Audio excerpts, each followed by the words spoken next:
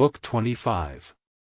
On the laws in their relation with the establishment of the religion of each country, and of its external police. Chapter 1. On the feeling for religion. The pious man and the atheist always speak of religion, the one speaks of what he loves and the other of what he fears. Chapter 2. On the motive for attachment to the various religions. The various religions of the world do not give to those who profess them equal motives for attachment to them. This depends largely on how they fit into men's way of thinking and feeling. We are exceedingly drawn to idolatry, and nevertheless we are not strongly attached to idolatrous religions.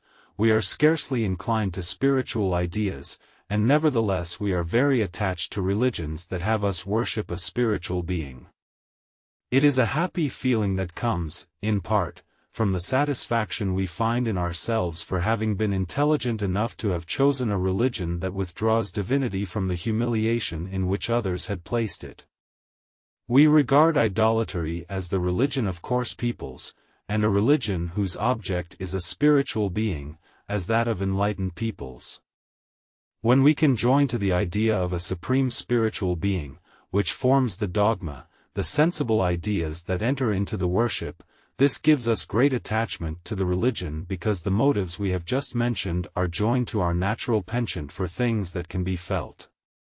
Thus, Catholics, who have more of this sort of worship than Protestants, are more invincibly attached to their religion than Protestants are to theirs and more zealous of its propagation. When the people of Ephesus learned that the fathers at the council had decided that one could call the Virgin the Mother of God, they were overjoyed. They kissed the hands of the bishops, they embraced their knees, acclamations rang out everywhere. When an intellectual religion also gives us the idea of a choice made by the divinity, and of a distinction between those who profess it and those who do not profess it, this attaches us greatly to the religion. The Mohammedans would not be such good Muslims if there were not, on the one hand, idolatrous peoples who make them think they are avengers of the unity of God and, on the other, Christians, to make them believe that they are the object of his preferences. A religion burdened with many practices attaches people to it more strongly than another one that has fewer. One is attached to the things that continually occupy one. Witness the tenacious obstinacy of the Mohammedans and the Jews, and the ease of changing religions for barbarian and savage peoples, who, wholly occupied with hunting or warring, scarcely burden themselves with religious practices. Men are exceedingly drawn to hope and to fear, and a religion that had neither hell nor paradise would scarcely please them.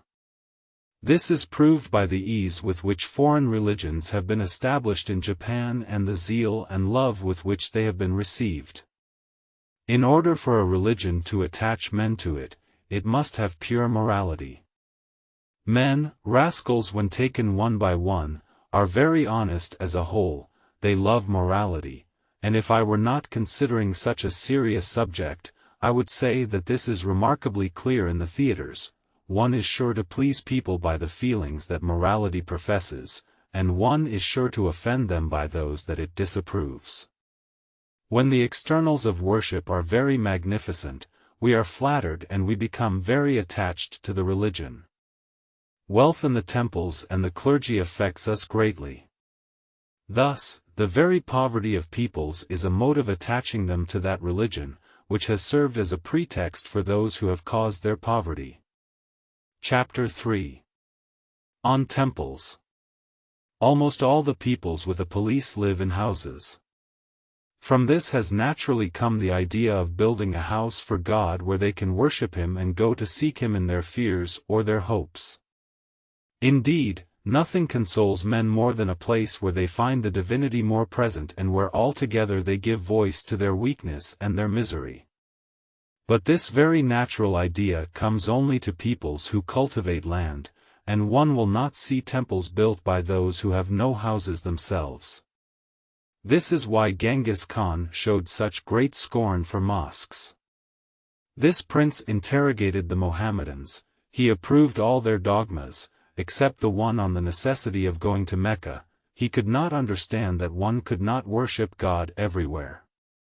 As the Tartars did not live in houses, they did not know of temples. Peoples who have no temples have little attachment to their religion. This is why the Tartars have always been so tolerant, why the barbarian peoples who conquered the Roman Empire did not hesitate for a moment to embrace Christianity, why the savages of America are so little attached to their own religion, and why, since our missionaries have had them build churches, they have so much zeal for ours. As the divinity is the refuge of the unfortunate and as no people are more fortunate than criminals, one has been led naturally to think of temples as an asylum for criminals, and this idea seemed even more natural among the Greeks, where murderers, driven from their town and the presence of men, seemed to have no houses other than the temples and no protectors other than the gods. At first, this concerned only those who unintentionally committed murder, but when great criminals were included in the refuge, one fell into a glaring contradiction. If the criminals had offended men, there is even greater reason for them to have offended the gods. These asylums multiplied in Greece. The temples, Tacitus says, were filled with insolvent debtors and wicked slaves. It was difficult for the magistrates to carry out the police. The people protected men's crimes just as they did the gods' ceremonies. The Senate was obliged to close a great number of temples. The laws of Moses were very wise. Those who murdered involuntarily were innocent, but they had to be removed from the sight of the relatives of the deceased. Therefore, Moses established an asylum for them. The greatest criminals did not merit any asylum, they had none. The Jews had only a portable tabernacle, which changed its place continually. This excluded the idea of asylum. It is true that they were to have a temple, but the criminals, who would have come there from everywhere, could have disturbed the divine service. If the murderers had been driven out of the country, as they were by the Greeks, it would have been feared that they would worship foreign gods. All these considerations led to the establishment of towns of asylum where one had to remain until the death of the high priest. Chapter 4. On the ministers of religion. The first men, says Porphyry, sacrificed only plants. For such a simple worship, each man could be a pontiff within his family. The natural desire to please the divinity multiplied ceremonies. This caused men, who were engaged in agriculture, to be unable to execute them all and to observe all the details. Particular places were dedicated to the gods. There had to be ministers to take care of them, just as each citizen takes care of his house and his domestic business. Thus, peoples without priests are usually barbarians. Such were the Pedalians in other times, such are still the Wolguski. Those who were dedicated to the divinity had to be honored, above all among peoples who had formed for themselves a certain idea of the bodily purity necessary for approaching the places that were the most pleasing to the gods and dependent on certain practices. As worship of the gods required continual attention, most peoples were inclined to make the clergy a separate body. Thus, among the Egyptians, the Jews, and the Persians, certain families, who were perpetuated and who performed the services, were dedicated to the divinity.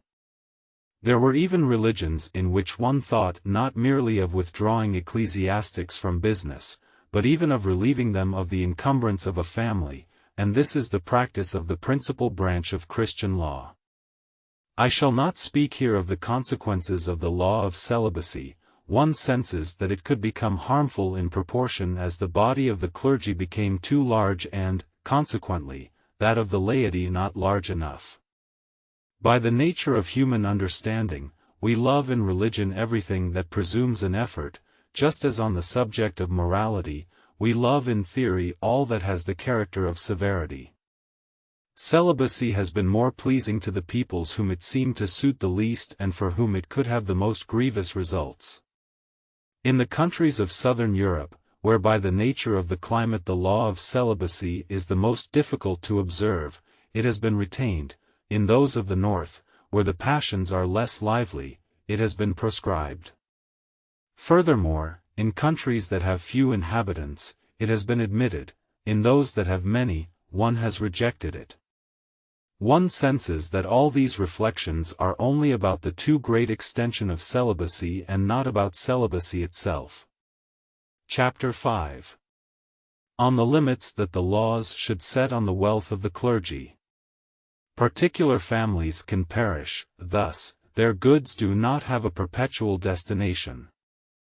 The clergy is a family which cannot perish, therefore, goods are attached to it forever and cannot pass out of it. Particular families can increase, therefore, their goods must also be able to grow. The clergy is a family which should not increase, therefore, its goods should be limited. We have retained the provisions in Leviticus for the goods of the clergy, except those regarding the limits on those goods. Indeed, among ourselves, the boundary beyond which a religious community is no longer to acquire will always be unknown.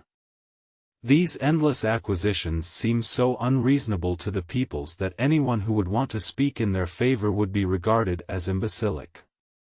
Civil laws sometimes find obstacles to changing established abuses because these abuses are linked to things the laws should respect.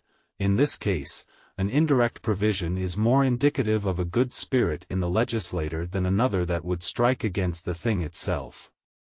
Instead of prohibiting acquisitions to the clergy, one must seek to make them distasteful, to leave the right and remove the fact.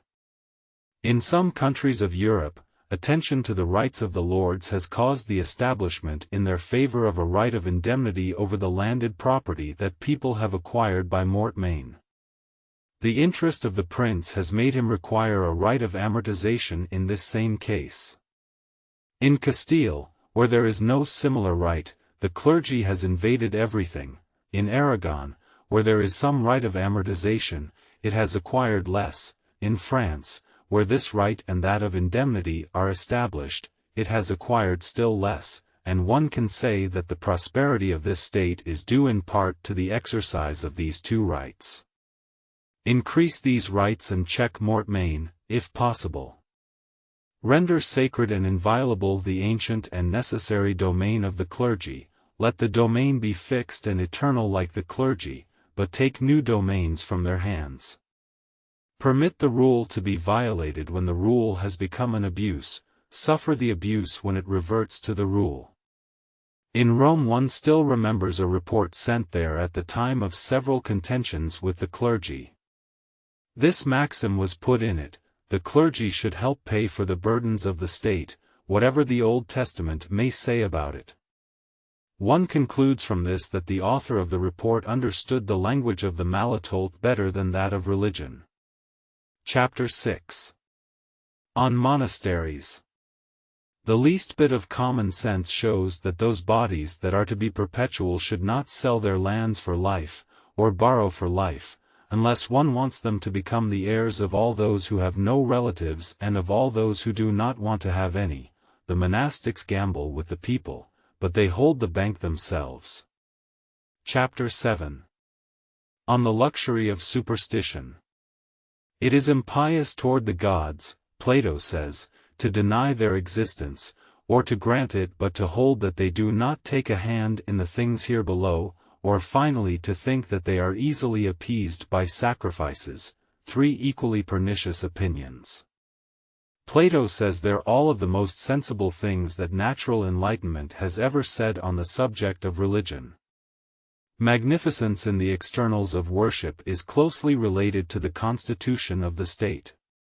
In good republics not only has the luxury of vanity been repressed, but also that of superstition. Religion has made laws limiting expenditures.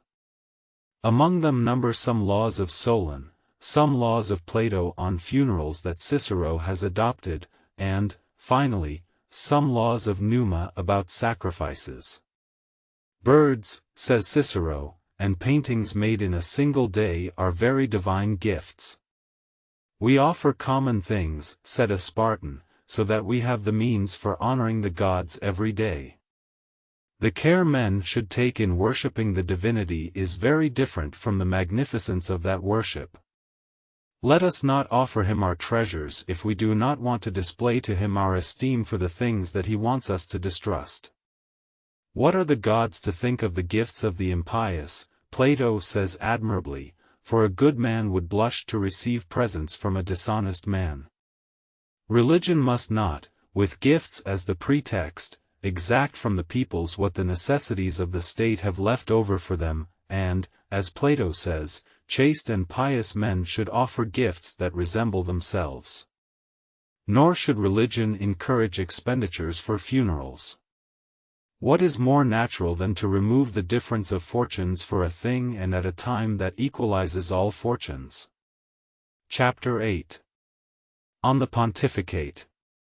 When a religion has many ministers, it is natural for them to have a leader and for the pontificate to be established in it. In monarchy, where one cannot too much separate the orders of the state and where one should not bring together all the powers in the same head, it is good for the pontificate to be separated from the empire. The same necessity is not encountered in despotic government, whose nature is to unite all powers in the same person. But, in this case, it could happen that the prince would regard the religion as he does his laws themselves and as effects of his will. In order to prevent this, there must be records of the religion, for example, sacred books that fix and establish it. The king of Persia is the leader of the religion, but the Quran regulates the religion.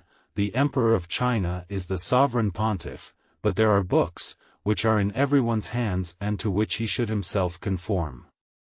In vain did an emperor want to abolish them, they triumphed over tyranny. Chapter 9. On Toleration in Religious Matters. Here we are political men and not theologians, and even for theologians there is much difference between tolerating and approving a religion.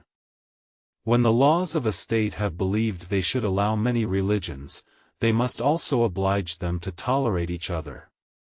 The principle is that every religion which is repressed becomes repressive itself, for as soon as, by some chance, it can shake off oppression, it attacks the religion which repressed it, not as a religion, but as a tyranny. Therefore, it is useful for the laws to require of these various religions not only that they not disturb the state, but also that they not disturb each other. A citizen does not satisfy the laws by contenting himself with not agitating the body of the state, he must also not disturb any citizen whatsoever. Chapter 10. Continuation of the same subject. As there are scarcely any but intolerant religions that are greatly zealous to establish themselves elsewhere, for a religion that can tolerate others scarcely thinks of its propagation, it will be a very good civil law, when the state is satisfied with the established religion, not to allow the establishment of another. Here, therefore, is the fundamental principle for political laws in religious matters.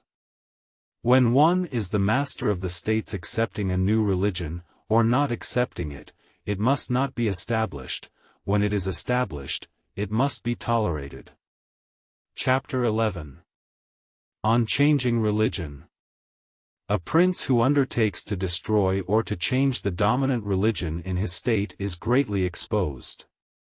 If his government is despotic, he runs a greater risk of seeing a revolution than he would by any tyranny whatever, which is never a new thing in these sorts of states. The revolution results from the fact that a state does not change religion, mores, and manners in an instant, or as soon as the prince publishes the ordinance establishing a new religion. In addition, the former religion is linked with the constitution of the state, and the new one is not attached to it. The first is in accord with the climate and the new one often resists it. Furthermore, the citizens find their laws distasteful, they scorn the government already established, suspicions of both religions are substituted for a firm belief in one, in a word, one gives the state, at least for some time, bad citizens and bad believers. Chapter 12. On penal laws. Penal laws must be avoided in the matter of religion.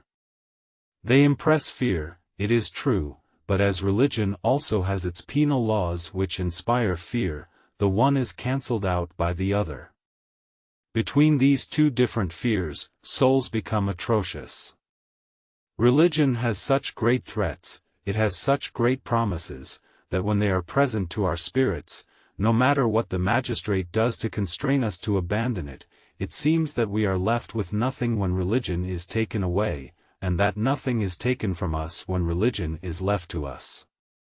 Therefore, one does not succeed in detaching the soul from religion by filling it with this great object, by bringing it closer to the moment when it should find religion of greater importance. A more certain way to attack religion is by favor, by the comforts of life, by the hope of fortune, not by what reminds one of it, but by what makes one forget it, not by what makes one indignant, but by what leads one to indifference when other passions act on our souls and when those that religion inspires are silent. General rule: in the matter of changing religion, invitations are stronger than penalties. The character of the human spirit has appeared in even the order of the penalties that one has used. Remember the persecutions in Japan. One is more revolted by cruel punishments than by the long penalties that weary more than they frighten, that are more difficult to overcome because they seem less difficult. In a word, history teaches us well enough that the penal laws have never had any effect other than destruction. Chapter 13. Very humble remonstrance to the inquisitors of Spain and Portugal. An 18-year-old Jewess, burned in Lisbon at the last auto de fe, occasioned this small work, and I believe it is the most useless that has ever been written. When it is a question of proving such clear things, one is sure not to convince. The author declares that, although he is a Jew, he respects the Christian religion and that he loves it enough to take away from princes who will not be Christians a plausible pretext for persecuting it. You complain, he says to the inquisitors, that the Emperor of Japan had all the Christians in his states burned by a slow fire, but he will answer, we treat you, you who do not believe as we do, as you yourselves treat those who do not believe as you do. You can complain only of your weakness, which keeps you from exterminating us and which makes it so that we exterminate you. But it has to be admitted that you are much more cruel than this emperor. You kill us, we who believe no more than what you believe because we do not believe everything that you believe. We follow a religion that you yourself know to have been formerly cherished by God, we think that God loves it still, and you think that he does not love it any longer, and because you judge it thus, you have afflicted with iron and fire those who are in the quite pardonable error of believing that God still loves that which he loved. If you are cruel in our regard, you are even more so in regard to our children. You have them burned because they follow the suggestions instilled in them by those whom the natural law and the laws of all the peoples teach them to respect like gods. You deprive yourselves of the advantage over the Mohammedans given you by the manner in which their religion was established. When they flaunt the number of their faithful, you say to them that only force has acquired that number for them and that they have extended their religion by iron. Therefore, why establish yours by fire? When you want to make us come to you, we use as our objection that source in whose descent you take pride. You reply that though your religion is new, it is divine, and your proof is that it has grown by the persecution of the pagans and by the blood of your martyrs, but today you take the role of the Diocletians, and you make us take yours. We entreat you, not by the powerful God we both serve, but by the Christ that you tell us took on the human condition in order to give you examples you could follow, we entreat you to act with us as he himself would act if were still on earth. You want us to be Christians, and you do not want to be Christian yourselves. But if you do not want to be Christians, at least be men, treat us as you would if, having only the feeble lights of justice that nature gives us, you had no religion to guide you and no revelation to enlighten you. If heaven has loved you enough to show you the truth, it has done you a great favor, but is it for the children who receive their father's inheritance to hate those who did not receive it? For if you have this truth, do not hide it from us by the way in which you propose it. The character of truth is in its triumph over hearts and spirits and not in this powerlessness you avow when you want to make it accepted by punishments. If you are reasonable, you should not have us killed because we do not want to deceive you. If your Christ is the Son of God, we hope he will reward us for not having wanted to profane his mysteries, and we believe that the God we both serve will not punish us for having suffered death for a religion he formerly gave us because we believe that he still gives it to us. You live in a century when natural enlightenment is more alive than it has ever been, when philosophy has enlightened spirits, when the morality of your gospel has been better known, when the respective rights of men over each other, the empire that one conscience has over another conscience, are better established. Therefore, if you do not give up your old prejudices, which, if you do not take care, are your passions, it must be admitted that you are incorrigible, incapable of all enlightenment and of all instruction, and a nation is very unhappy that gives authority to men like you. Do you want us to tell you our thought naively? You regard us as your enemies rather than as enemies of your religion, for, if you loved your religion, you would not let it be corrupted by gross ignorance. We must warn you of one thing, it is that, if someone in the future ever dares to say that the peoples of Europe had a police in the century in which we live, you will be cited to prove that they were barbarians, and the idea one will have about you will be such that it will stigmatize your century and bring hatred on all your contemporaries. Chapter 14. Why the Christian religion is so odious in Japan. I have spoken of the atrocious character of the souls of the Japanese. The magistrates regarded the firmness inspired by Christianity as very dangerous when it was a question of renouncing the faith. One thought one saw audacity increase. The law of Japan severely punished the slightest disobedience. One was ordered to renounce the Christian religion. Not to renounce it was to disobey. One was chastised for this crime, and the continuation of disobedience seemed to merit another chastisement. Among the Japanese, punishing is regarded as vengeance for an insult done the prince. Our martyrs' songs of gladness seemed to be an attack on him. Martyrdom intimidated the magistrates, to their spirit it denoted rebellion, they did everything to keep one from it. It was then that souls grew fierce and one saw a horrible combat between the tribunals that condemned and the accused who suffered, between the civil laws and those of religion. Chapter 15. On the propagation of religion. All the Eastern peoples, except the Mohammedans, believe all religions are indistinguishable in themselves. It is only as a change in government that they fear the establishment of another religion. Among the Japanese, where there are several sects and where the state has for a long time had an ecclesiastical leader, one never debates about religion. It is the same among the Siamese. The Kalmucks do more, they make it a matter of conscience to allow all sorts of religions. In Calicut, it is a maxim of state that every religion is good.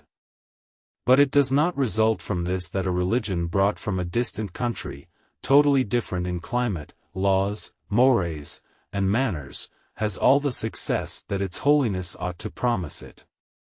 This is chiefly true in the great despotic empires. At first foreigners are tolerated because no attention is paid to what does not appear to harm the power of the prince. There one is extremely ignorant of everything. A European can make himself agreeable by having certain bits of knowledge, this is good at the beginning. But, as soon as one has some success, or some debate occurs, or people who can have some interest are alerted, because this state by its nature requires tranquility above all and because the slightest disturbance can overturn it, the new religion and those who announce it are instantly proscribed. When debates break out among those who preach, one begins to find distasteful a religion in which those who propose it are not in agreement. Book 26. On the laws and the relation they should have with the order of things upon which they are to enact. Chapter 1. The idea of this book. Men are governed by various sorts of laws, by natural right, by divine right, which is that of religion, by ecclesiastical right, otherwise called canonical, which is that of the police of religion, by the right of nations, which can be considered as the civil right of the universe in the sense that each people is a citizen of it, by the general political right, whose object is the human wisdom that has founded all societies, by the particular political right, which concerns each society, by the right of conquest founded on the fact that one people wanted, was able, or had to do violence to another people, by the civil right of each society, which allows a citizen to defend his goods and his life against every other citizen, finally, by domestic right, which comes from the fact that a society is divided into various families needing a particular government. Therefore, there are different orders of laws, and the sublimity of human reason consists in knowing well to which of these orders principally relate the things on which one should enact and in not putting confusion into the principles that should govern men. Chapter 2.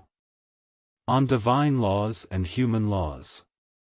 One should not enact by divine laws that which should be enacted by human laws, or regulate by human laws that which should be regulated by divine laws.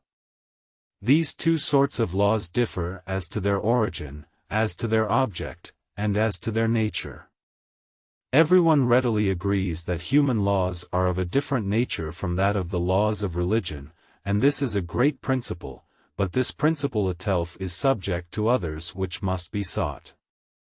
1. The nature of human laws is to be subject to all the accidents that occur and to vary as men's wills change, whereas the nature of the laws of religion is never to vary. Human laws enact about the good, religion about the best.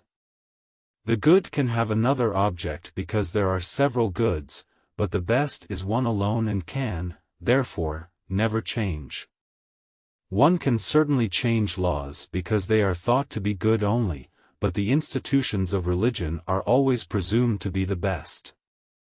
2.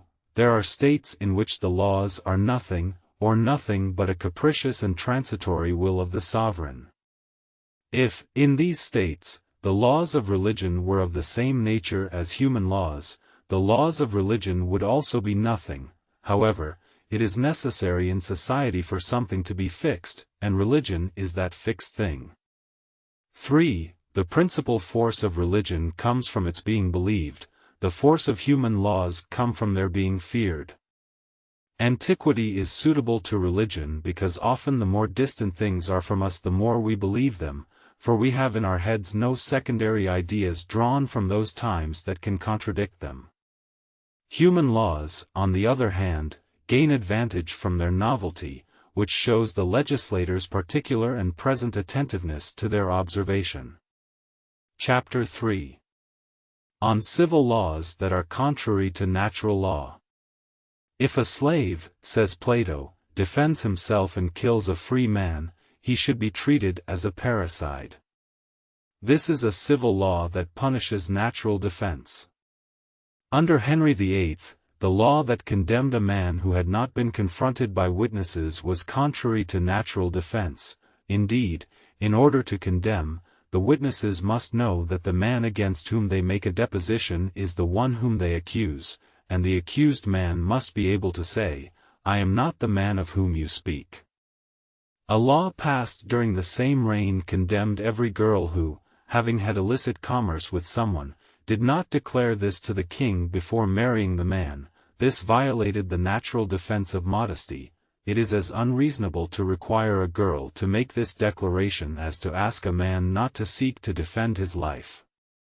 A law of Henry II, which condemns a girl whose child had died to death unless she had declared her pregnancy before a magistrate, is no less contrary to natural defense. It would have been enough to oblige her to inform one of her closest relatives, who would see to the preservation of the child. In this punishment of her natural modesty, could she make any other confession? Education has strengthened in her the idea of preserving that modesty, and at such times she can scarcely retain an idea concerning the loss of life. Much has been said of a law in England that let a 7-year-old girl choose her husband. This law was outrageous in two ways. It had regard neither for the time set by nature for the maturation of the spirit nor for the time it sets for the maturation of the body. Among the Romans, a father could oblige his daughter to repudiate her husband, although he himself had consented to the marriage. But it is against nature for divorce to be put into the hands of a third party. If divorce is in conformity with nature, it is so only when consent is given by the two parties, or at least one of them, and when neither the one nor the other consents to it, divorce is a monster. Finally, the faculty of divorce can be given only to those who bear the discomforts of the marriage and who sense the moment when it is in their interest to make them cease. Chapter 4. Continuation of the same subject. Gundobad, king of Burgundy, wanted the wife or the son of one who had stolen to be reduced to slavery if they did not reveal the crime. This law was against nature. How could a wife be her husband's accuser? How could a son be his father's? In order to avenge a criminal action, he ordered one that was yet more criminal. The law of Rexasunth permitted the children of the adulterous wife, or those of her husband, to accuse her and to torture the house slaves. This was an iniquitous law that, in order to preserve the mores, overturned nature, in which the mores have their origin. In our theaters we watch with pleasure when a young hero shows as much horror on discovering his stepmother's crime as he had for the crime itself.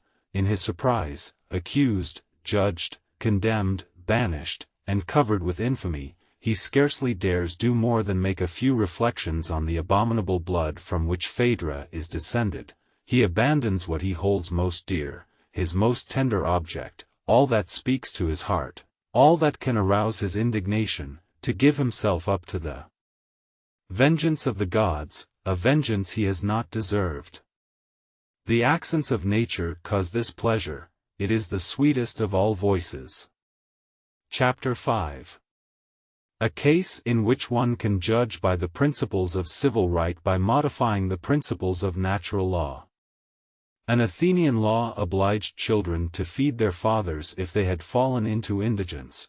It accepted those who were born of a courtesan, those whose father had exposed their modesty to infamous dealings, and those to whom he had not given a trade to earn their living. The law considered that, in the first case, as it was uncertain who the father was, he had rendered his natural obligation precarious, that, in the second, he had stigmatized the life which he had given and that he had done the greatest evil he could do to his children by taking away their character, that, in the third case, he had made their life, which they found difficult to sustain, unbearable. The law envisaged the father and son simply as two citizens. It enacted only from political and civil points of view. It considered that, in a good republic, mores were necessary above all else. I believe that Solon's law was good in the first two cases, the one in which nature leaves the son in ignorance of his father, and the one in which nature seems even to order the son to disown him, but one cannot approve of it in the third case, where the father had violated only a civil regulation. Chapter 6. That the order of inheritance depends on principles of political or civil right, and not on principles of natural right. The Voconian law did not permit one to appoint a woman heir, not even one's only daughter. There never was, says St. Augustine, a more unjust law. A formula of Markulf terms impious that custom which deprives daughters of their father's inheritance. Justinian calls the right of inheritance for males to the detriment of daughters barbarous. These ideas come from regarding the right of children to inherit from their fathers to be a consequence of natural law, which it is not. Natural law orders fathers to feed their children, but it does not oblige them to make them their heirs. The division of goods, laws concerning this division, inheritances after the death of the one who made this division, all this can only be regulated by the society and, consequently, by political and civil laws. It is true that the political or civil order often asks that the children inherit from their fathers, but it does not always require it. The laws about our fiefs might have had reasons for giving everything to the eldest male, or the closest relative among the males, and for giving nothing to the daughters, and the laws of the Lombards might have had reasons for allowing sisters, natural children, other relatives, and, in their absence, the fisc, to rank equally with daughters. The rule in some dynasties in China was that the emperor's brothers would succeed to the throne and that his children would not. If one wanted the prince to have a certain amount of experience, if minorities were feared, if it were necessary to keep eunuchs from putting children successively on the throne, such an order of inheritance could well be established, and when certain writers have called these brothers usurpers, they have judged according to ideas taken from the laws of their own countries. According to custom in Numidia, Esalces the brother of Galla inherited the kingdom, and not Massinissa, his son. And still today, among the Arabs of Barbary, where each village has a leader, the uncle or some other relative is chosen to inherit according to this old custom. There are purely elective monarchies, and as soon as it is clear that the order of inheritance should derive from political or civil laws, it is for them to decide in which cases reason wants this inheritance to be passed down to the children and in which cases the inheritance must be given to others. In countries where polygamy is established, the prince has many children, their number is larger in some countries than in others.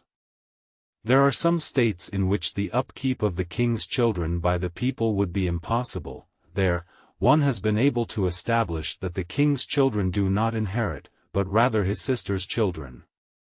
A prodigious number of children would expose the state to horrible civil wars. The order of inheritance that gives the crown to the sister's children, who are no more numerous than would be the children of a prince having a single wife, provides against these drawbacks.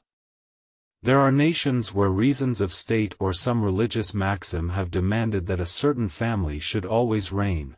In the Indies, such is the jealousy of one's caste and the fear of not descending from it, it has been thought that, in order always to have princes of royal blood, the king's oldest sister's children always had to be chosen. General maxim: feeding one's children is an obligation of natural right, giving them one's inheritance is an obligation of civil or political right. From this derive the different provisions concerning bastards in the different countries of the world.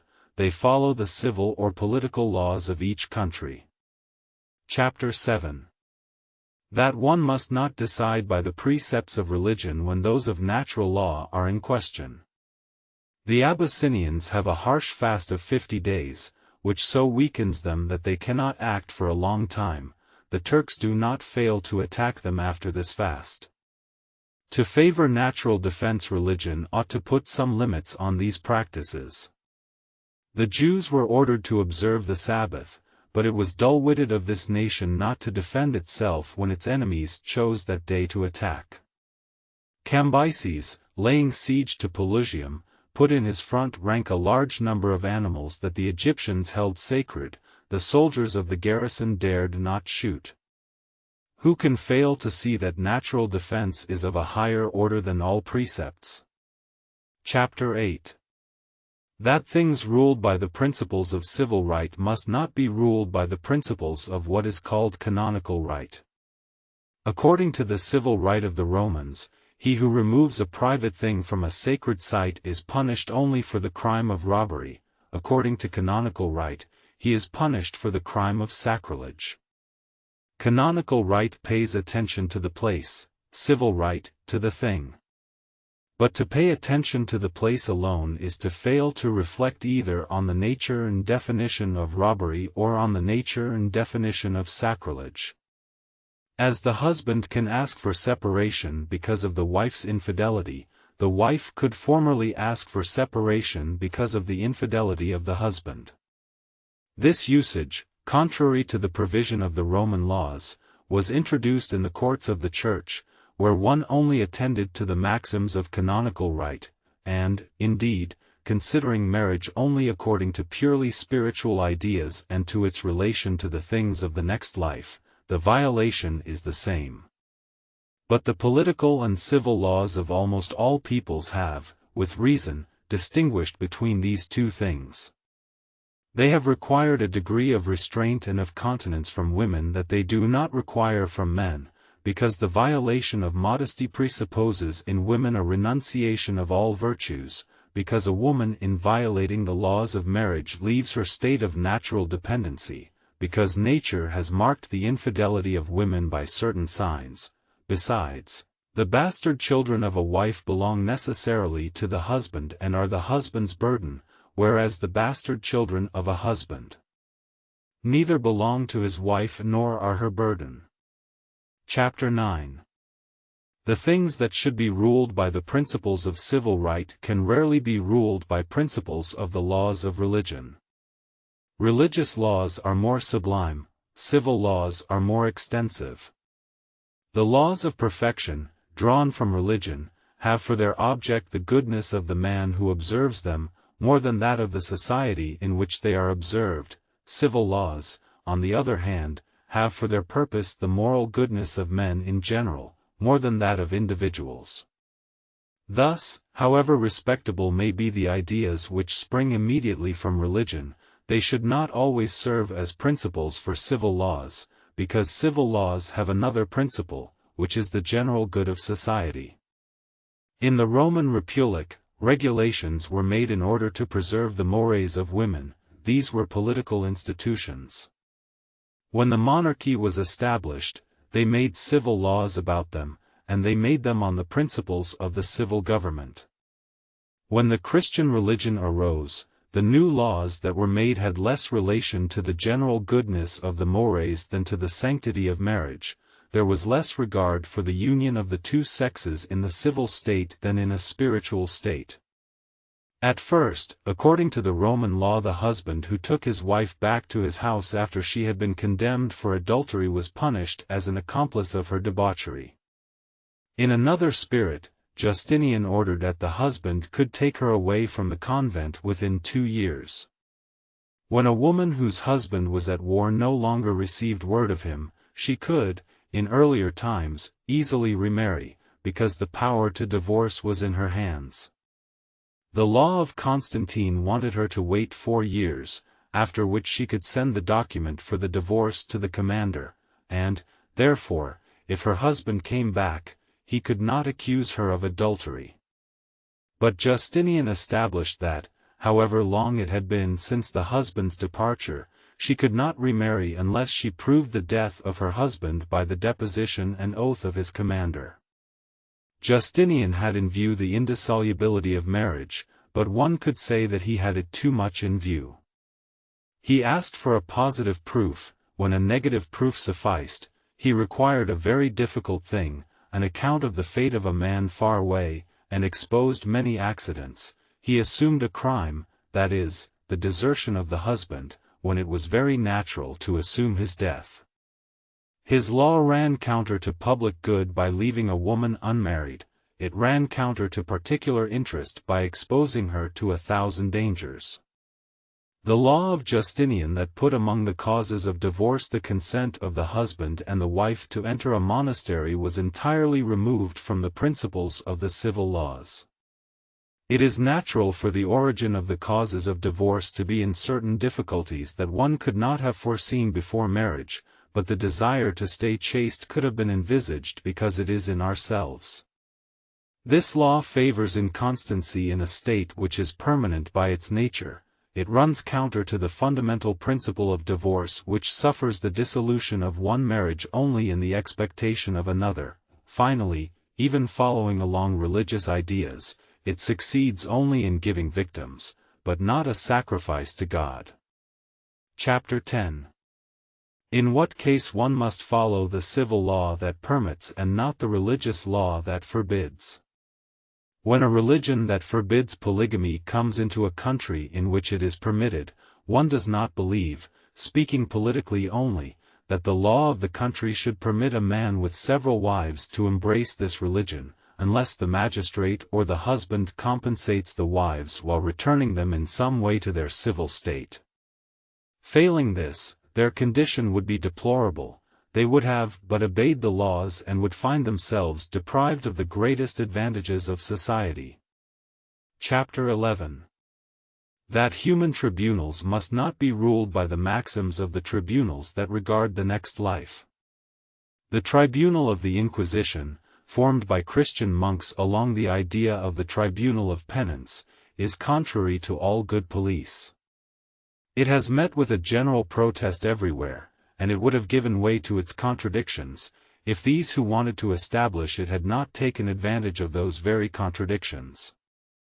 This tribunal is unbearable in all governments. In monarchy, it can make only informers and traitors; in republics, it can form only dishonest people; in the despotic state, it is as destructive as the state. Chapter 12. Continuation of the same subject. One of the abuses of this tribunal is that, when two persons are accused of the same crime, the one who denies it is condemned to death and the one who confesses it avoids punishment. This is drawn from monastic ideas in which the one who denies appears to be unrepentant and damned and the one who confesses seems to be repentant and saved. But such a distinction cannot be the concern of human tribunals. Human justice, which sees only acts, has only one pact with men, that of innocence; divine justice, which sees thoughts, has two pacts, that of innocence and that of repentance. Chapter 13. In which case the laws of religion must be followed in regard to marriages, and in which case the civil laws must be followed. It has happened, in all countries and all times, that religion has occupied itself with marriages. From the moment certain things were regarded as impure or illicit and were nevertheless necessary, religion has had to be called up in order to legitimate them in the one case and condemn them in others. On the other hand, as of all human acts marriage is the one that is of the most interest to society, it has certainly had to be ruled by civil laws. All that regards the character of marriage, its form, the way it is contracted, its fruitfulness, and all that has made every people understand that marriage is the object of a particular benediction which, as it was not always attached to it, depended on certain higher favors, all the above belongs to the spring of religion. The consequences of this union relative to goods, to reciprocal advantages, to all that is relative to the new family, the one from which it has come, and the one that will be born, all this concerns the civil laws. As one of the great objects of marriage is to remove all the uncertainties of illegitimate unions, religion impresses its character on it, and the civil laws join theirs to it so that it will have all the authenticity possible. Thus, beyond the conditions demanded by religion for the marriage to be valid, civil laws can exact still others. What makes civil laws have this power is that these characteristics are ones that are added, not ones that are in conflict. The law of religion wants certain ceremonies, and the civil laws want the consent of the fathers. In this way they ask something more, but they ask nothing that is contrary to it. It follows that it is for the law of religion to decide whether or not the bond will be indissoluble, for if the laws of religion had established an indissoluble bond and the civil laws had ruled that it could be broken, these two things would be contradictory. Sometimes the characteristics impressed on marriage by civil laws are not of an absolute necessity; such are the ones that are established by laws that, instead of annulling the marriage, have been satisfied to punish those who contracted it. Among the Romans, the Papian laws declared the marriages they prohibited unjust and only subjected them to penalties, and the Senatus Consult rendered on the discourse of the Emperor Marcus Antoninus declared them null. There was no longer a marriage, a wife, a dowry, or a husband. Civil law determines according to circumstances; sometimes it is more attentive to rectifying the ill, sometimes to preventing it. Chapter 14. In which cases of marriages between relatives must one be ruled by the laws of nature, and in which cases should one be ruled by civil laws? In the matter of prohibiting marriage between relatives, it is a very delicate thing to set clearly the point at which the laws of nature cease and where the civil laws begin. For this, principles must be established. The marriage of a son with his mother confuses the state of things. The son owes an unlimited respect to his mother, the wife owes an unlimited respect to her husband. The marriage of a mother to her son would overturn the natural state of each of them. There is more. Nature has set the time earlier for women to have children, it has set it later for men, and, for the same reason, the woman ceases earlier to have this faculty and the man later. If marriage between mother and son were permitted, it would almost always happen that, when the husband was able to take part in the aims of nature, the wife could no longer. Marriage between father and daughter is, like the preceding one, repugnant to nature, but it is less repugnant because it does not have these two obstacles. Thus, the Tartars, who can marry their daughters, never marry their mothers, as we see in the accounts. It has always been natural for fathers to watch over the modesty of their children. As fathers are charged with the care of settling them in life, they have had to preserve in them both the most perfect body and the least corrupt soul, all that can better inspire desires and all that most properly produces tenderness. Fathers, ever occupied in preserving the mores of their children, should be at a distance that is natural from everything that could corrupt them. One will say that marriage is not a corruption, but before marriage one must speak, one must make oneself loved, one must seduce. It is this seduction that should have inspired horror. Therefore, there has had to be an insurmountable barrier between those who should educate and those who should be educated, and any sort of corruption, even for legitimate cause, has had to be avoided. Why do fathers so carefully deprive of the company and intimacy of their daughters those who are to marry them? The horror of incest between brother and sister must have come from the same source. That fathers and mothers wanted to preserve the purity of the mores of their children and their houses is enough for them to have inspired their children with a horror of everything that could incline them to the union of the two sexes. The prohibition on marriage between first cousins has the same origins. In earliest times, that is, in holy times, in the ages when luxury was unknown, all the children stayed in the house and settled there. This was because a large family needed only a small house. The children of two brothers, or first cousins, were regarded and regarded one another as brothers. Therefore, the distance in regard to marriage was the same for first cousins as for brothers and sisters. These causes are so strong and so natural that they have acted almost everywhere on earth, independent of any communication. It was not the Romans who taught the Formosans that marriage with their relatives in the fourth degree was incestuous, it was not the Romans who told this to the Arabs, they did not teach it in the Maldives. But if certain peoples have not rejected marriages between fathers and their children, between sisters and brothers, it has been seen in the first book that intelligent beings do not always follow their laws. Who would have thought that religious ideas have often made men fall into these errors? If the Assyrians and the Persians married their mothers, the former did so out of a religious respect for Semiramis, and the latter because the religion of Zoroaster gave preference to these marriages. If Egyptians married their sisters, this was still another frenzy of the Egyptian religion, which consecrated these marriages in honor of Isis.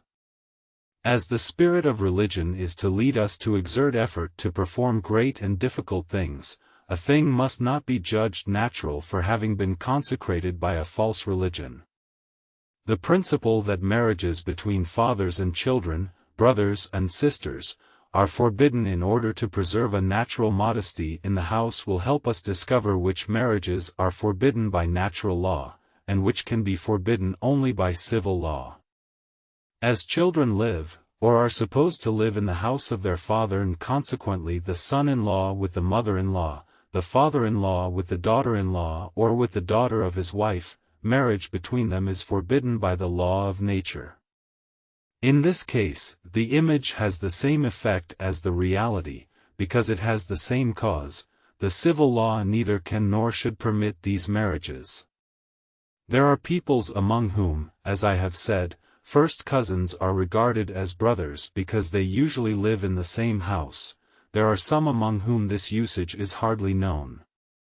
Among these former peoples, marriage between first cousins should be regarded as contrary to nature, among the latter, not. But laws of nature cannot be local laws. Thus, whether these marriages are forbidden or permitted, they are permitted or forbidden by a civil law according to the circumstances. The usage in which the brother-in-law and the sister-in-law live in the same house is not necessary. Therefore, marriage between them is not forbidden in order to preserve modesty in the house, and the law that permits or forbids it is not the law of nature, but a civil law which is regulated according to the circumstances and depends on usages in each country.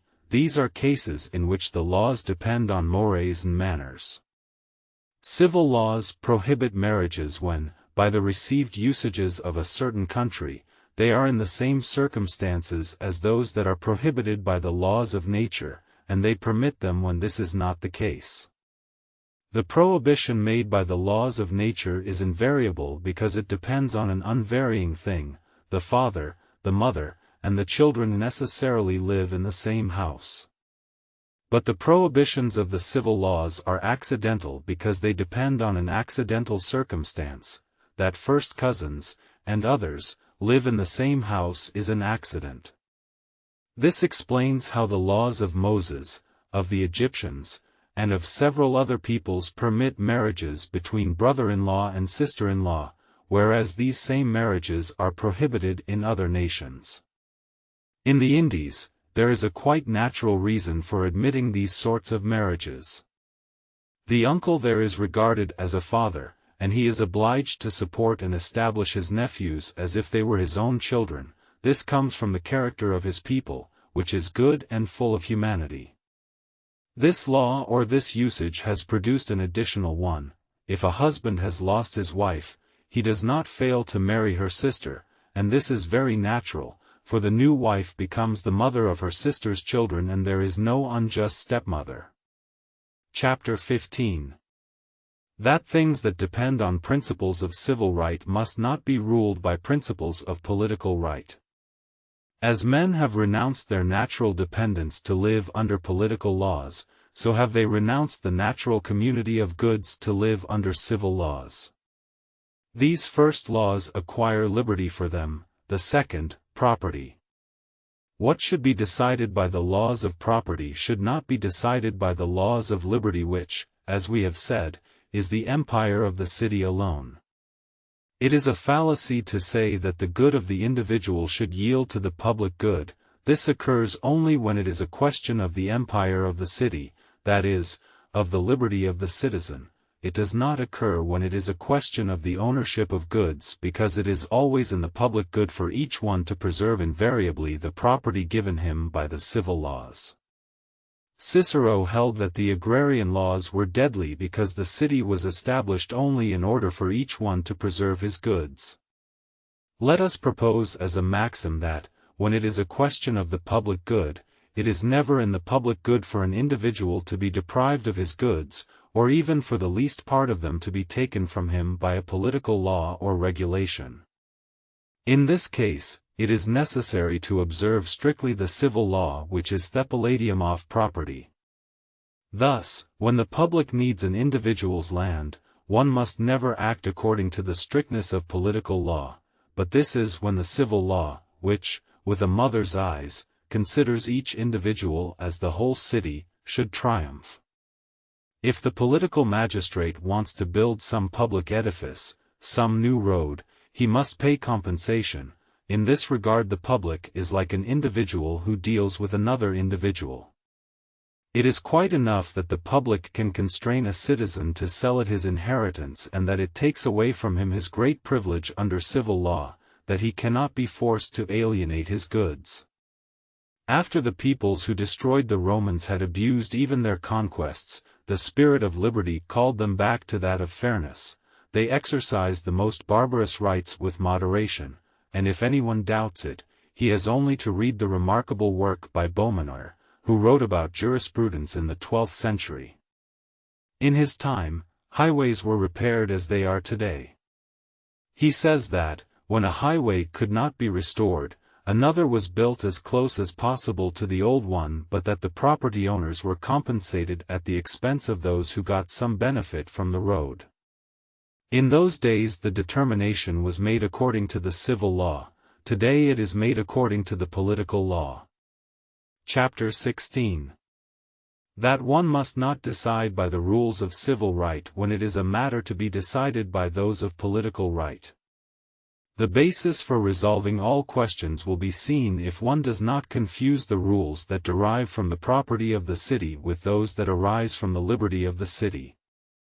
Is the domain of a state alienable or is it not? This question should be decided by political law and not by civil law.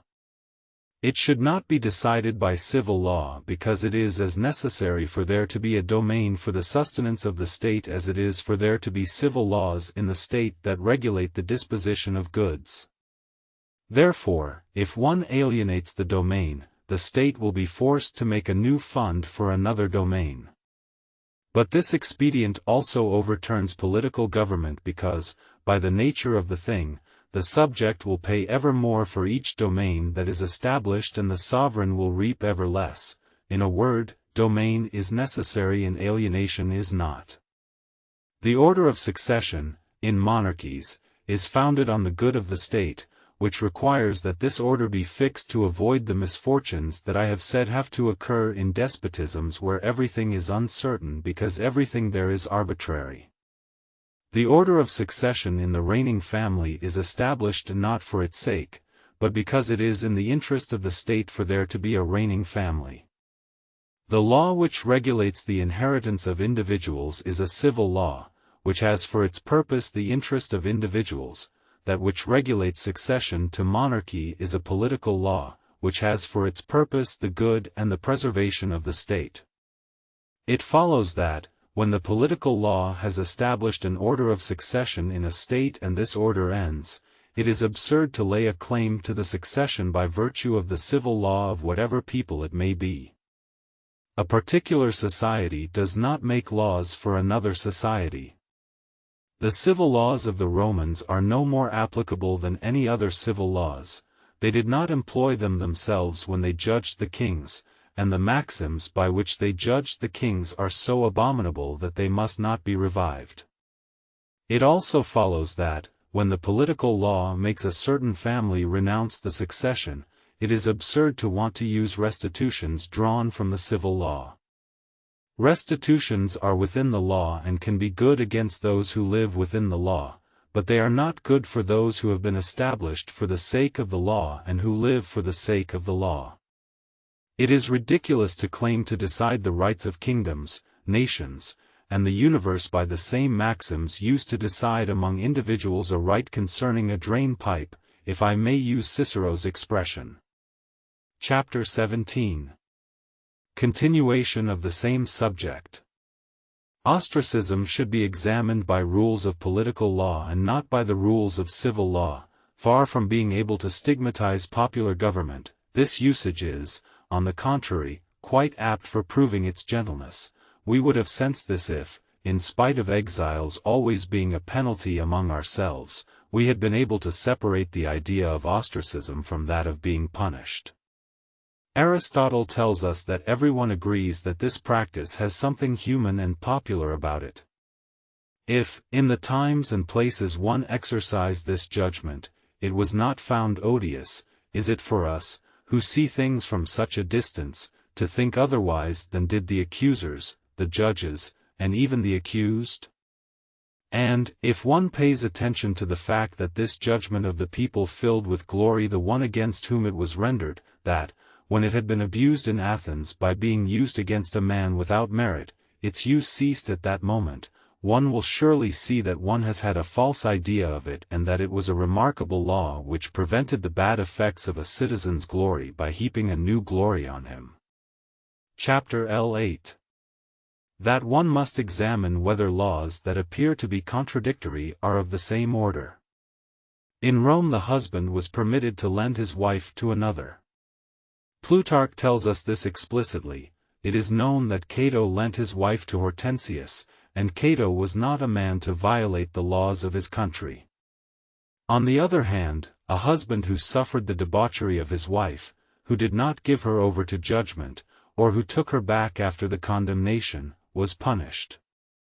These laws appear contradictory and are not. The law permitting a Roman to lend his wife is manifestly a Lacedaemonian institution, established to give the republic children of a certain breeding. If I dare use this term, the purpose of the other was to preserve the mores. The first was a political law, the second, a civil law. Chapter 19. That things that should be decided by domestic laws must not be decided by the civil laws. The law of the Visigoths wanted slaves to be obligated to tie up the man and woman they surprised in adultery and to present them to the husband and the judge, a terrible law which put in the hands of these mean persons the care of public, domestic, and individual vengeance. This law would be good only in the seraglios of the East, where the slave in charge of the enclosure has broken his trust as soon as the women break theirs. He checks criminals, less to have them judged than to have himself judged, and to see whether one might lose one's suspicion that he was negligent in a search into the circumstances of the act. But in countries where women are not under guard, it is senseless for civil law to subject those who govern the house to the inquisition of their slaves. That inquisition could be at the very most, in certain cases, a particular domestic law and never a civil law. Chapter 20.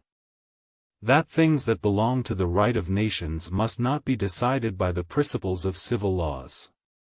Liberty consists principally in not being forced to do a thing that the law does not order, and one is in this state only because one is governed by civil laws. Therefore, we are free because we live under civil laws.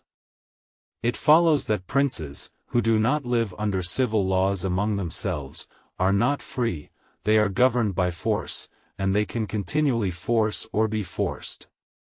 From this it follows that the treaties they have made by force are as obligatory as those they may have made willingly. When we, who live under civil laws, are constrained to make some contract not required by law, we can, with the favor of the law, recover from the violence, but a prince, who is always in this state of forcing or being forced, cannot complain of a treaty that violence has had him make. It is as if he complained of his natural state, it is as if he wanted to be a prince in regard to other princes and wanted the other princes to be citizens in regard to him, that is, as if he wanted to run counter to the nature of things. Chapter 21. That things that belong to the right of nations must not be decided by political laws. Political laws require that every man be subject to the criminal and civil tribunals of the country in which he lives and to the animadversion of the sovereignty. The right of nations has wanted princes to send ambassadors to each other, and reason, drawn from the nature of the thing, has not permitted these ambassadors to depend on the sovereign to whom they are sent or on his tribunals. They speak for the prince who sends them, and that speech should be free. No obstacle should prevent them from acting. They can often displease because they speak for an independent man. One might impute crimes to them, if they could be punished for crimes; one might assume they had debts, if they could be seized for debts. A prince who has a natural pride would speak through the mouth of a man who would have everything to fear. Therefore, with regard to ambassadors, the reasons drawn from the right of nations must be followed, and not those derived from political right. For if they abuse their status as a representative, this is stopped by sending them home. One can even accuse them before their master, who becomes in this way their judge or their accomplice. Chapter 22. The unhappy lot of the Inca Atahualpa. The principles we have just established were cruelly violated by the Spanish. The Inca Atahualpa could be judged only by the right of nations, they judged him by political and civil laws. They accused him of having put some of his subjects to death, of having had several wives, etc. And the height of stupidity was that they did not condemn him by the political and civil laws of his country, but by the political and civil laws of their own. Chapter 23. That when, by some circumstances, the political law destroys the state, decisions must be made by the political law that preserves it, which sometimes becomes a right of nations. When the political law, which has established in the state a certain order of succession, becomes destructive of the political body for which it was made, there must be no doubt that another political law can change that order, and far from that same law being in opposition to the first, it will be at bottom entirely in conformity with it, because both will depend on this principle: the well-being of the people is the supreme law. I have said that a great state that became secondary to another would be weakened and even weaken the principal one. It is known that the state has an interest in having its leader at home, that public revenues should be well administered, and that its money should not go out to enrich another country. It is important for the one who should govern not to be imbued with foreign maxims; they suit less than those already established. Moreover, men care prodigiously for their laws and their customs; these make the felicity of every nation. It is rare for them to be changed without great upsets and a great shedding of blood, as is shown in the histories of all countries. It follows that, if a great state has for heir the possessor of a great state, the former can quite well exclude him because it is useful to both states to change the order of succession. Thus, the Russian law made at the beginning of the reign of Elizabeth quite prudently ruled out any heir who possessed another monarchy. Thus, the Portuguese law rejects any foreigner who would be called to the crown by the right of blood.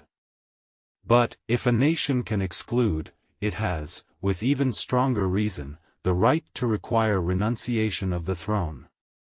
If it fears that a certain marriage will have consequences that can make it lose its independence or divide it, this nation will be quite able to require those contracting the marriage and their offspring to renounce all the rights they would have over the nation.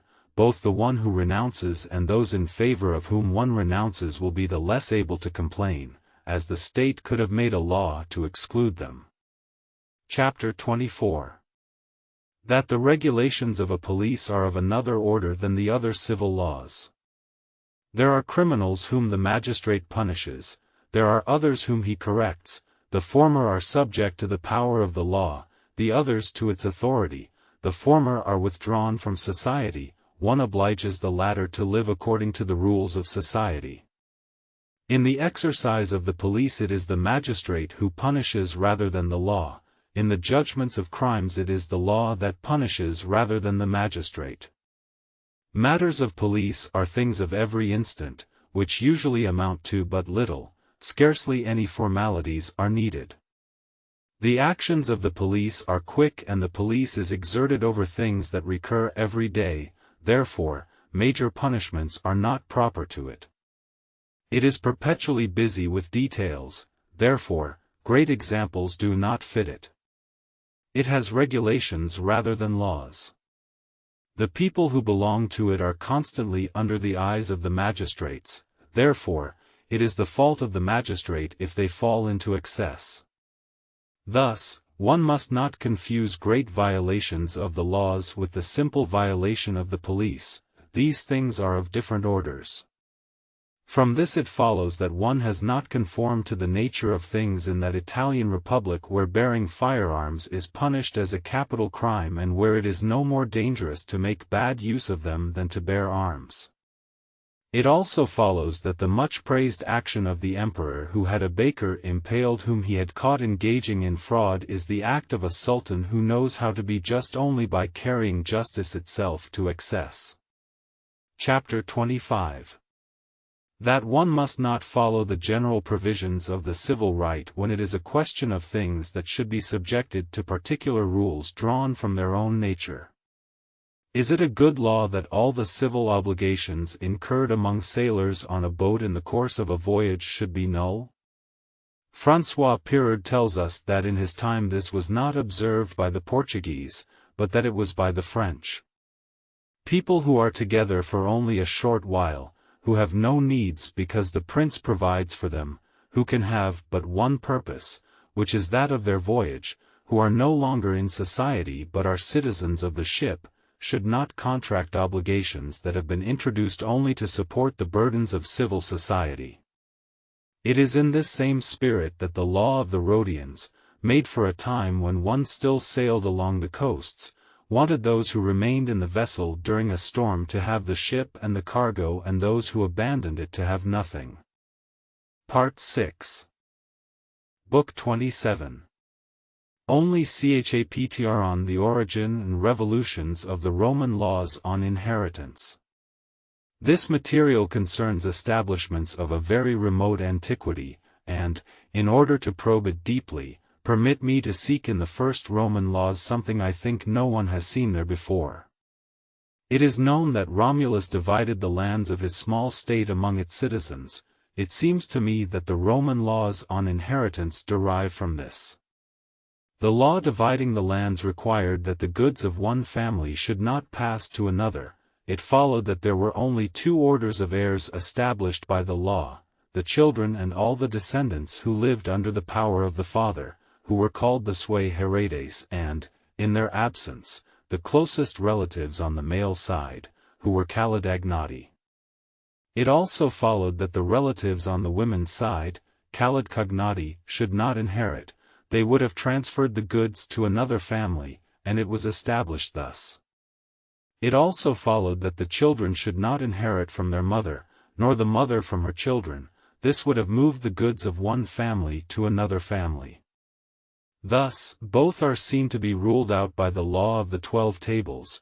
It called for agnates to inherit only, and the son and the mother were not agnates of each other.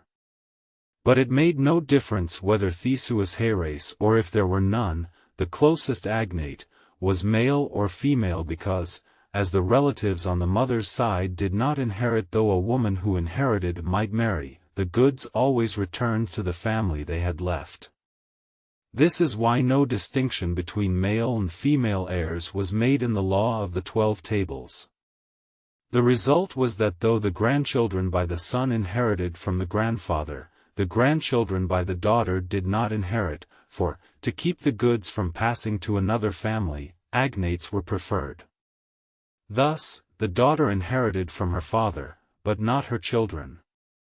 Thus, among the first Romans, women inherited when this agreed with the law on the division of lands, and they did not inherit when this could run counter to that law.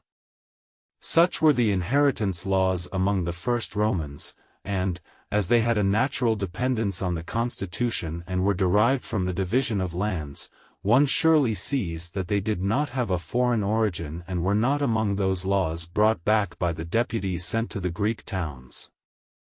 Dionysius of Halicarnassus tells us that when Servius Tullius found that the laws of Romulus and Numa on the division of lands had been abolished, he re-established them and made new laws in order to give new weight to the old ones.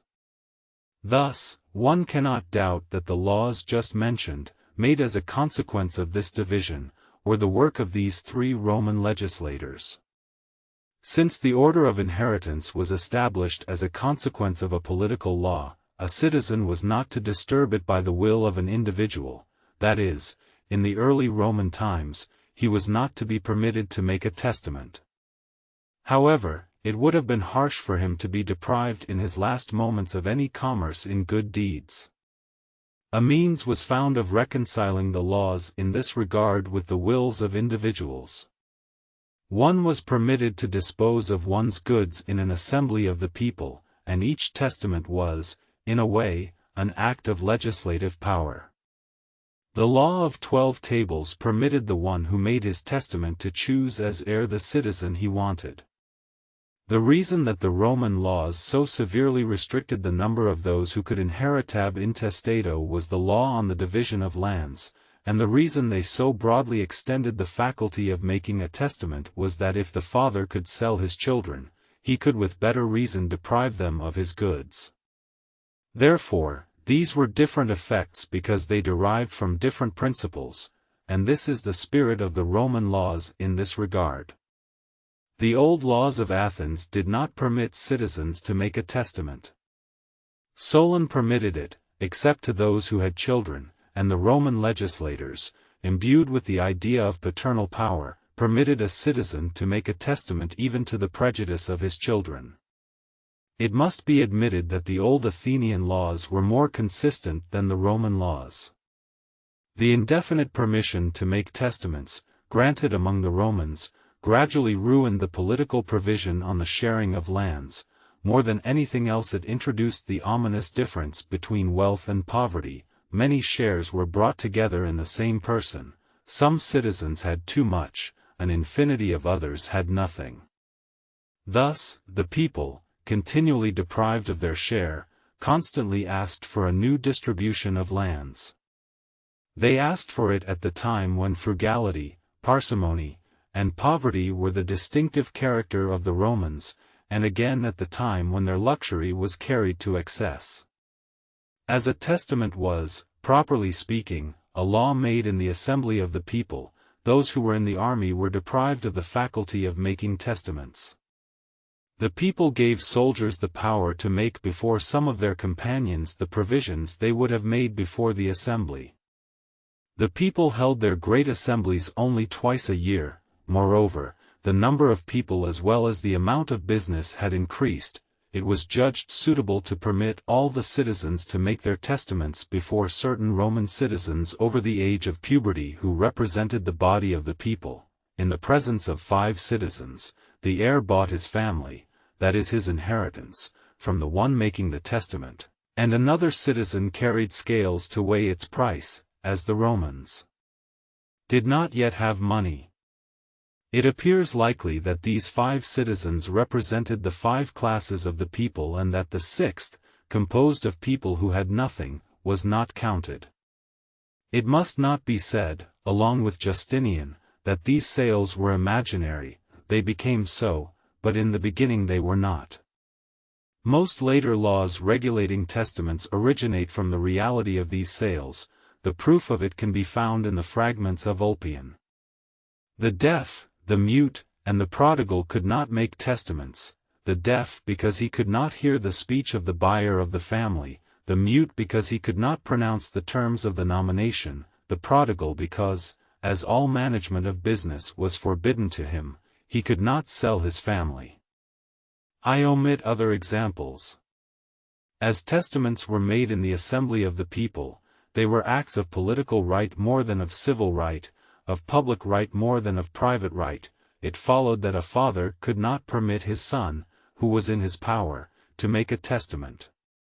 Among most peoples, testaments are subject to no greater formalities than ordinary contracts, because both the one and the other are only expressions of the will of the one who contracts. Both belong equally to private right. But, among the Romans, where testaments derived from public right, there were greater formalities than for other acts, and this still exists today in those countries of France that are under Roman right. As testaments were, as I have said, a law of the people, they were to be made with the force of command and in language colletterect and imperative. From this was formed a rule that one could neither give nor transfer one's inheritance except in the language of command, from which it followed that one might well, in certain cases, make a substitution in order that the inheritance should pass to another heir, but that one could not make a trust, that is, give a charge in the form of an entreaty. That someone release all or a part of the inheritance from his care. When the father neither appointed as heir nor disinherited his son, the testament was annulled, but it was valid though he neither disinherited nor appointed his daughter. I see the reason for this. When he neither appointed as heir nor disinherited his son, he wronged his grandson who would have inherited from his father ab intestatabit in neither appointing nor disinheriting his daughter. He did no wrong to the children of his daughter, who would not have inherited ab intestata from their mother because they were neither sui herdes nor agnates. The laws of the first Romans concerning inheritances thought only to observe the spirit of the division of lands. they did not sufficiently restrict the wealth of women and thereby left a door open to luxury, which is always inseparable from this wealth. Between the Second and the Third Punic Wars, the ill began to make itself felt, the Voconian law was made. And, as very great considerations caused it to be made, as only a few records of it remain to us, and as no one has spoken of it up to now except in a very confused manner, I shall clarify it. Cicero has preserved for us one fragment from it that forbids appointing a woman as heir, whether or not she was married. The Epitome of Livy, where this law is mentioned, says nothing further about it. It seems, according to Cicero and St. Augustine, that any daughter and even the only daughter were included in the prohibition. Cato the Elder contributed with all his power to the passage of this law. Aulus Gellius cites a fragment of the speech he gave on this occasion. By preventing women from inheriting he wanted to preclude the cause of luxury, as by defending the Oppian law he wanted to check luxury itself. In the Institutes of Justinian and of Theophilus mention is made of an article of the Voconian law, which restricted the faculty of making legacies. On reading these authors, one could not help but think that this article was made to keep the inheritance from being so drained by legacies that the heir would refuse to accept it. But this was not the spirit of the Voconian law. We have just seen that its purpose was to keep women from receiving any inheritance. The article of this law which puts limits to the faculty of making legacies shared in this purpose, for, if one had been able to make as many legacies as one wanted, women would have been able to receive as a legacy what they could not obtain as an inheritance. The Voconian law was made to prevent women from having excessively great wealth. Therefore, they were to be deprived of considerable inheritances, not those which could not support luxury. The law fixed a certain sum which was to be given to the women it deprived of the inheritance. Cicero, who informs us of this fact, does not tell us what this sum was, but Dio says that it was 100,000 sesterces. The Voconian law was made to regulate wealth and not to regulate poverty, thus Cicero tells us that it was enacted only for those who were enrolled in the census. This furnished a pretext for evading the law. It is known that the Romans were very fond of forms, and we have said above that the spirit of the Republic was to follow the letter of the law. There were fathers who did not have themselves enrolled in the census so that they would be able to leave their inheritances to their daughters, and the praetors judged the Voconian law had not been violated because the letter of it had not been violated. A certain Annius Asellus had appointed his daughter as his sole heir. He could do it, says Cicero. The Voconian law did not stop him because he was not in the census. Verres, as praetor, deprived the daughter of the inheritance. Cicero asserts that Verres must have been corrupted because, if not, he would not have reversed an order that the other praetors had followed. Who, therefore, were these citizens who were not in the census that comprised all citizens? But, according to the institution of Servius Tullius reported by Dionysius of Halicarnassus, any citizen who did not have himself enrolled in the census was made a slave. Cicero himself says that such a man lost his liberty. Zonaras says the same thing. Therefore, there must have been some difference between not being in the census in the spirit of the Voconian law and not being in the census according to the spirit of the institutions of Servius Tullius. Those who were not enrolled in the first 5 classes, where one's placement depended on the amount of one's goods, were not in the census according to the spirit of the Voconian law. Those who were not enrolled in one of the 6 classes, or who were not put by the censors among those who were Calidarii, were not in the census according to the institutions of Servius Tullius.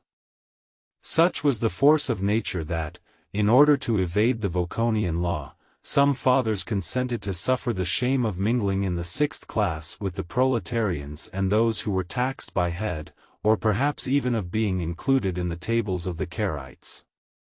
We have said that Roman jurisprudence did not admit trusts.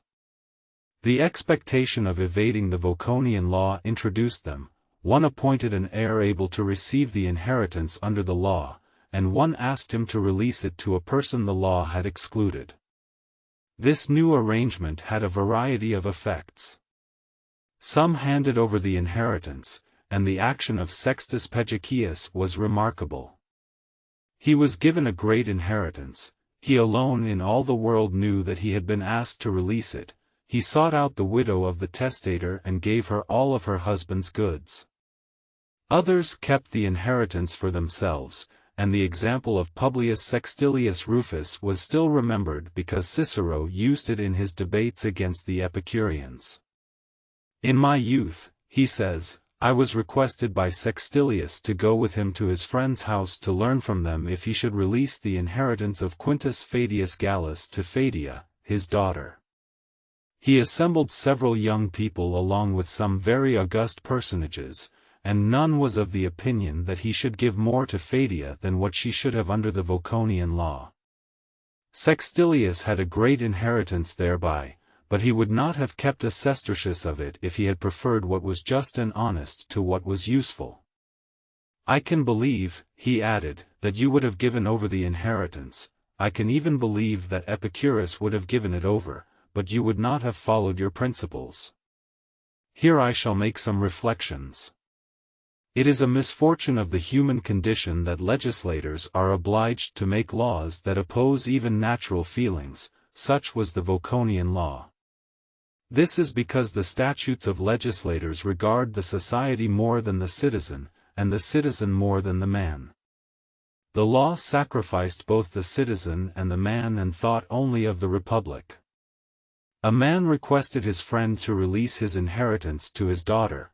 The law scorned the sentiments of nature in the testator, it scorned filial piety in the daughter, it had no regard for the one who was charged with releasing the inheritance, who was in terrible circumstances. Did he release it? He was a bad citizen. Did he keep it? He was a dishonest man.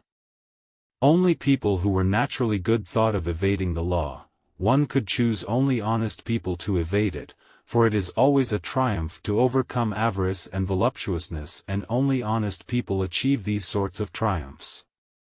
Perhaps it would even be severe to regard them in this respect as bad citizens. It is not impossible that the legislator had fulfilled a great part of his purpose when his law was such that it forced only honest people to evade it. At the time the Voconian law was made, the mores preserved something of their old purity. Sometimes the public conscience became interested in favor of the law, and people were made to swear that they would observe it so that integrity waged war, so to speak, against integrity. But in later times, the mores were corrupted to the point that it took less force to elude the Voconian law with respect to trusts than the law could call upon for its own observation. An infinite number of citizens perished in the civil wars. Rome, under Augustus, was almost uninhabited. It had to be repopulated. The Papian laws were made, from which nothing was omitted that could encourage the citizens to marry and have children. One of the principal ways was to increase the expectation of inheriting in those who favored the aims of the law and to diminish such expectations in those who resisted them, and, as the Voconian law had disqualified women from inheriting, the Papian law ended this prohibition in certain cases. Wives, especially those who had children, were able to receive legacies on the strength of the testaments of their husbands. They could, when they had children, receive legacies on the strength of the testament of foreigners. All this is against the provisions of the Voconian law, and it is remarkable that the spirit of this law was not entirely abandoned. For example, the Papian law permitted a man with a child to receive the whole inheritance from the testament of a foreigner. It granted the same favor to the wife only when she had 3 children. It must be observed that the Papian law made women with 3 children qualified to inherit only on the strength of the testament of foreigners, and that, in regard to inheritances from relatives, it left the old laws and the Voconian law in their full force. But this did not last. Rome, spoiled by the wealth of all the nations, changed its mores. It was no longer a question of checking the luxury of women. Aulus Gellius, who lived under Hadrian, tells us that in his time the Voconian law was almost erased. It was covered over by the opulence of the city. Thus, we find in the sentence of Paul, who lived under Pescennius Niger, and in the fragments of Ulpian, who lived at the time of Alexander Severus, that the sisters on the father's side could inherit and that the prohibition of the Voconian law applied only to more distant relatives. The old Roman law had begun to appear harsh. The praetors were no longer affected except by reasonings of fairness, moderation, and propriety. We have seen that, by the old Roman laws, mothers had no part in their children's inheritance. The Voconian law was a new reason to exclude them from it. But the Emperor Claudius gave the mother the children's inheritance as a consolation for losing them. The Senatus Consultor Tullianum, made under Hadrian, granted it to her when she had 3 children, if she were free-born, or when she had 4, if she had been freed. It is clear that this Senatus Consult was only an extension of the Papian law, which had in the same cases granted women inheritances conferred on them by foreigners. Finally, Justinian granted them inheritances independently of the number of children they had.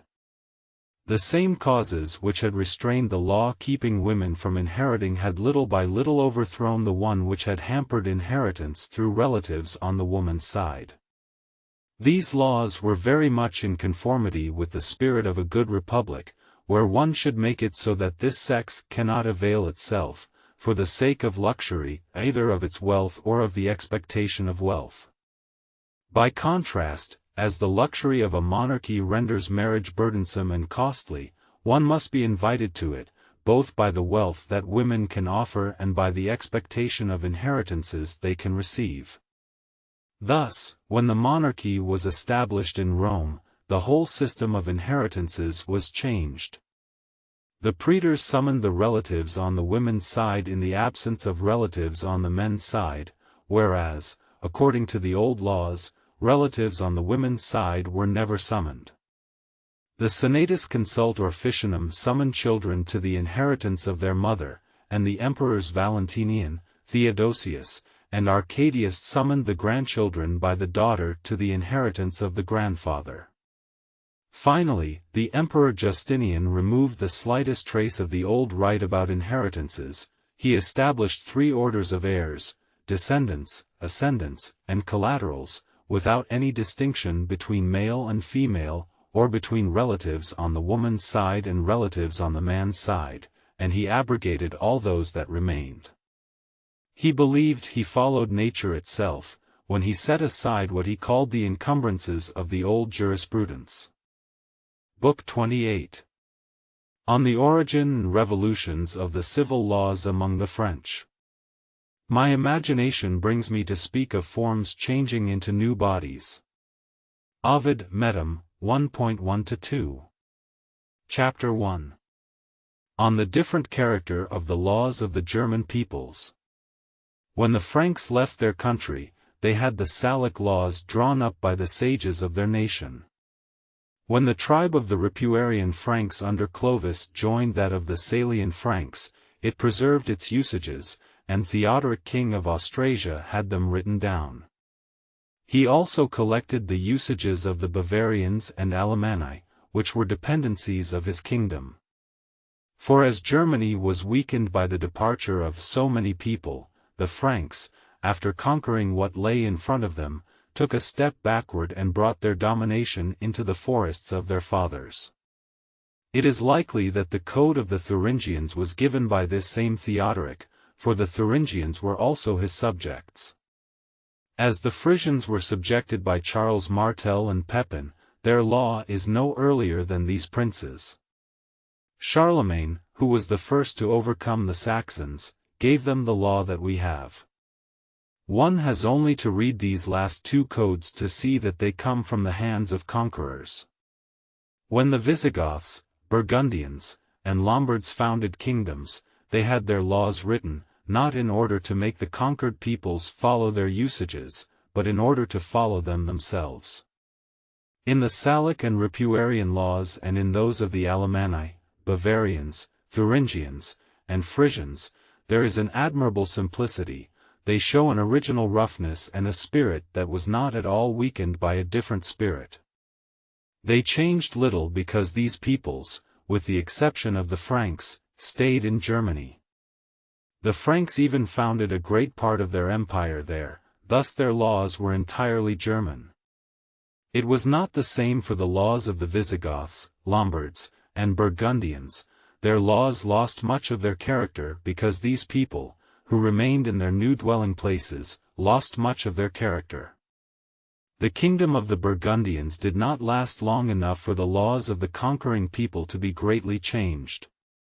Gundobad and Sigismund, who collected their usages, were almost the last of their kings. The laws of the Lombards were augmented rather than changed. Those of Rotharis were followed by those of Grimoald, Liutprand, Ratchis, and Aistulf, but they did not take a new form. It was not the same for the laws of the Visigoths. Their kings recast the laws and had them recast by the clergy. The Merovingian kings indeed removed from the Salic and Ripuarian laws what absolutely could not be in accord with Christianity, but they left in them their whole foundation. One cannot say this for the laws of the Visigoths. The laws of the Burgundians and especially those of the Visigoths approved corporal penalties. These were not accepted by the Salic and Ripuarian laws. These laws better preserved their character. The Burgundians and Visigoths, whose provinces were quite vulnerable, sought to reconcile the original inhabitants to them and to give the inhabitants the most impartial civil laws, but the Frankish kings, sure of their power, were not so considerate. The Saxons, who lived under the empire of the Franks, were of an indomitable humor and persisted in rebelling. In their laws one finds the harshnesses of the conqueror, which one does not see in the codes of laws of the other barbarians.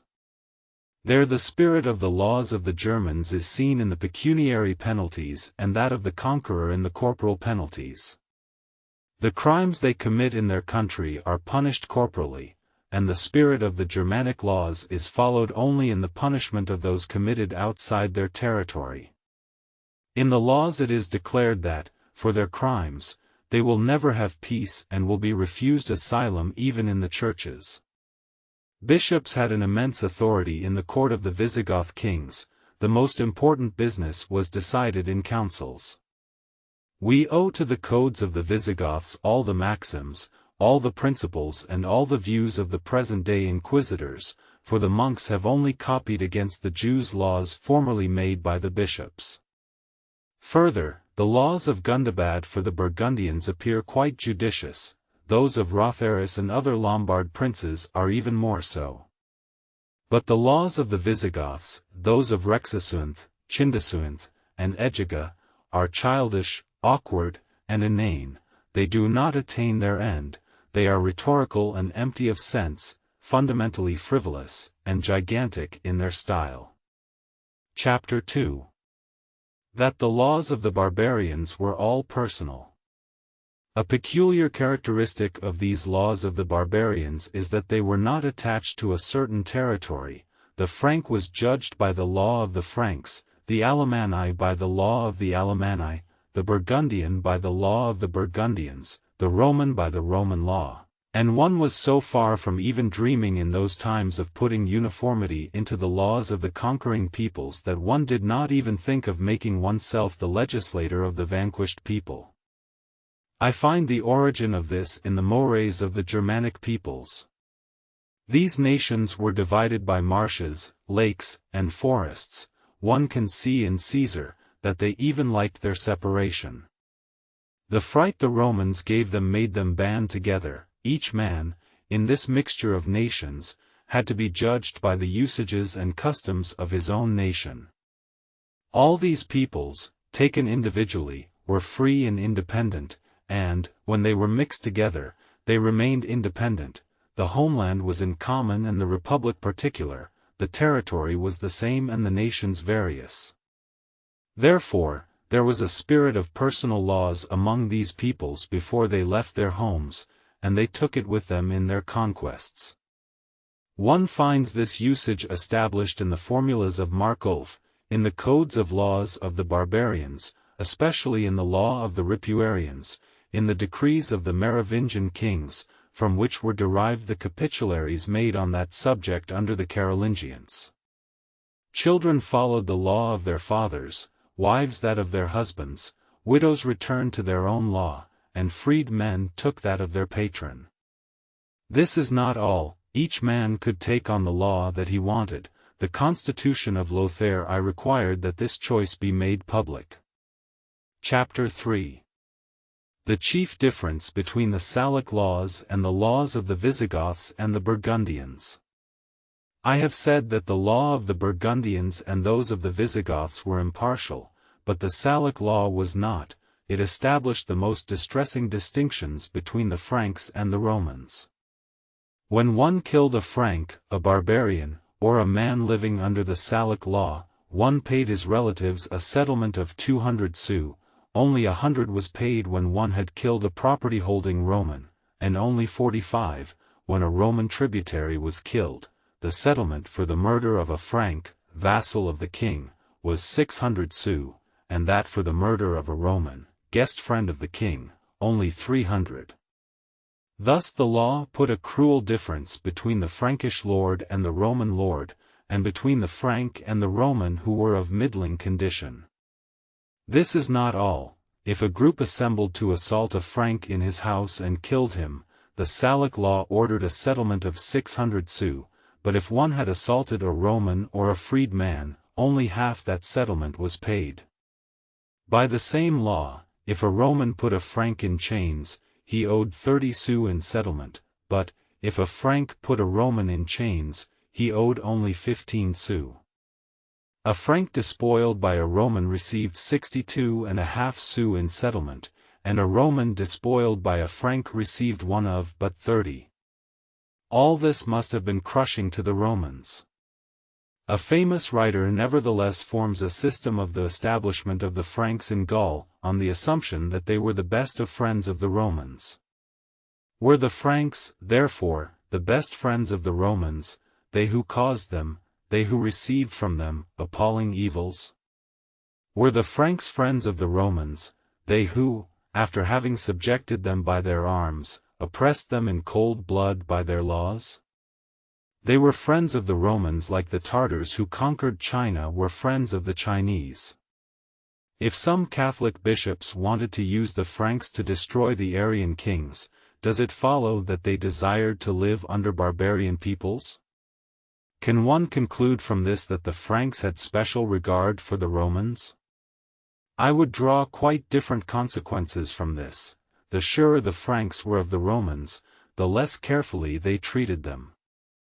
But the Abbé Dubos drew from the wrong sources for an historian, from poets and orators. One must not found systems on works of ostentation. Chapter 4. How the Roman right was lost in the land under the domain of the Franks and was preserved in the land under the domain of the Goths and Burgundians. The things I have said will shed light on others, which have been quite obscure until now. The country today called France was governed, under the Merovingians, by Roman law, that is, the Theodosian Code, and by the various laws of the barbarians who lived in it. In the country under the domain of the Franks, the Salic law had been established for the Franks, and the Theodosian Code for the Romans.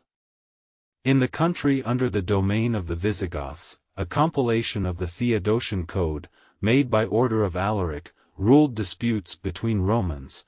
The customs of the nation, which Euric caused to be written down, decided those of the Visigoths. But why did the Salic laws acquire a nearly general authority in the countries of the Franks? And why was Roman right gradually lost there, while in the domain of the Visigoths, Roman right spread and had general authority? I say that the usage of Roman right was lost among the Franks because there were great advantages for a Frank, a barbarian, or a man living under Salic law, everyone gave up Roman right in order to live under Salic law. Only the ecclesiastics kept it, because they had no interest in changing. The difference in conditions and ranks consisted only in the amounts of the settlements, as I shall show elsewhere. Now, separate laws gave them settlements as favorable as those the Franks had, therefore, they kept Roman right. It was without prejudice to them, and, moreover, it suited them because it was the work of the Christian emperors.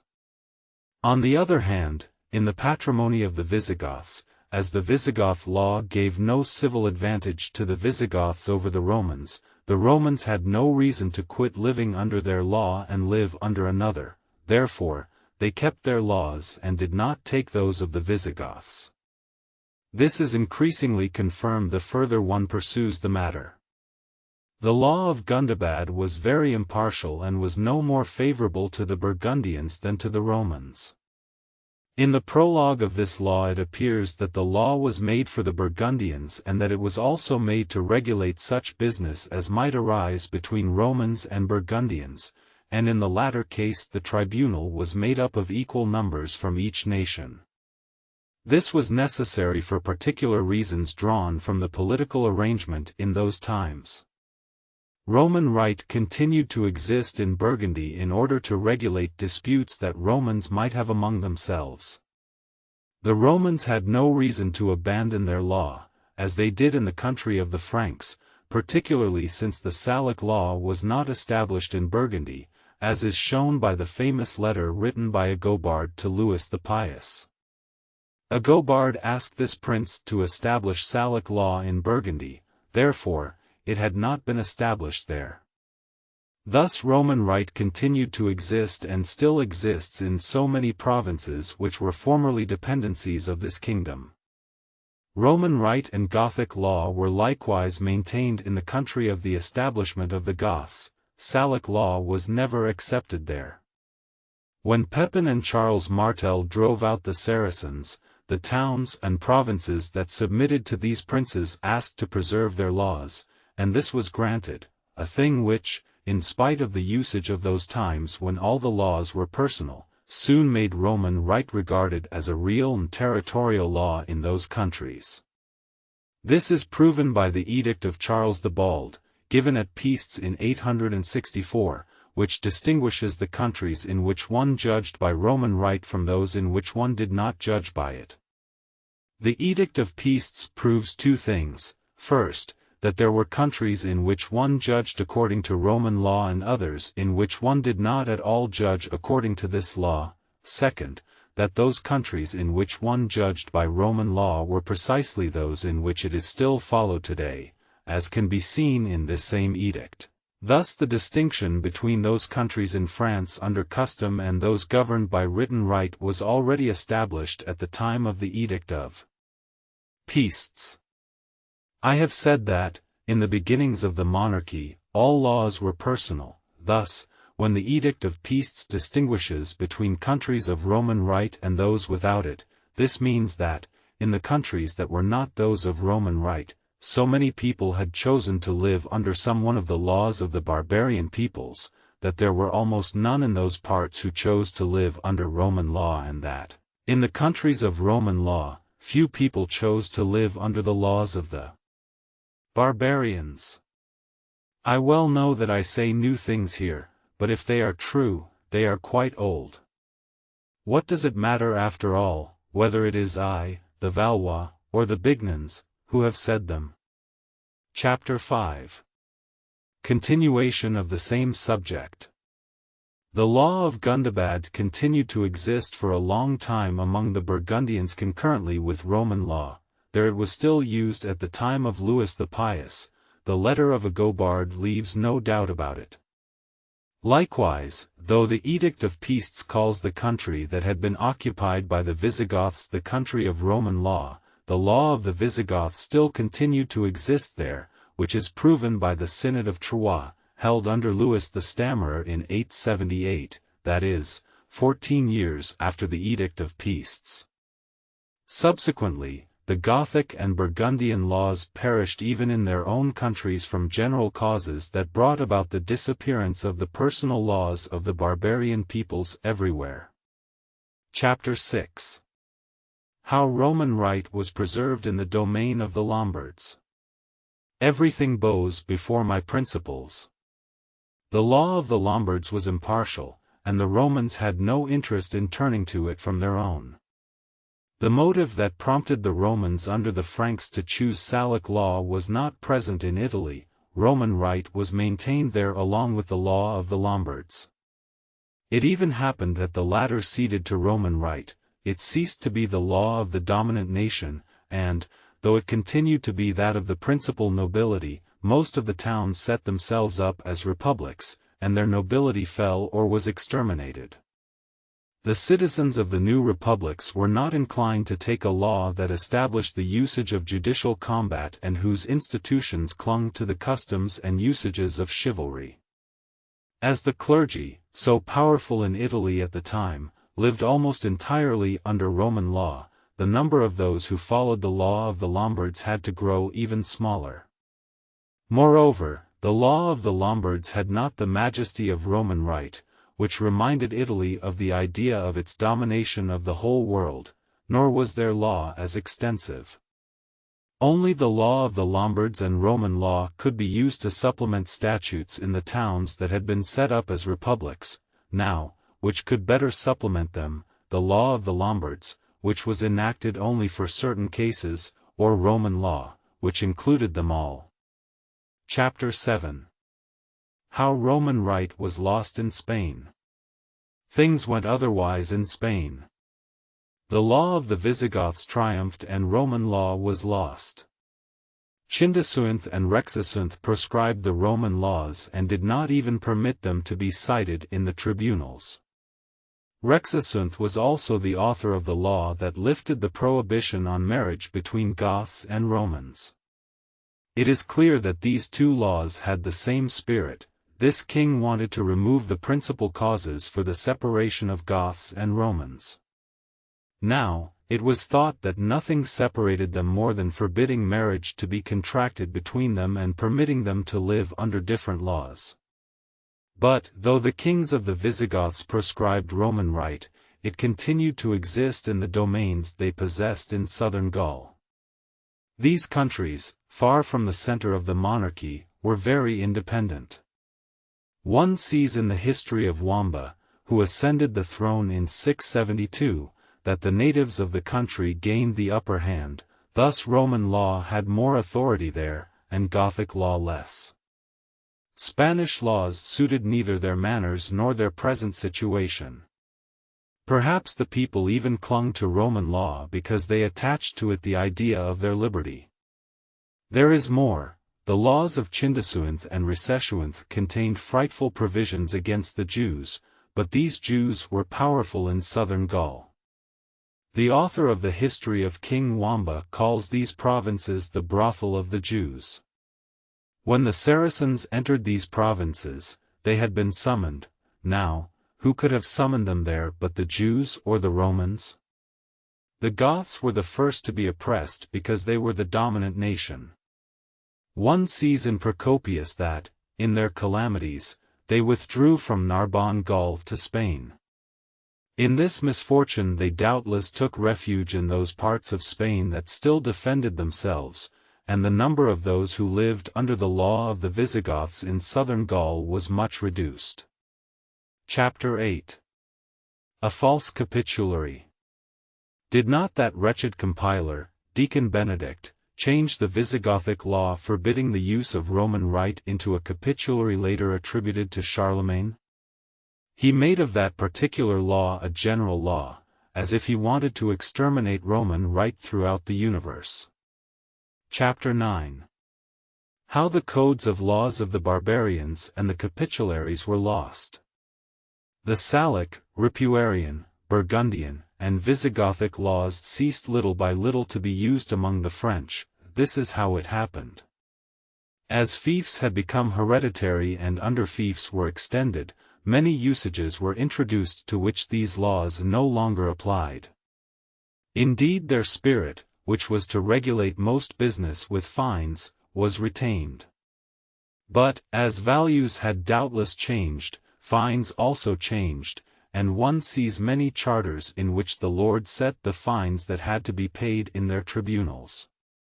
Thus one followed the spirit of the law without following the law itself. Besides, as France was divided into an infinity of small lordships, which recognized feudal dependency rather than political dependency, it would have been very difficult for a single law to have authority. Indeed, one could not have seen to its enforcement. The usage of sending special officers into the provinces to keep an eye on the administration of justice and on political business had almost vanished. It even appears in the charters that, when new fiefs were established, the kings gave up the right of sending them.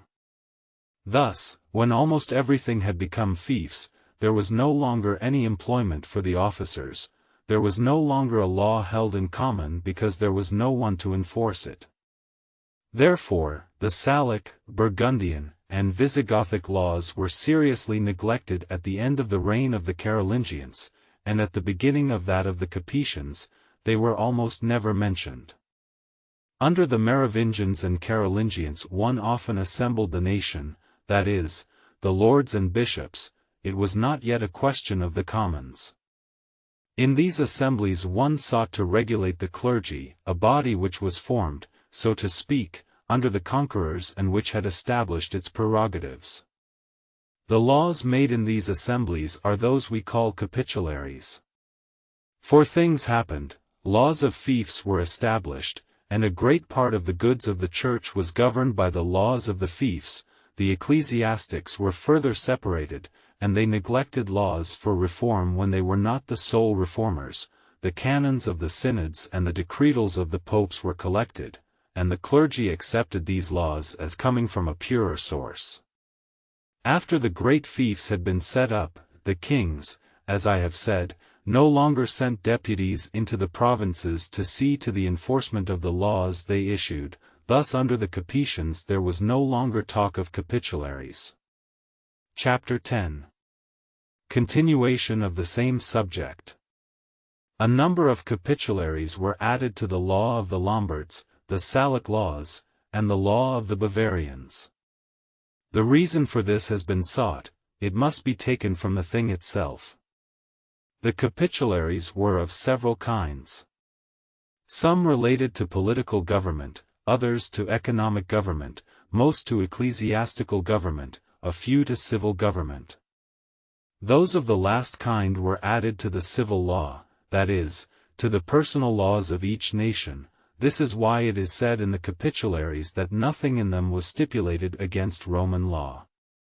Indeed, those concerning economic, ecclesiastical, or political government did not relate to this law, and those concerning civil government related only to the laws of the barbarian peoples, which were explained, corrected, enlarged, and diminished. But adding capitularies to the personal laws caused the neglect, I believe, of the body of capitularies. In times of ignorance, the summary of a work often brings about the decline of the work itself. Chapter 11. Other causes for the downfall of the law codes of the barbarians, of the Roman Rite, and of the capitularies.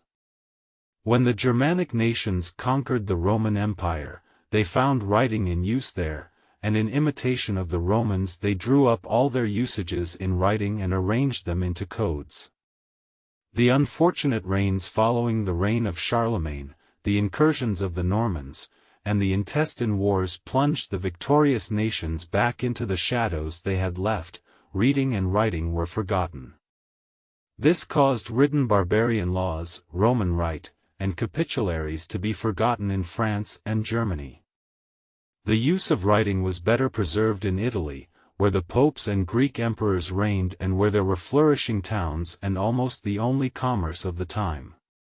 The proximity of Italy caused Roman Rite to be better preserved in the regions of Gaul formerly subjected to the Goths and the Burgundians, the more so because there this right was a territorial law and a kind of privilege. It is likely that ignorance of writing caused the decline of Visigothic laws in Spain. And, with the fall of so many laws, customs were formed everywhere. Personal laws declined. Settlements and what were called freeda were more regulated by custom than by the text of these laws. Thus, just as in the establishment of the monarchy German usages passed into written laws, some centuries later written laws returned to unwritten usages. Chapter 12. On local customs, the revolution of the laws of the barbarian peoples and that of the Roman Rite. Many records show us that there were already local customs under the Merovingians and Carolingians. In them, local custom, the old usage, custom, laws and customs are mentioned. Some authors have believed that what were called customs were the laws of the barbarian peoples and that what was called law was Roman Rite. I shall prove that this cannot be so. King Pepin ordered that wherever there was no law, custom would be followed, but that custom would not be preferred to law. Now, to say that Roman Rite had preference over the codes of laws of the barbarians is to go against all the old records and chiefly against those codes of laws of the barbarians that continually say the opposite.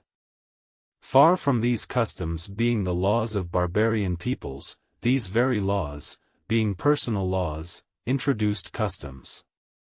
Salic law, for example, was a personal law, but in places inhabited generally or almost generally by Salian Franks, the Salic law, personal though it was, became a territorial law in relation to these Salian Franks, and it was personal only for the Franks living elsewhere.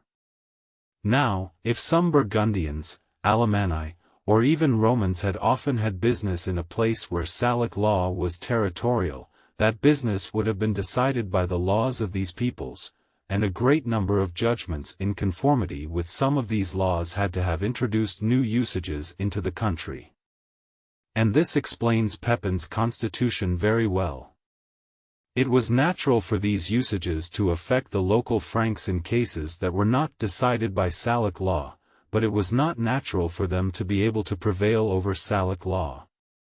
Thus there was in each place a dominant law, and accepted usages served to supplement the dominant law when they did not run counter to it.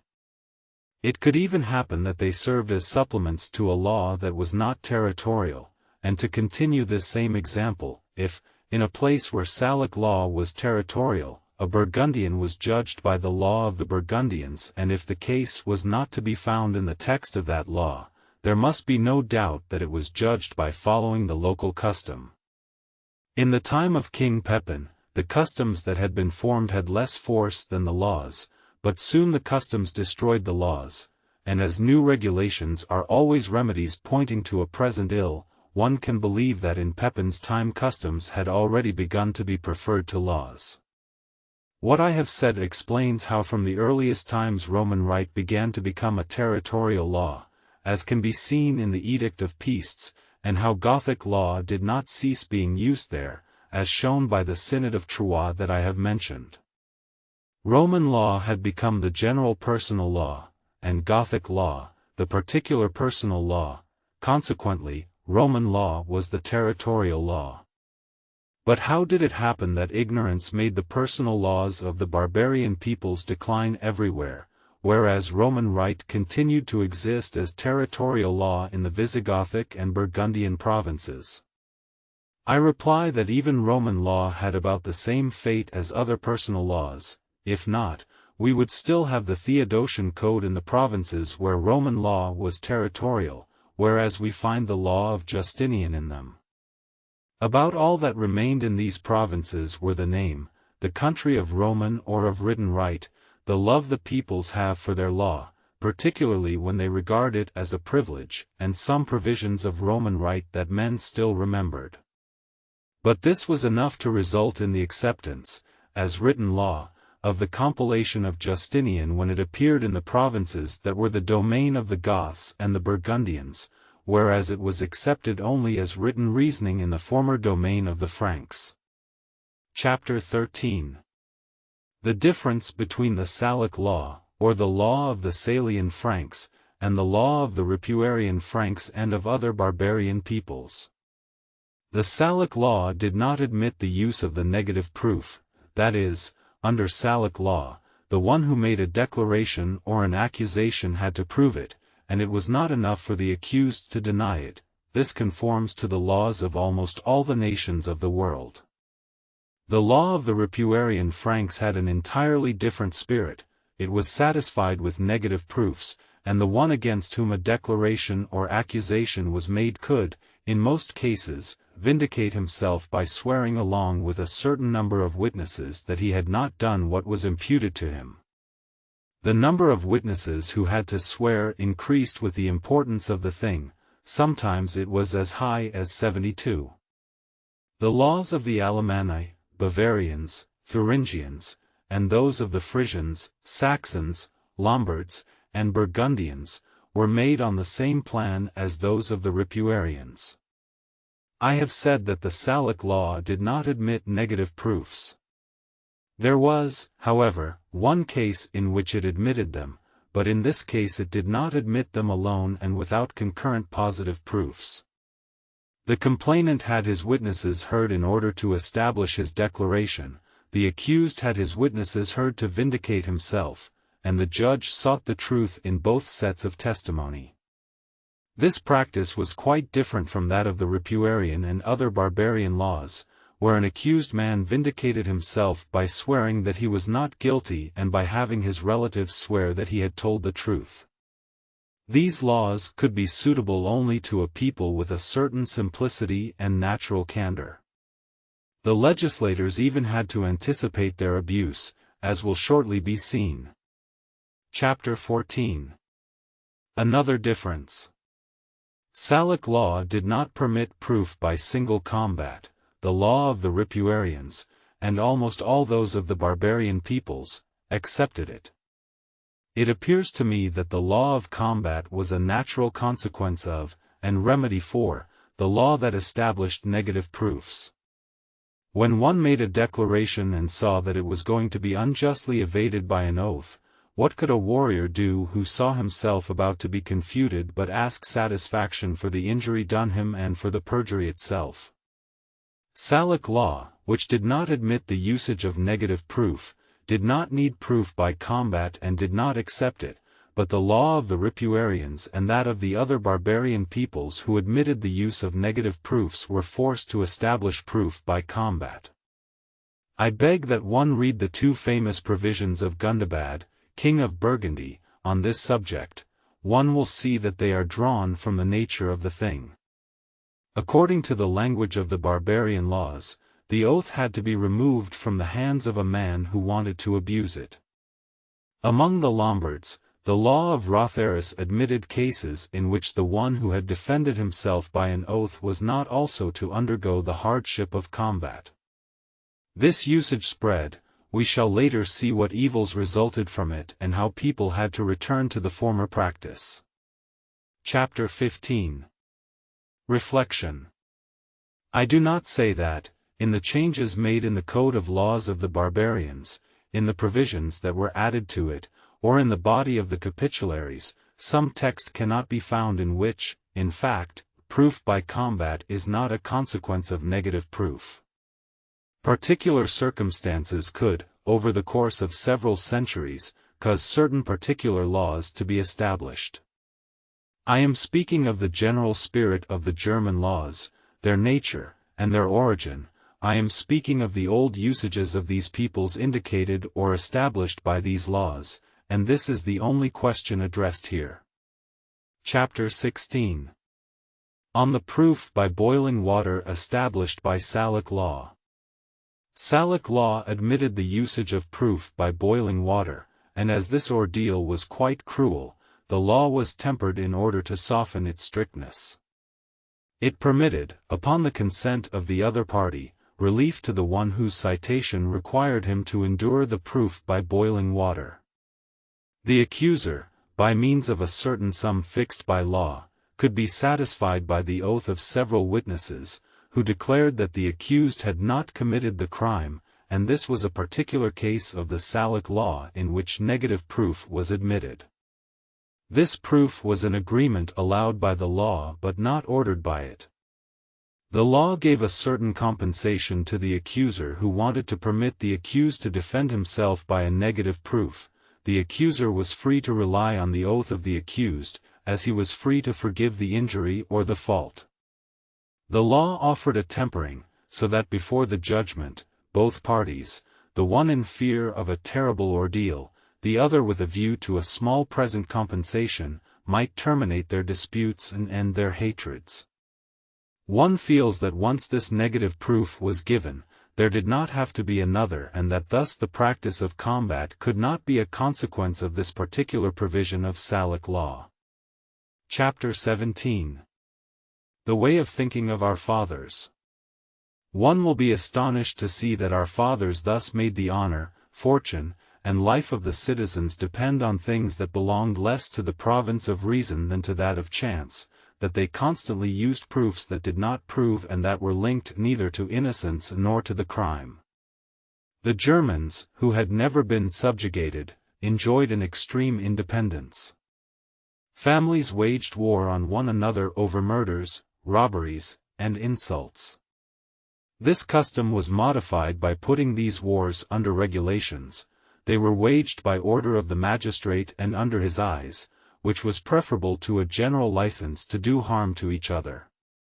As the Turks today in their civil wars regard first victory as a judgment of God who decides, so in their individual business the German peoples took the outcome of combat as a mandate of Providence, ever mindful to punish the criminal or the usurper.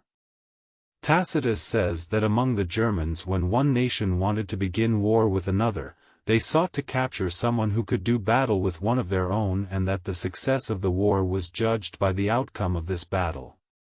Peoples who believed that single combat would settle public business could well have thought that it could also rule on disputes between individuals. Gundobad, king of Burgundy, was, of all kings, the one who most gave authority to the usage of combat. This prince explains his law in the law itself. It is, he said, so that our subjects will no longer take oaths concerning obscure deeds and will not perjure themselves concerning certain deeds. Thus, whereas the ecclesiastics declared impious the law permitting combat, the law of the Burgundians regarded as sacrilegious the one establishing the oath. Proof by single combat had a certain reason founded in experience. In a nation concerned uniquely with war, cowardice presumes other vices. It proves that one has resisted the education one has been given and that one has not been sensitive to the honor or been led by the principles that have governed other men. It shows that one does not fear their scorn and that one cares not at all for their esteem. If one were well born, one ordinarily would not lack the deftness that should be joined with force, or the force that should accompany courage, for by esteeming honor, one will have exercised all one's life in those things without which it cannot be obtained. Moreover, in a warrior nation, where force, courage, and prowess are honored, the truly odious crimes are those that arise from cheating, shrewdness, and deceit, that is, from cowardice. As for proof by fire, after the accused had put his hand on a hot iron, or in boiling water, the hand was wrapped in a sack that was then sealed. 3 days later, if no sign of burning appeared, one was declared innocent.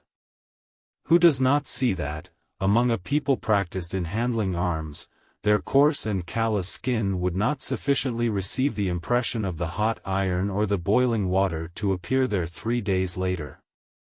And, if it appeared, it was a sign that the one undergoing the ordeal was effeminate. Our peasants, with their calloused hands, handle hot iron at will.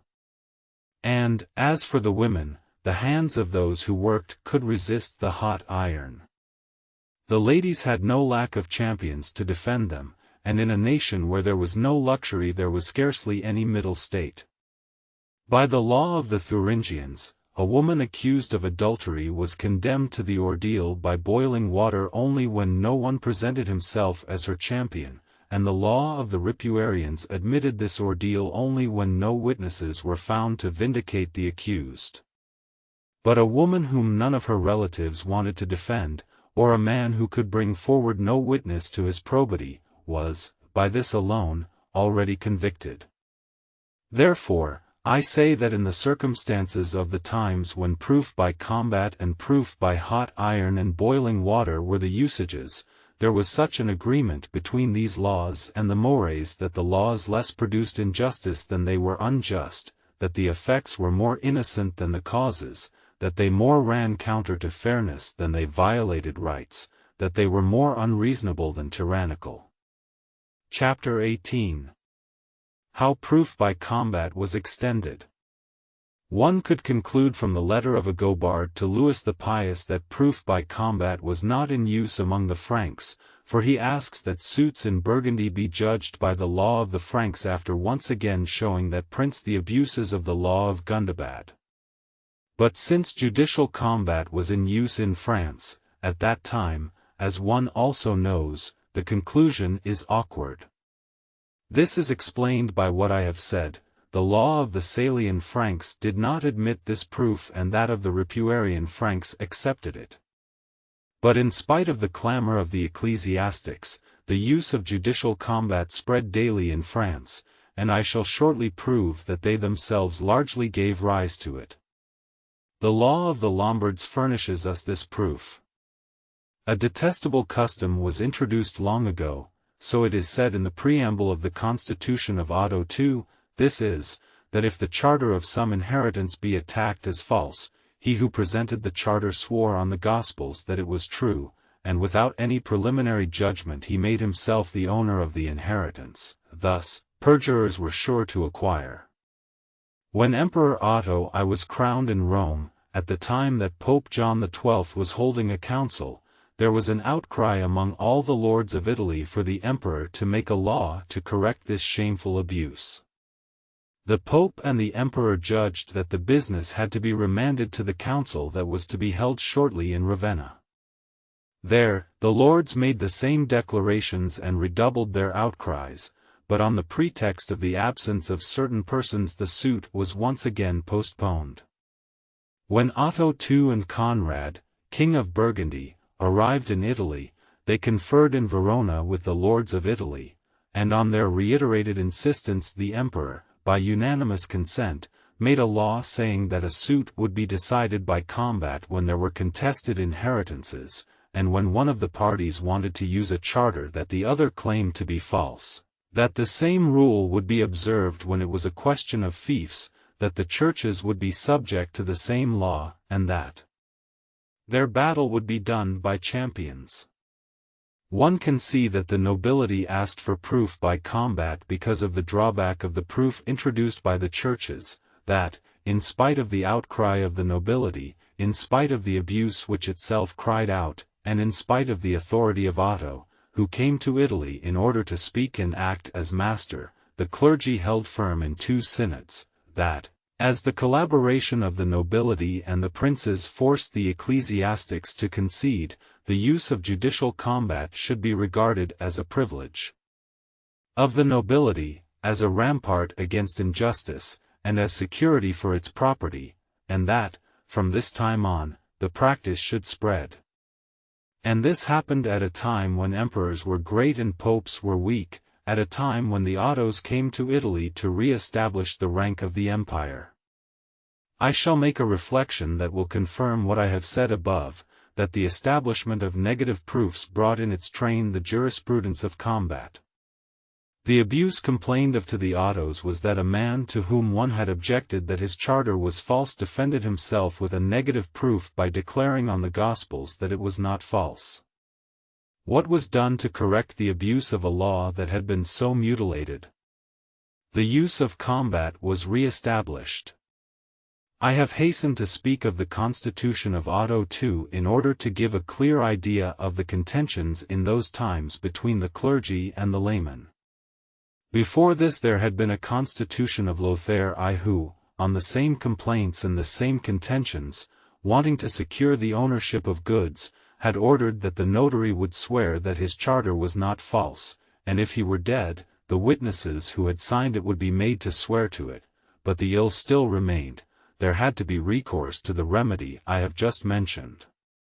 I find that before this time in the general assemblies held by Charlemagne the nation represented to him that in this state of things it was quite difficult for the accuser or the accused not to commit perjury, and that it was better to re-establish judicial combat, which is what he did.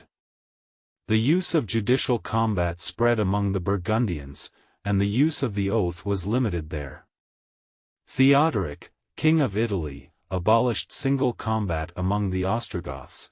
The laws of Chindasuinth and Rexasuinth apparently wanted to remove even the idea of it. But these laws were so little accepted in Narbonne that their combat was regarded as a prerogative of the Goths. The Lombards, who conquered Italy after the destruction of the Ostrogoths by the Greeks, brought the use of combat into that country, but their first laws restricted it. Charlemagne, Louis the Pious, and the Ottos made various general constitutions that are found inserted in the laws of the Lombards and added to the Salic laws, which extended dueling first into criminal suits and later into civil suits. One did not know what to do. The negative proof by an oath had drawbacks, and that by combat had them also. One changed as one was more struck by those of the former or by those of the latter. On the one hand, the ecclesiastics took pleasure in seeing that in all secular business one had recourse to the churches and altars, and, on the other, a proud nobility liked to maintain its rights by the sword. I do not say that it was the clergy who introduced this usage of which the nobility complained.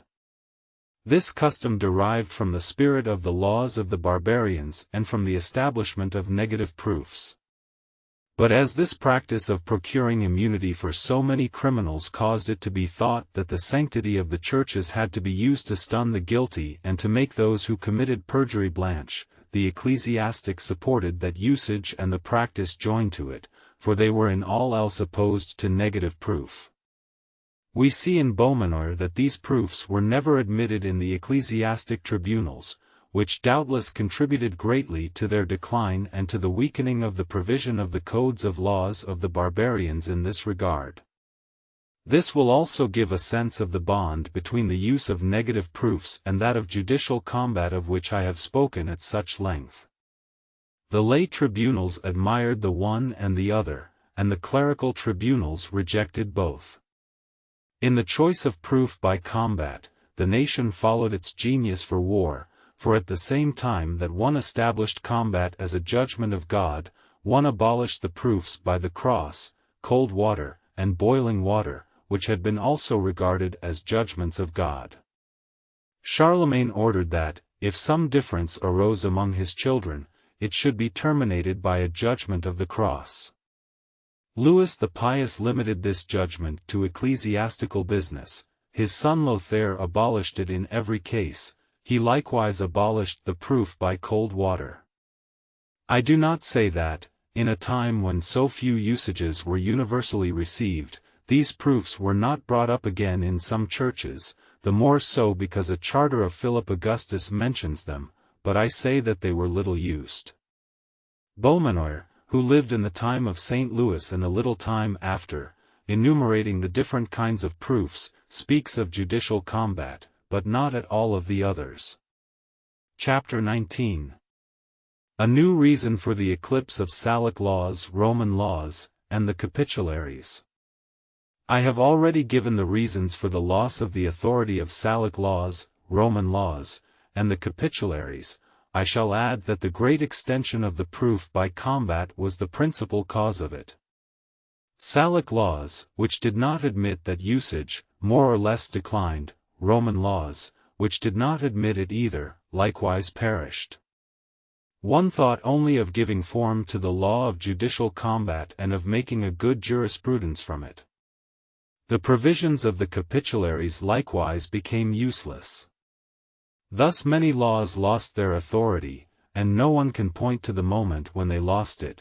They were forgotten, and one finds no others that took their place.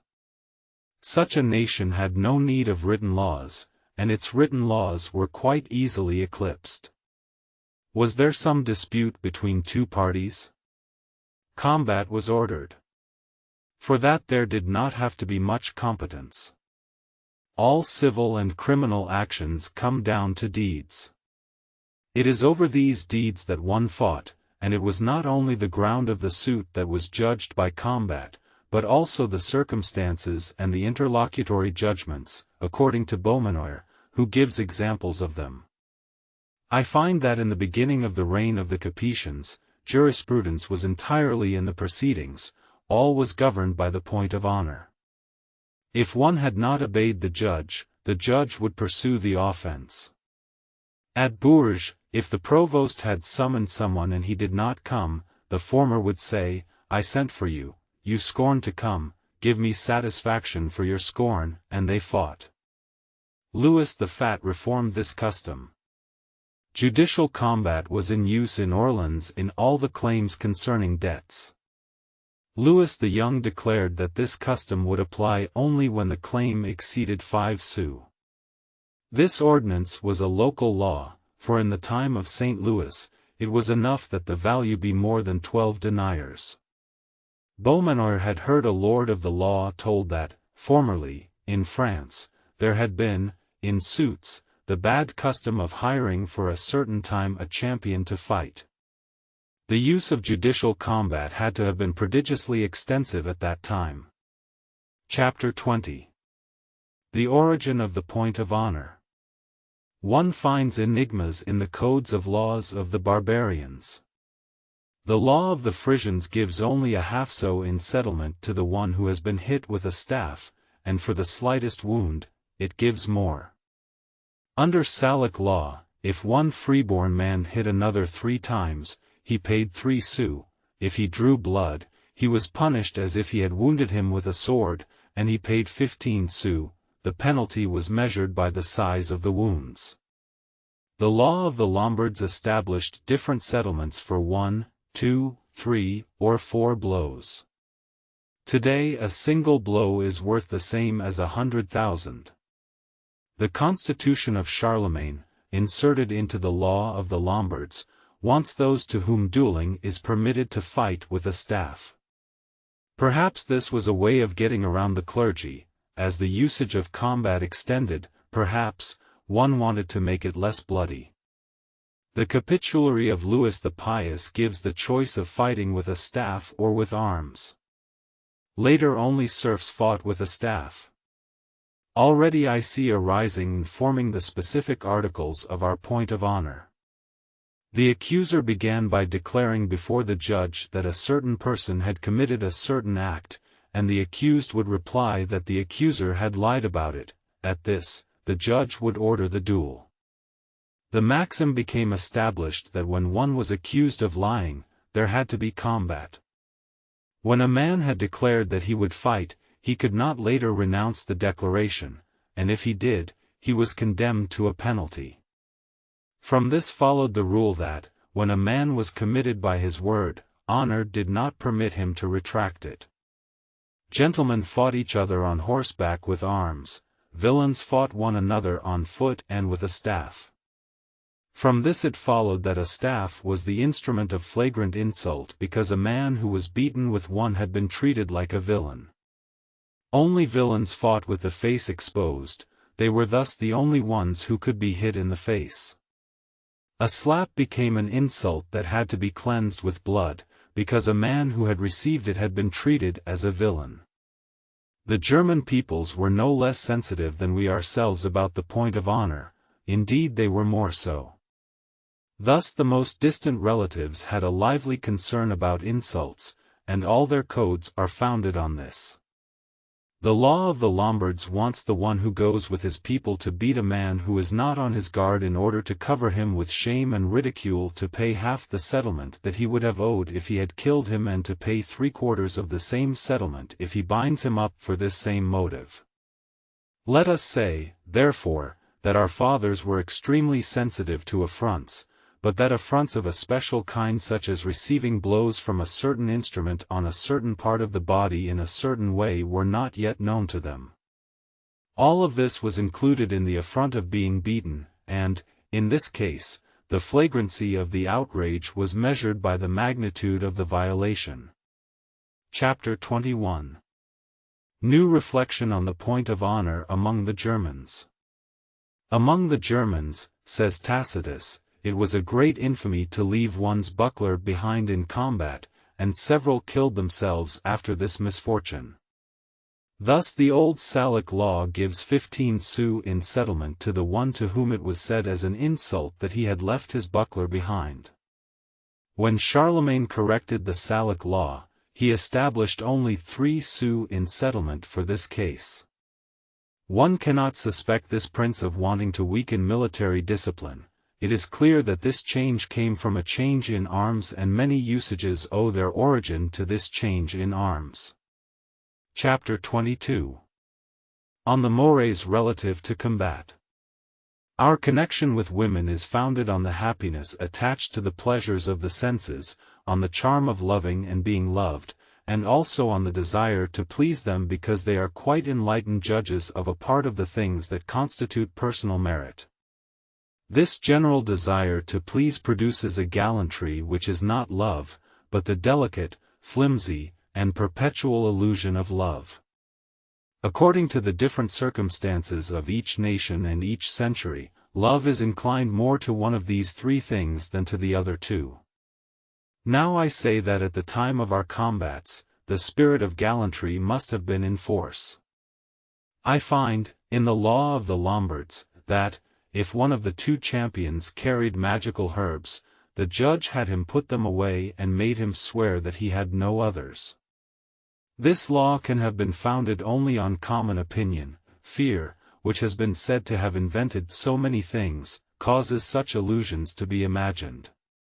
Because, in single combat, the champions were fully armed in heavy weapons, both offensive and defensive, of a certain quality and a certain strength gave infinite advantages. The opinion that certain combatants had magical weapons had to have moved many people.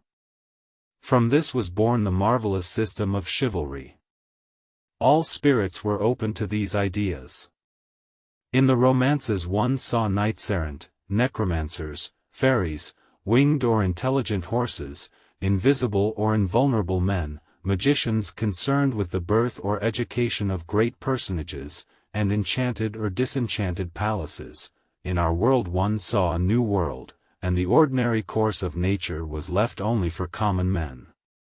Knights-errant, always armed, in a part of the world full of castles, fortresses, and brigands, found honor by punishing injustice and defending weakness. From this too came a gallantry founded on the idea in our romances of love joined with that of strength and protection.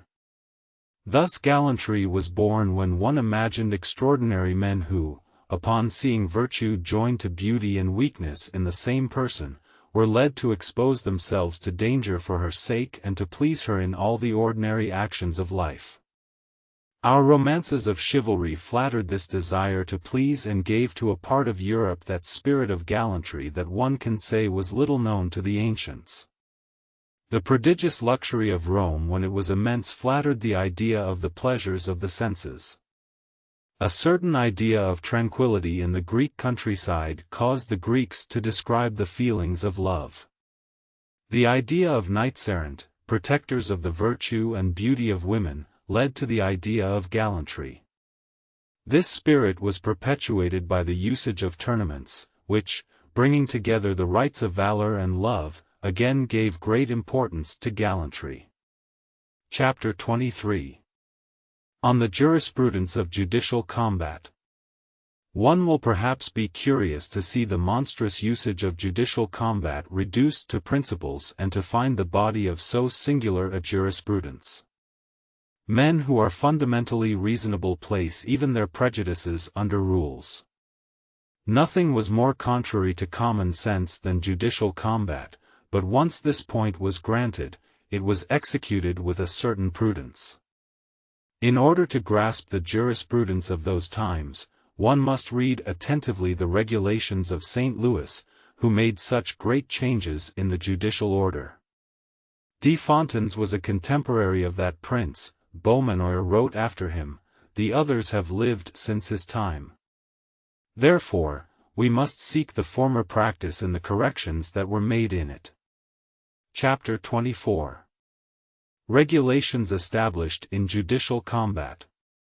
When there were several accusers, they had to agree in order for the suit to be prosecuted by a single one, and if they could not concur, the one before whom the plea was brought named one of them to prosecute the quarrel.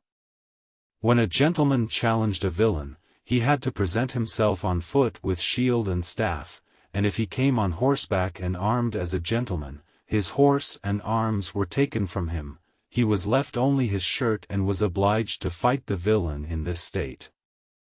Before the combat, justice required 3 bans to be proclaimed. With the one, the relatives of the parties were ordered to withdraw, with the other, the people were warned to keep silent, with the third, aiding one of the parties was forbidden under heavy penalties, even death, if by this aid one of the combatants had been vanquished. The men charged with justice guarded the enclosure, and in case the parties spoke of peace, careful attention was paid to the actual position of each at that moment, so that they could be returned to the same places if peace was not made.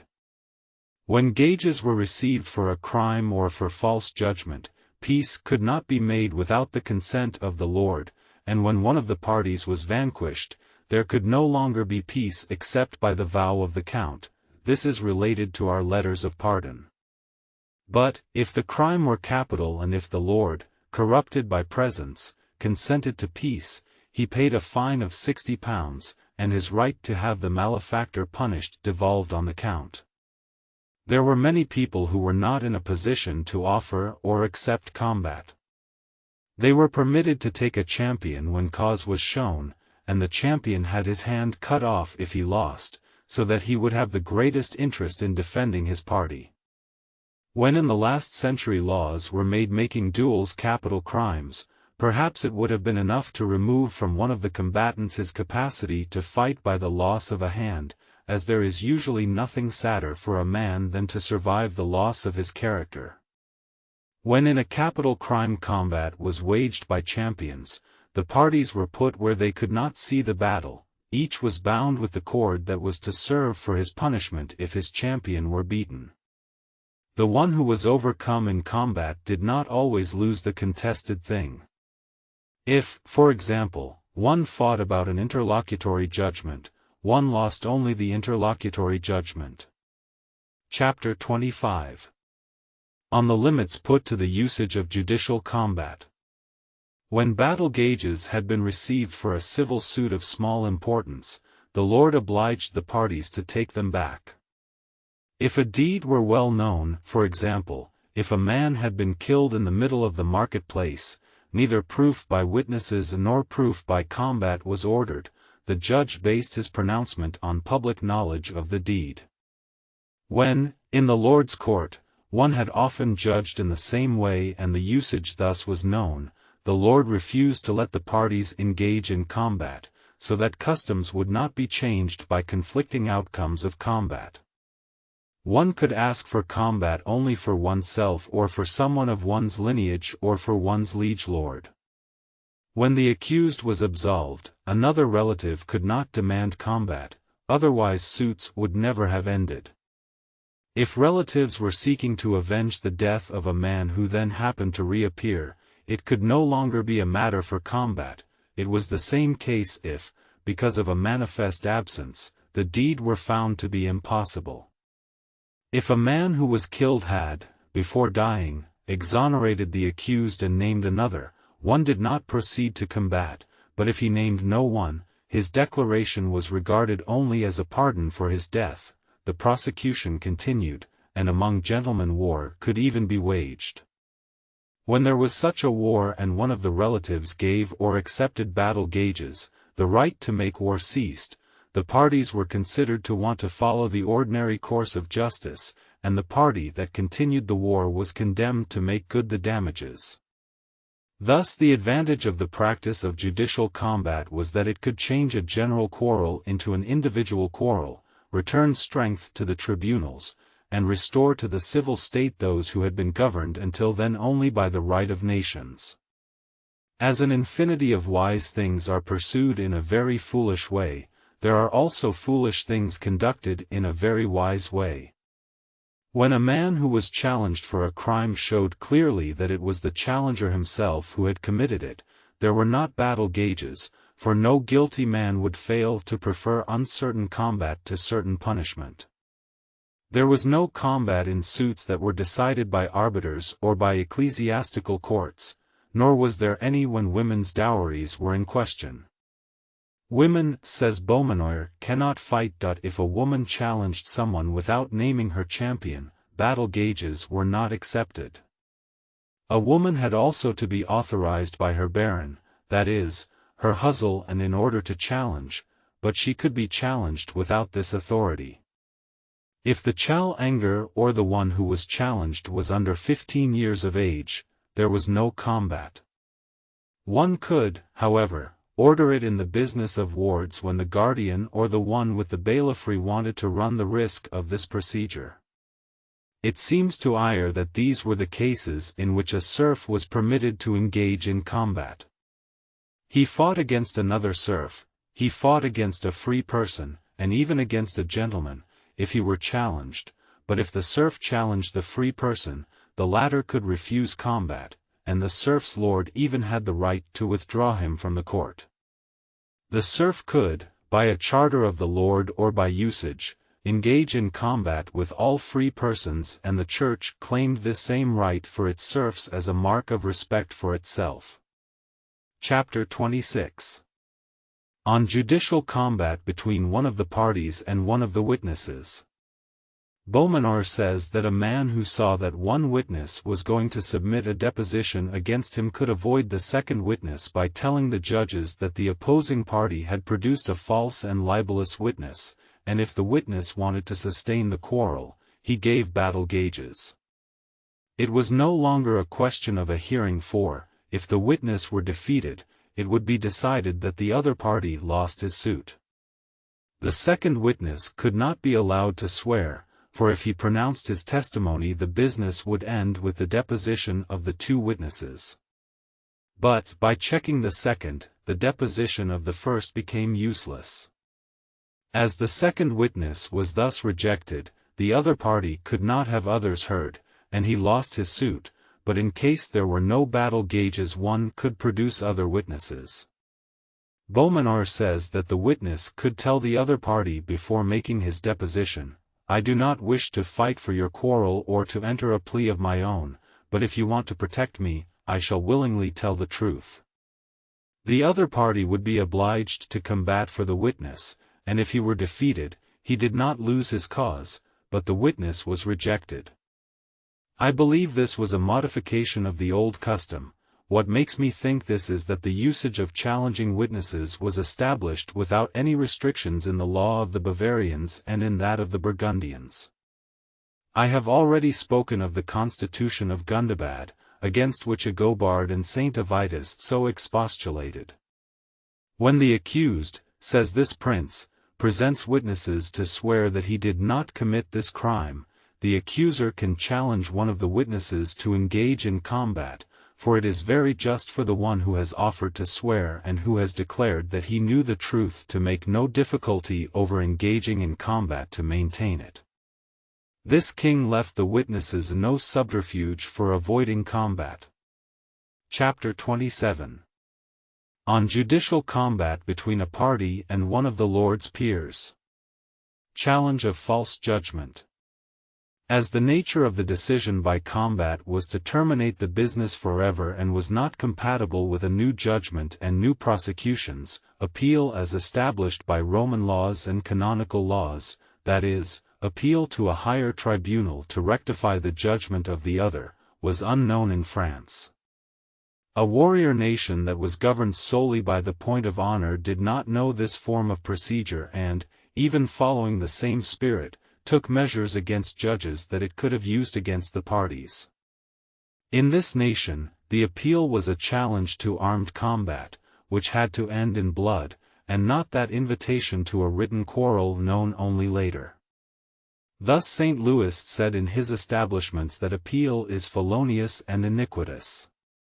Thus Beaumanoir tells us that, if a man wanted to complain of some offense committed against him by his lord, he had to denounce the lord and leave his fief, after which he challenged him before his overlord and offered battle gages.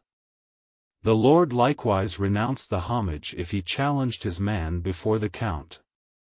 To challenge one's lord for false judgment was to say that his judgment had been falsely and wickedly rendered. Now, to put forward such words against one's lord was to commit a kind of felony. Thus, instead of making a challenge for false judgment against the lord who established and regulated the tribunal, one challenged the peers who formed the tribunal itself. One thus avoided a felony.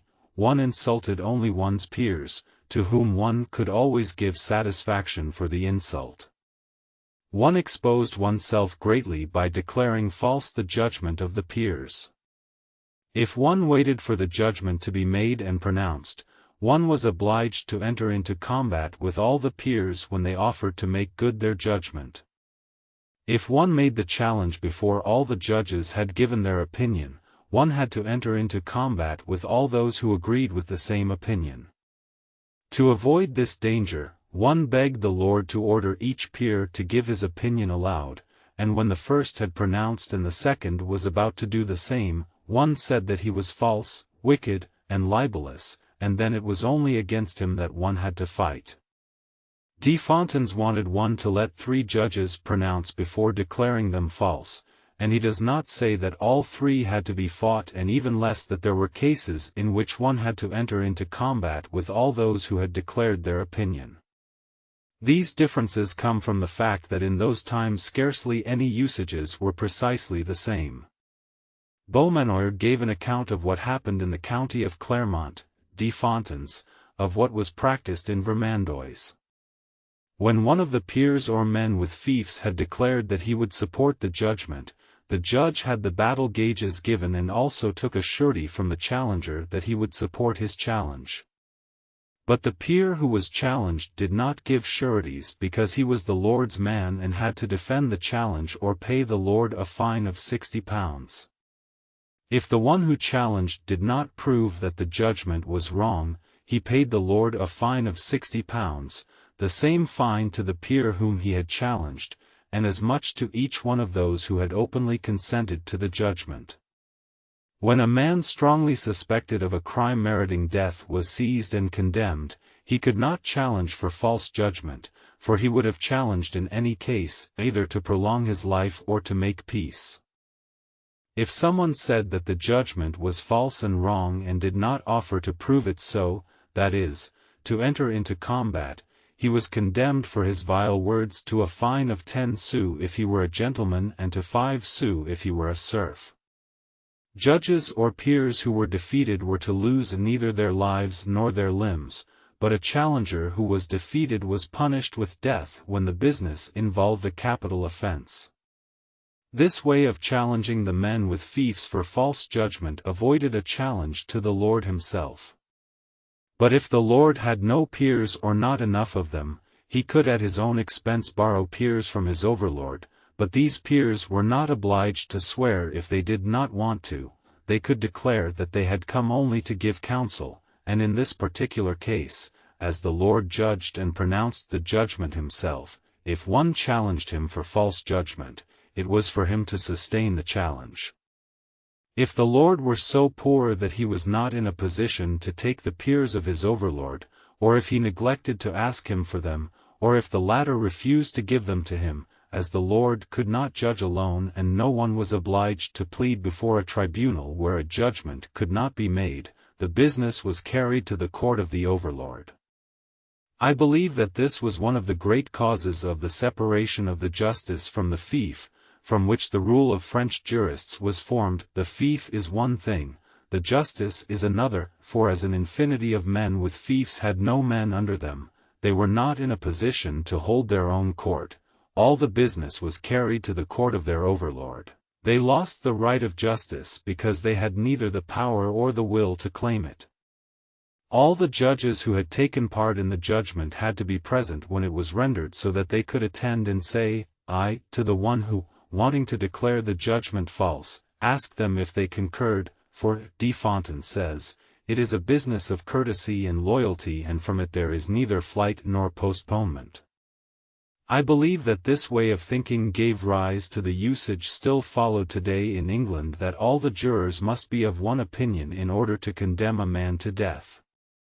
Therefore, one had to declare oneself in favor of the opinion of the greater party, and if there were a division, one pronounced, in the case of crime, for the accused, in a case of debts, for the debtor, in a case of inheritance, for the defendant.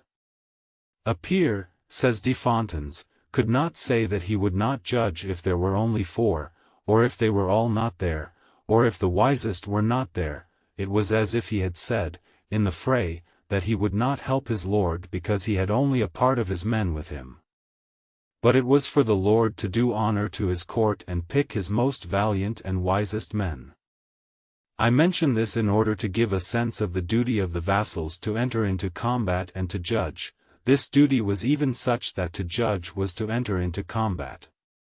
A lord who pleaded before his court against his vassal and who was condemned there could challenge one of his men for false judgment. But, because of the respect the latter owed to his lord for fealty given and because of the benevolence the lord owed his vassal for fealty received, a distinction was made. Either the lord said in general that the judgment was false and wrong, or he imputed a personal breach of trust to his man. In the first case he offended his own court, and in a way himself, and there could be no battle gauges. In the second case there were gauges because he attacked the honor of his vassal, and the one of the two who was defeated lost his life and goods in order to keep the public peace. This distinction, necessary in this particular case, was extended. Beaumanoir says that, when the one who challenged for false judgment used personal imputation to attack one of the men, there was a battle, but that if he attacked only the judgment, the peer who was challenged was free to have the business judged by battle or by right. But, as the spirit that reigned in the time of Beaumanoir restricted the usage of judicial combat, and as the liberty given to the challenged peer to defend the judgment by combat or not is contrary equally to the ideas of honor established at that time and to the engagement one had to one's lord to defend his court, I believe that Beaumanoir's distinction was new to jurisprudence among the French. I do not say that all challenges for false judgment were decided by battle. This challenge was like all the others. One is reminded of the exceptions I have mentioned in. Here, it was the tribunal of the overlord which had to see if the battle gauges had to be taken back or not. One could not declare false the judgments made in the king's court for, as the king had no equal, no one could challenge him and, as the king had no superior, no one could appeal from his court. This fundamental law, which was necessary as a political law, further lessened, as a civil law, the abuses of judicial practice of that time. When a lord feared that someone might declare false the judgment of his court or saw that someone was presenting himself in order to do so, if it were a privilege in that justice that it not be declared false, he could ask for the men of the king's court, whose judgment could not be declared false, and King Philip, says de Fontaines, sent his whole council to judge a business in the court of the abbot of Corbie. But if the lord could not have the king's judges, he could put his court into the king's court if he were directly answerable to him, and if there were intermediate lords, he addressed himself to his overlord, going from lord to lord up to the king. Thus, although at that time there was neither the practice nor even the idea of the appeals of today, one had recourse to the king, who was ever the source from which all the rivers flowed and the sea to which they returned. Chapter 28. On the challenge for default of right. One challenged for default of right when, in the court of a lord, one postponed, avoided, or refused to render justice to the parties. Under the Carolingians, though there were several officers under account, their persons, but not their jurisdictions, were subordinate. These officers, in their day courts, assizes, and placida, judged in the last resort as the count himself. The whole difference was in the division of the jurisdiction. For example, the count could condemn to death and make judgments concerning liberty and the restitution of goods, and the centenarius could not. For the same reason major cases were reserved to the king, they were the ones that directly involved the political order. Such were the disputes between bishops, abbots, counts, and other important men, whom the king judged along with his great vassals. Some authors have said that one appealed from the count to the king's deputy or missus Dominicus, but this has no foundation. The count and themissus had jurisdictions equal to and independent of one another. The whole difference lay in the fact that themissus held his sittings 4 months of the year and the count the other 8. If someone, condemned in assizes, asked to be rejudged and then lost again, he paid a fine of 15 sous or was slapped 15 times by the judges who had decided the business. When the counts or the deputies of the king did not feel strong enough to reduce the important men to reason, they made them give a pledge that they would present themselves before the tribunal of the king. This was in order to judge the business and not to rejudge it. I find in the Capitulary of Metz that the challenge for false judgment at the court of the king was established and that all other sorts of challenges were proscribed and punished. If one did not acquiesce in the judgment of the échevins and did not lodge a complaint, one was put in prison until one had acquiesced, and if one lodged a complaint, one was led under safe conduct to the king and the business was argued before his court. It could scarcely be a question of a challenge for default of right.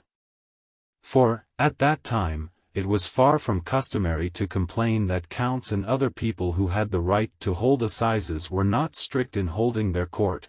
On the other hand, the complaint was that they were too strict, and everything is full of ordinances that forbid counts and other officers of justice to hold more than 3 assizes a year. One had less to correct their negligence than to check their activity.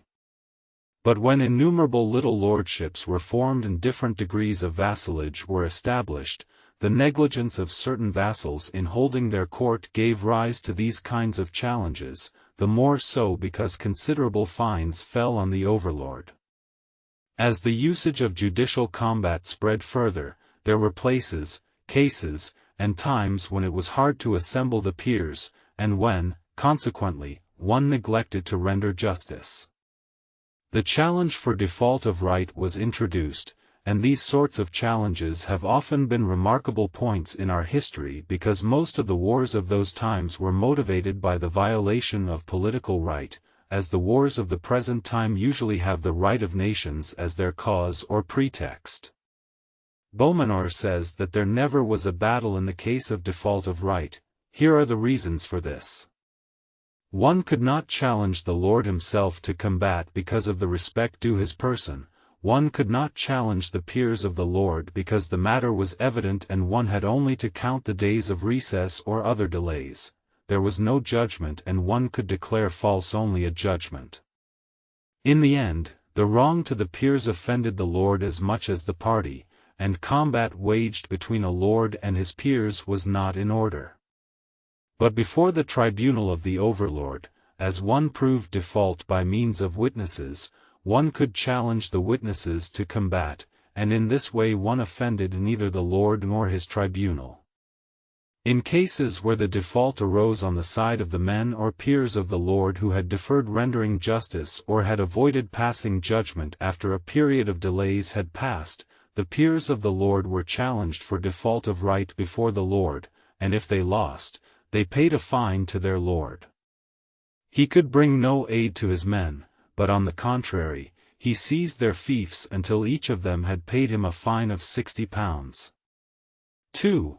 When the default arose on the side of the lord, which happened when there were not enough men in his court to pass the judgment or when he had not assembled his men or had put someone in his place to assemble them, one claimed the default before the overlord, but, because of the respect due the lord, one brought a citation against the party and not against the lord. The lord asked for his court before the tribunal of the overlord, and if he won the default, the business was remanded to him and he was paid a fine of 60 pounds, but if the default were proven, the penalty against him was to lose the judgment of the thing contested. The substance was judged in the tribunal of the overlord. Indeed, one had claimed default only for that result. 3. If one pleaded in one's lord's court against him, which happened only over business concerning the fief, after allowing all the delays to pass, the lord himself was summoned before good people, and he was summoned by the sovereign whose permission was required. Peers did not cite him because peers could not cite their lord, but they could bring a citation on behalf of their lord. Sometimes the challenge for default of right was followed by a challenge for false judgment when the lord had had the judgment rendered despite the default. The vassal who failed in his challenge to his lord for default of right was condemned to pay the lord a fine according to his will. The people of Ghent had challenged the Count of Flanders before the king for default of right, claiming he had delayed rendering them a judgment in his court. It happened that he had delayed less than was the custom of the country. The people of Ghent were remanded to him, their goods to the value of £60,000 were seized. They returned to the king's court to have the fine moderated. It was decided that the count could take this fine, and even more, if he so willed.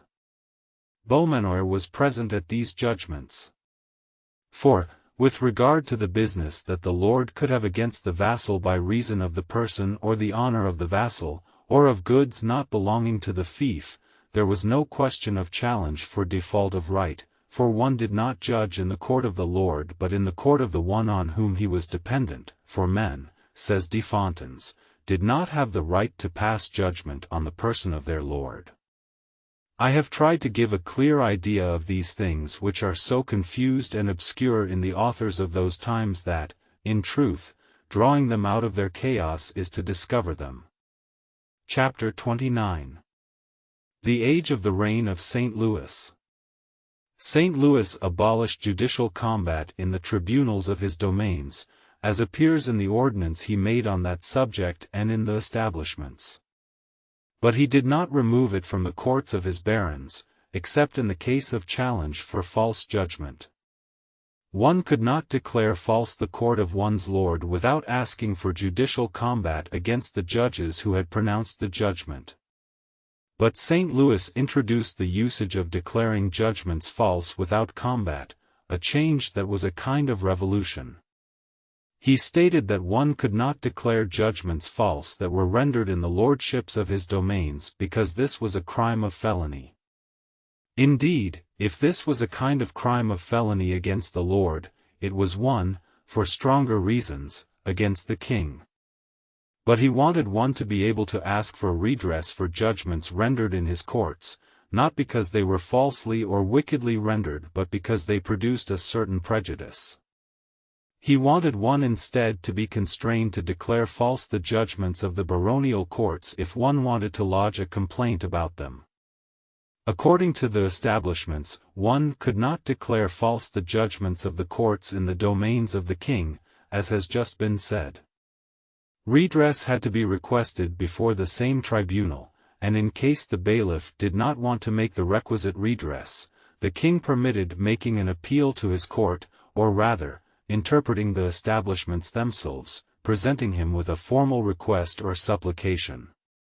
With regard to the judgments of the courts of the lords, St. Louis, by permitting them to be declared false, wanted the business to be carried to the tribunal of the king or the overlord, to be decided there not by combat but by witnesses, following a form of procedure for which he gave rules. Thus, whether one could make the declaration of falseness, as in the lord's courts, or not, as in the courts of his domains, he established that one could challenge without running the risk of combat. De Fontaines reports to us the first two examples he saw in which one had proceeded thus without judicial combat, the first, in a business judged at the court of St. Quentin, which was in the domain of the king, and the second, in the court of Ponthieu, where the count, who was present, opposed the old jurisprudence. But these two matters of business were judged according to right. Perhaps one will ask why, for the courts of his barons, St. Louis ordered a way of proceeding different from the one he established in the tribunals of his domains. Here is the reason. St. Louis, in acting for the courts of his domains, was not hampered in his aims, but he had to manage carefully those lords who formerly enjoyed the prerogative that business could never be removed from their courts unless one exposed oneself to the dangers of a declaration of falseness.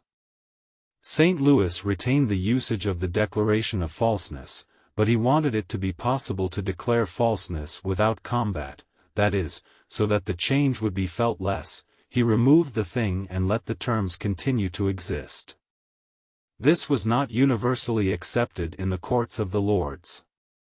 Beaumanoir says that in his time there were two ways of judging, the one following the establishment of the king and the other following the former practice, that the lords had the right to follow either of these practices, but that when one of them was chosen for a suit, it was no longer possible to return to the other. He adds that the Count of Clermont followed the new practice, whereas his vassals clung to the old one, but that he could re-establish the old one when he wanted, for otherwise he would have had less authority than his vassals. One must know that France was then divided into the countries of the domain of the king and what were called the countries of the barons, or baronies, and, if I may use the terms of the establishments of St. Louis, into the countries of obedience to the king and the countries beyond obedience to the king.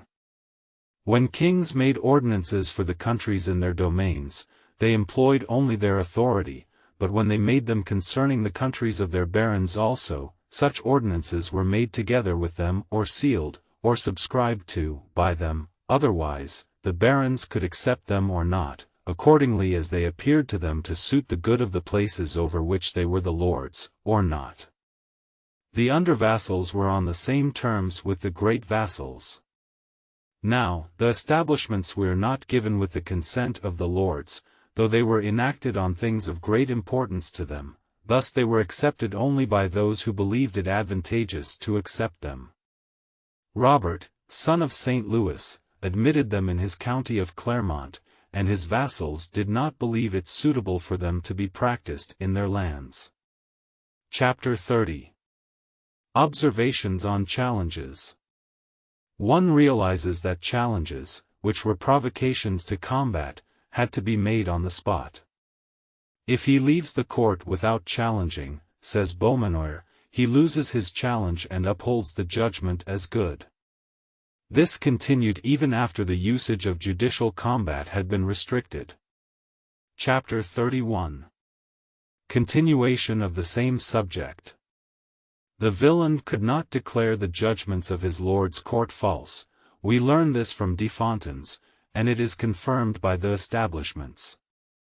Thus, Desfontaines goes on to say, "There is between you, Lord, and your villain no other judge but God."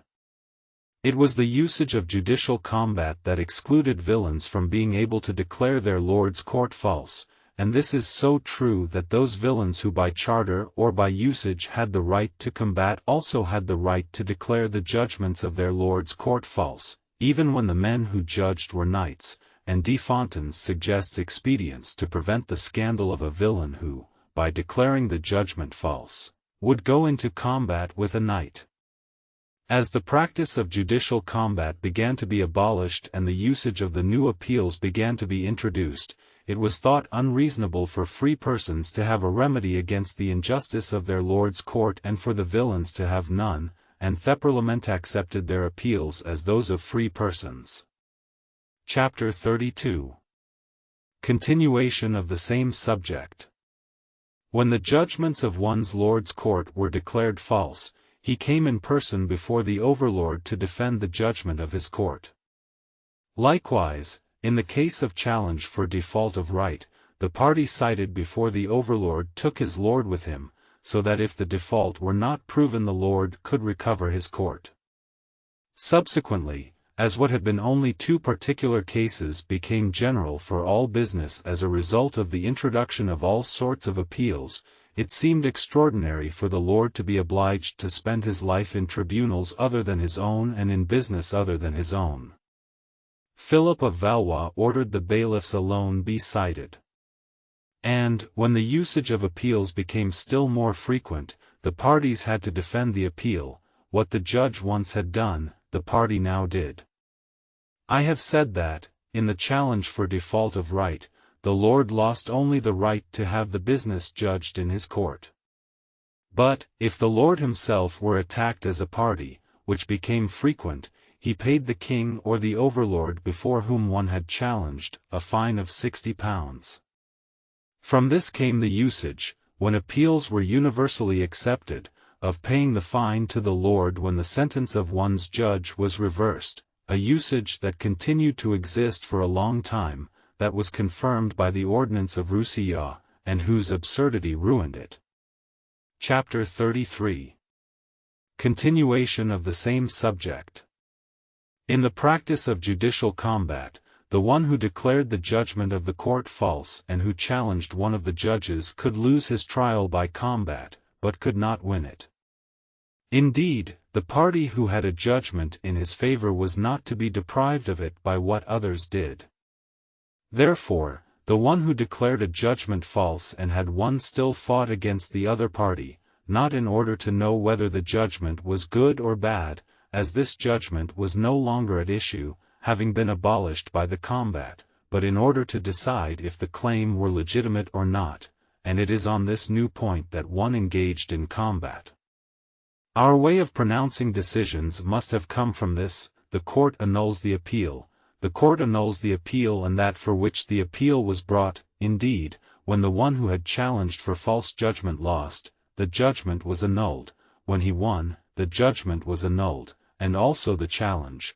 One had to proceed to a new judgment. This is so true that, when the business was judged by inquests, this way of pronouncing did not apply.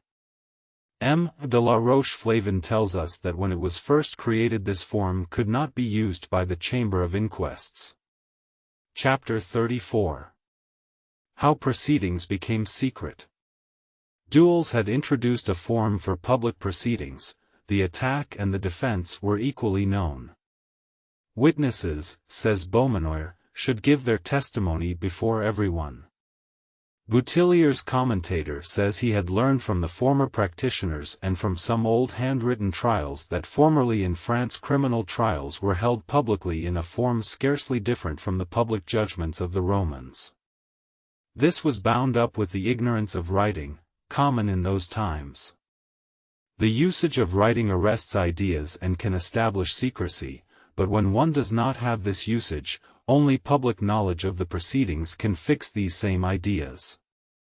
And, as there could be uncertainty about what was judged by men or pleaded before them, one could recall the memory of it every time one held court by that which was called the proceedings of record, and, in this case, one was not permitted to challenge the witnesses to combat, for the business would never have come to an end. Later, a form of secret proceedings was introduced. All had been public: interrogations, investigations, verification, confrontation, and conclusions by the public party, all became hidden, and this is the usage today. The first form of procedures suited the government of that time as the new one was proper to the government that was later established. Boutilier's commentator dates the time of the change to the Ordinance of 1539.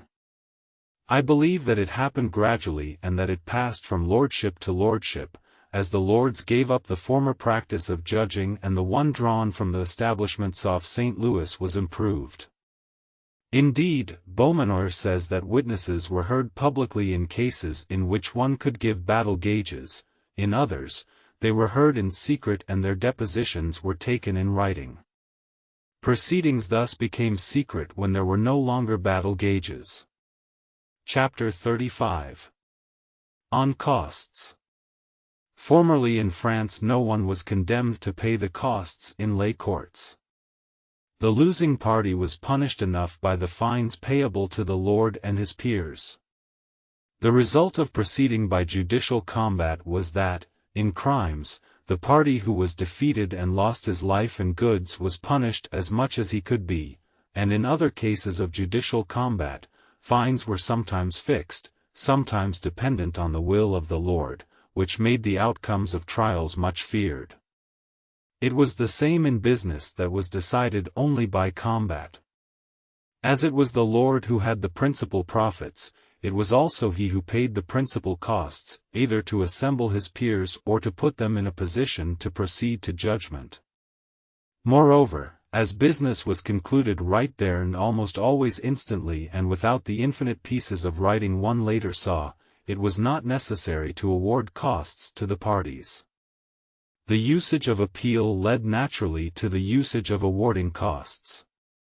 Thus de Fontaine says that when one appealed by written law, that is, when the new laws of St. Louis were introduced, costs were awarded, but that in the ordinary usage, which did not permit appeal without a declaration of falsity, there were none awarded, and one obtained only a fine and the possession for a year and a day of the contested thing if the business were remanded to the Lord. But when the new opportunities for appealing increased the number of appeals, when, by the frequent usage of appeals from one tribunal to another, the parties were constantly removed from the place where they lived, when the new art of proceedings multiplied and made the trials eternal, when the science of evading the most just claims had been refined, when a plaintiff knew how to flee simply to have himself followed, when the claim was ruinous and the defense easy, when reasons were lost in volumes of words and writings, when justice was full of underlings who would not render justice, when bad faith found counsel where it did not find support, the pleaders surely had to be checked by the fear of costs. They had to pay them for the decision and for the means they had used to evade it. Charles the Fair made a general ordinance on this subject. Chapter 36. On the party for the public. As, by the Salic and the Ripuarian laws and by the other laws of the barbarian peoples, the penalties for crimes were pecuniary, they did not have then, as we have now, a party for the public charged with the prosecution of crimes. Indeed, everything was reduced to reparations for damages, every prosecution was, in a way, civil, and each individual could prosecute it. On the other hand, Roman right had popular forms for the prosecution of crimes, which could not fit in with the services of a party for the public. The usage of judicial combats was no less contrary to this idea, for who would have wanted to be the party for the public and make himself the champion of all against all? I find, in a collection of formulas added by M. Muratori to the laws of the Lombards, that there was, under the Carolingians, an attorney for the public. But if one reads the whole collection of these formulas, one will see that these officers were entirely different from what today we call the public party, our general prosecutors, or our prosecutors for the king or lords. The former were agents of the public for political and domestic management rather than for civil management. Indeed, one sees in these formulas that they were not charged with the prosecution of crimes or business concerning minors, churches, or the state of persons. I have said that the usage of judicial combat was contrary to the establishment of a party for the public. I find, however, in one of these formulas, an attorney for the party for the public who has the liberty to enter into combat. This formula, made for the Constitution of Henry I, has been placed by M. Muratori after that Constitution. This Constitution says that, if someone kills his father, brother, nephew, or some other of his relatives, he will lose that inheritance, which will pass to other relatives, and that his own will belong to the fisc. Now, in order to prosecute for this inheritance that devolved on the fisc, the attorney for the party for the public, who was upholding its rights, had the liberty to combat. This case fell under the general rule. We see in the formulas the attorney for the party for the public acting against one who had caught a robber and had failed to take him to the count, against one who had caused an uprising or an assembly against the count, against one who had saved the life of a man given him by the count to be killed, against the attorney for some churches, who had been ordered by the count to present that count with a robber and who had not obeyed, against one who had disclosed the king's secret to foreigners, against one who went armed in pursuit of the emperor's deputy, against one who had scorned the emperor's letters and was prosecuted by the attorney of the emperor himself, against one who had refused to accept the prince's money, finally, this attorney claimed the things the law awarded to the fisc. But in the prosecution of crimes one sees no attorney for the public party, even when duels are fought, even when towns are burned, even when the judge is killed in his tribunal, even when it is a question of the condition of persons, of their liberty and their servitude. These formulas are made not only for the laws of the Lombards, but for the added capitularies, thus there is no doubt that on this matter they give us the practice of the Carolingians. It is clear that these attorneys for the party for the public were to vanish with the Carolingians, like the deputies of the king in the provinces, for the reason that there was no longer a general law or general fisc and that there was no longer a count in the provinces to hold audiences and consequently no more of those kinds of officers whose principal function was to maintain the authority of the count. The usage of combat, which became more frequent under the Capetians, did not permit the establishment of a party for the public. Thus when Boutillier, in his Somme Rurale, speaks of the officers of justice, he cites only bailiffs, men with fiefs, and sergeants. See the establishments and Beaumanoir on the manner of prosecuting at that time. I find in the laws of James II, King of Majorca, the creation of the post of the king's prosecutor with the functions of ours today. It is clear that the king's prosecutors came into being only after the judicial form had changed among ourselves. Chapter 37. How the establishments of St. Louis were eclipsed. The fate of the establishments was to be born, to age, and to die within a short span of time. I shall make some observations about this. The code we have under the name of the establishments of St. Louis was never made to serve as law for the whole kingdom, though this is said in the preface to the code. This compilation is a general code that enacts over all civil business, arrangements concerning goods made by testament or between living persons, dowries and privileges of women, profits and prerogatives of fiefs, the business of the police, and so forth. Now, at a time when each town, borough, or village had its own custom, to give a general body of civil laws was to want to reverse in a moment all the particular laws under which men had lived everywhere in the kingdom. To make a general custom of all the particular customs would be rash, even in these times when princes find only obedience everywhere. For, if it is true that one must not alter things when the resulting drawbacks equal the advantages, so much less must one alter them when the advantages are small and the drawbacks immense. Now, if one attends to the state of the kingdom at that time, when everyone grew heady with the idea of his own sovereignty and his power, one surely sees that to undertake to change the accepted laws and usages everywhere was something that could not enter the minds of those who governed. What I have just said also proves that the code of the establishments was not confirmed in parliaments by the barons and the men of law in the kingdom, as is said in a manuscript from the town hall of Amiens, cited by M. Ducange. One sees in other manuscripts that this code was given by St. Louis in 1270 before he left for Tunis. This fact is no truer than the other, for St. Louis left in 1269 as M. Ducange has observed, when he concludes that this code was published in his absence. But I say that this cannot be. Why would St. Louis do something when he was absent that would have sown troubles and which would have produced not changes, but revolutions? Such an enterprise, more than any other, needed to be followed closely and was not the work of a weak regency or even one composed of lords who had an interest in seeing that the thing did not succeed. These were Matthew, abbot of St. Denis, Simon de Clermont, count of Nesle, and, in the case of death, Philip, bishop of Evrius, and Jean, count of Ponthieu. One has already seen that the Count of Ponthieu opposed the execution of a new judicial order where he was lord. I say, in the third place, that it is quite likely that the code we have is something other than the establishments of St. Louis on the judicial order.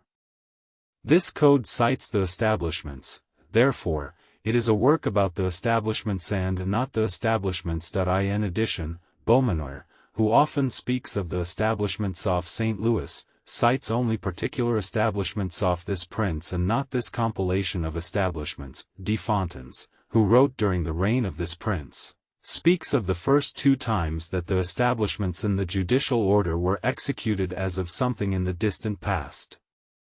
Therefore, the establishments of St. Louis were prior to the compilation of which I speak, if one takes it in a strict sense and accepts those inaccurate prologues put at the beginning of this work by some ignorant men. It must have appeared only in the last year of the life of St. Louis, or even after the death of that prince. Chapter 38. Continuation of the same subject. What, therefore, is this compilation that we have under the name of the establishments of St. Louis?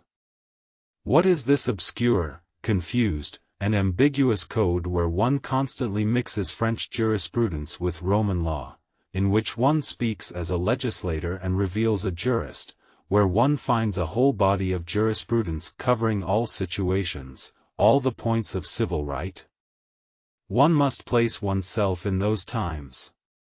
As St. Louis saw the abuses of the jurisprudence of his time, he sought to make the peoples disgusted with it. He made several regulations for the tribunals of his domains and for those of his barons, and he had such success that Beaumanoir, who wrote shortly after the death of this prince, tells us that the way of judging established by St. Louis was practiced in a great number of the Lord's courts. Thus, this prince accomplished his purpose, though his rules for the Lord's tribunals were not made as a general law for the kingdom, but as an example that each one could follow and would even have an interest in following. He took away the worse by making the better felt. When one saw in his tribunals, and in those of the Lords, a more natural, more reasonable way of proceeding, a way more in conformity with morality, religion, public tranquility, and the security of persons and goods, it was taken up and the other was abandoned. To invite when one must not constrain, to lead when one must not command, is the supreme skill. Reason has a natural empire, it has even a tyrannical empire.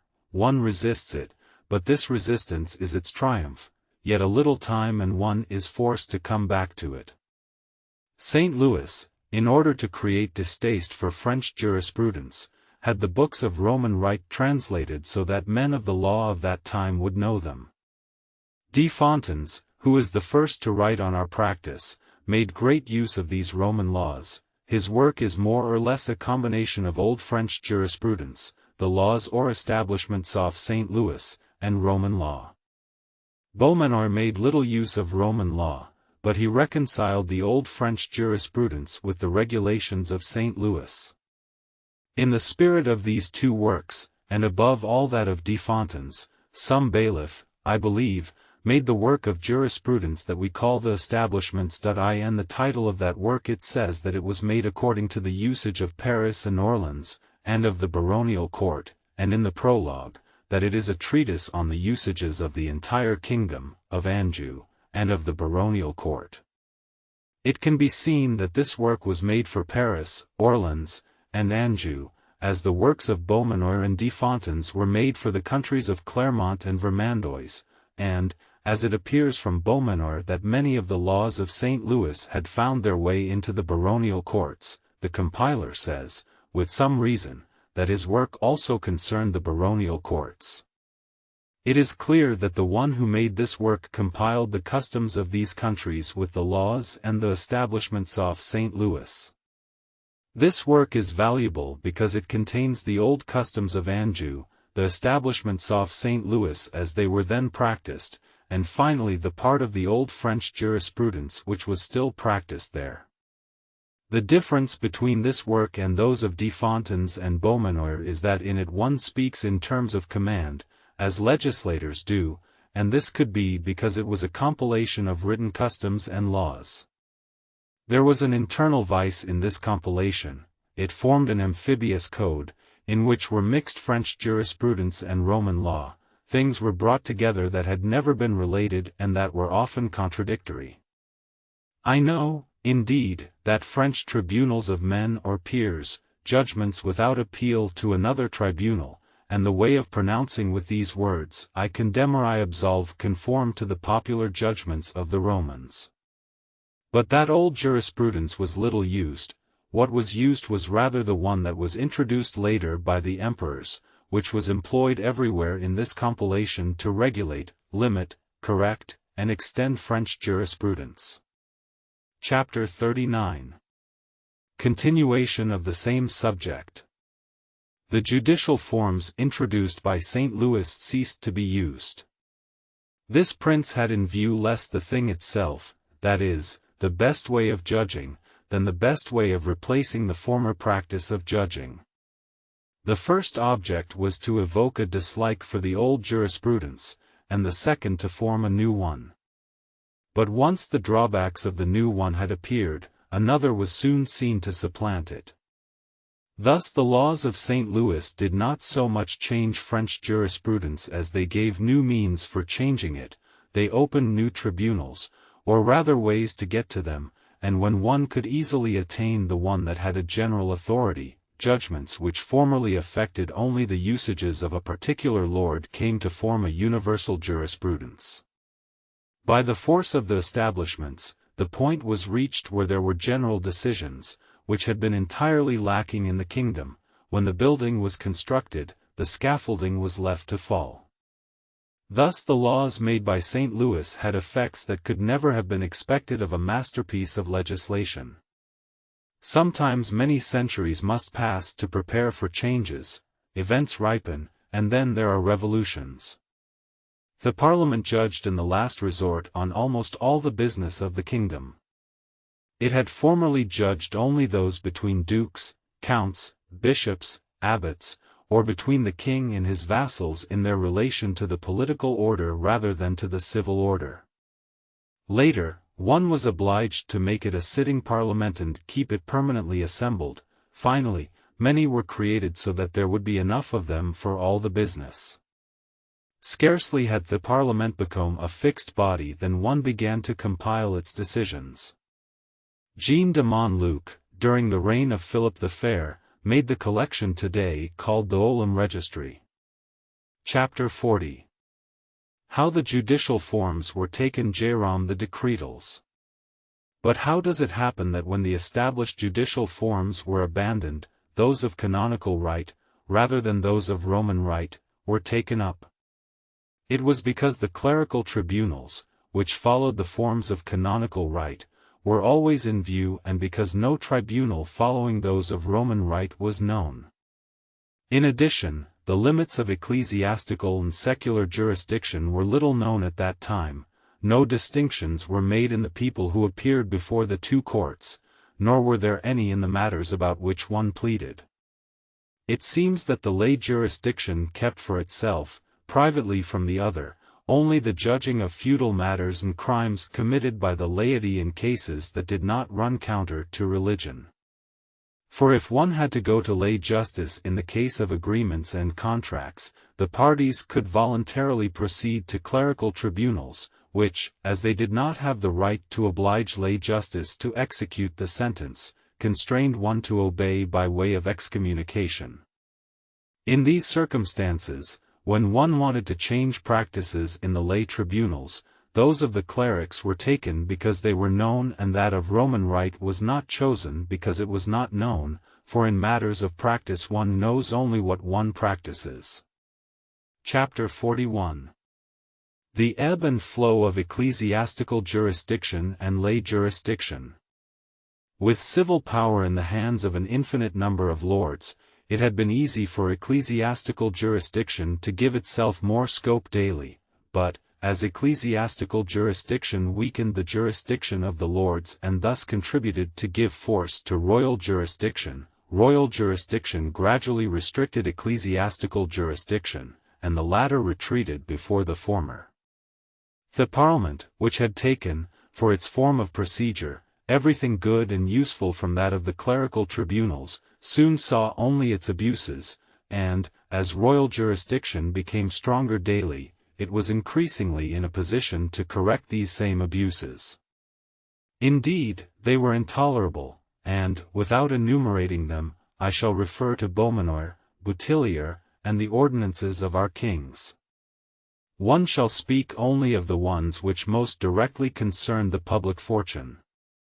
We know these abuses by the decisions that reformed them. Dense ignorance had introduced them, a kind of light appeared, and they existed no longer.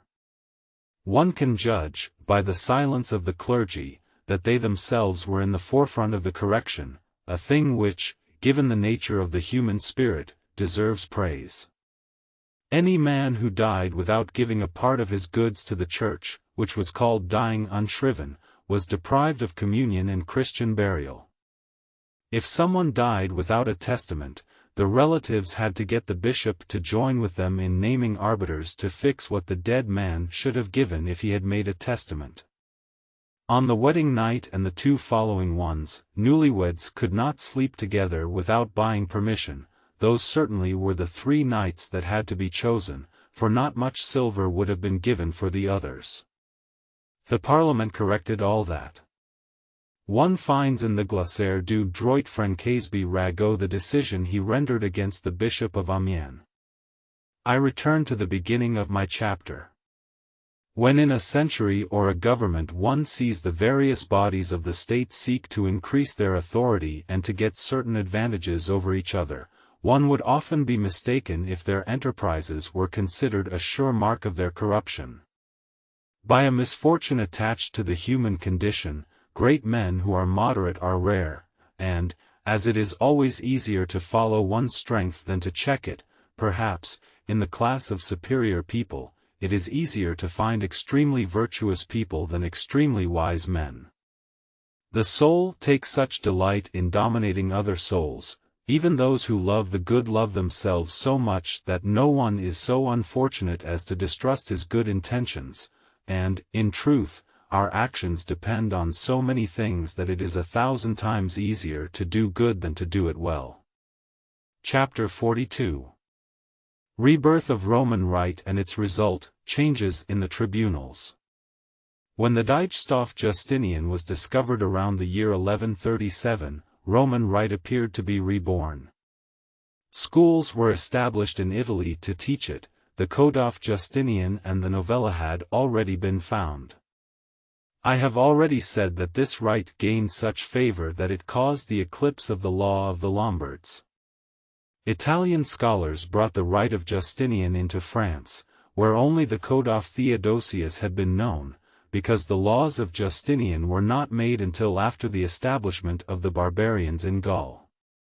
This right met with some opposition, but it was maintained in spite of excommunications by the popes, who protected their own canons.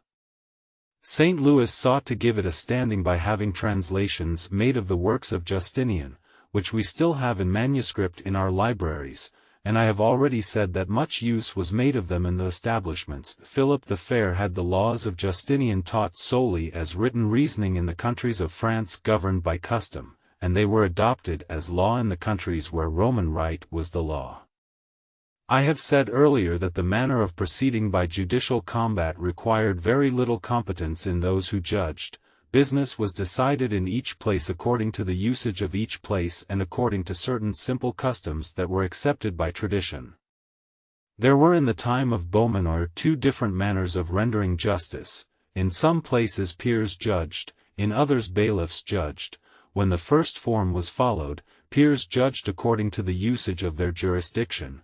In the second, chivalrous men or old men indicated the same usage to the bailiff. None of this required literacy, ability, or study. But when the obscure code of the establishments and other works of jurisprudence appeared, when Roman right was translated, when it began to be taught in the schools, when a certain art of procedure and a certain art of jurisprudence began to be formed, when practitioners and jurists appeared, peers and chivalrous men were no longer in a position to judge. Peers began to withdraw from the tribunals of the Lord. Lords were little inclined to convoke them, the more so because judgments, instead of being a striking action, pleasing to the nobility, and interesting to warriors, had become only a practice that they neither knew nor wanted to know. The practice of judging by peers became less used, that of judging by bailiffs spread. Bailiffs had not previously judged, they gave instruction and pronounced the judgment of the chivalrous men, but when these men were no longer in a position to judge, the bailiffs themselves judged. This happened more easily as they had the practice of the church judges before their eyes. Canonical right and the new civil right worked together to abolish the peers. Thus was lost the usage, consistently observed in the monarchy, that a judge never judged alone, as is seen in the Salic laws, in the Capitularies, and in the first writers on practice under the Capetians. The contrary abuse, which occurred only in local justices, was moderated, and in a way corrected, by the introduction in several places of a judge's lieutenant, whom the judge consulted and who represented the former chivalrous men, and by the obligation of the judge to select 2 graduates in law in cases that could warrant a corporal penalty. Finally it was nullified by the extreme ease of appeals. Chapter 43. Continuation of the same subject.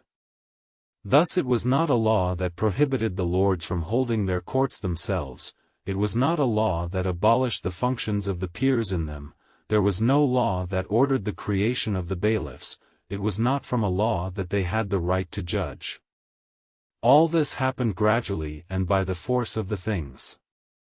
The knowledge of Roman right, of the decisions of the courts, of that body of recently recorded customs, required a study of which the nobles and the illiterate were not capable. The only ordinance that we have about this is the one that obliged the lords to choose their bailiffs from the order of laity. This has been mistakenly regarded as the law creating them, but it says only what it says. In addition, it fixes what it prescribes by the reasons it gives for it. In order that the bailiffs may be punished for their breaches of trust, they must be drawn from the order of laity. One knows the privileges of ecclesiastics at this time.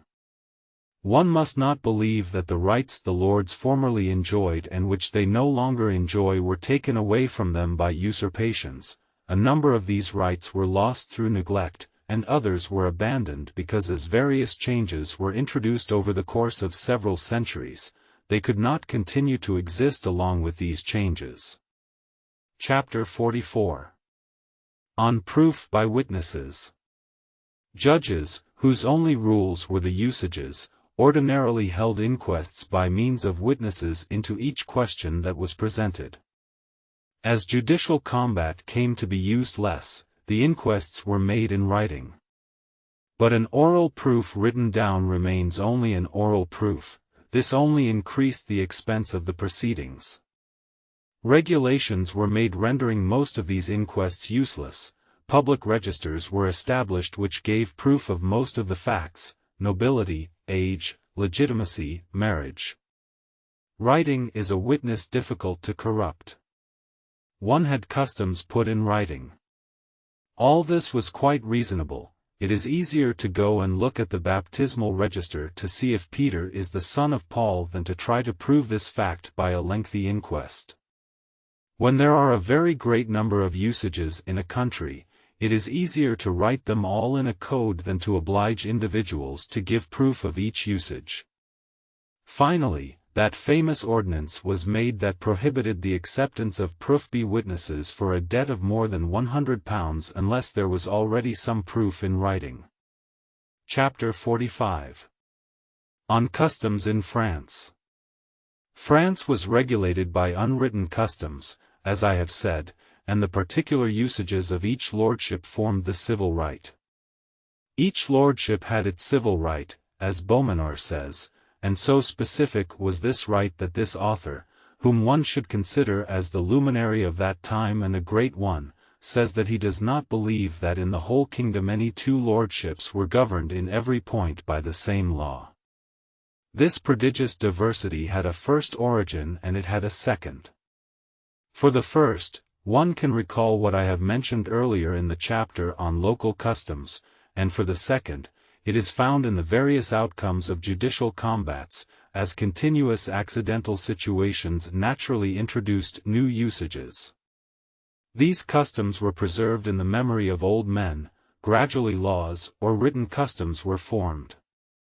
1. In the beginning of the reign of the Capetians, the kings gave particular charters and even general ones in the way I have already explained. Such are the establishments of Philip Augustus and those made by St. Louis.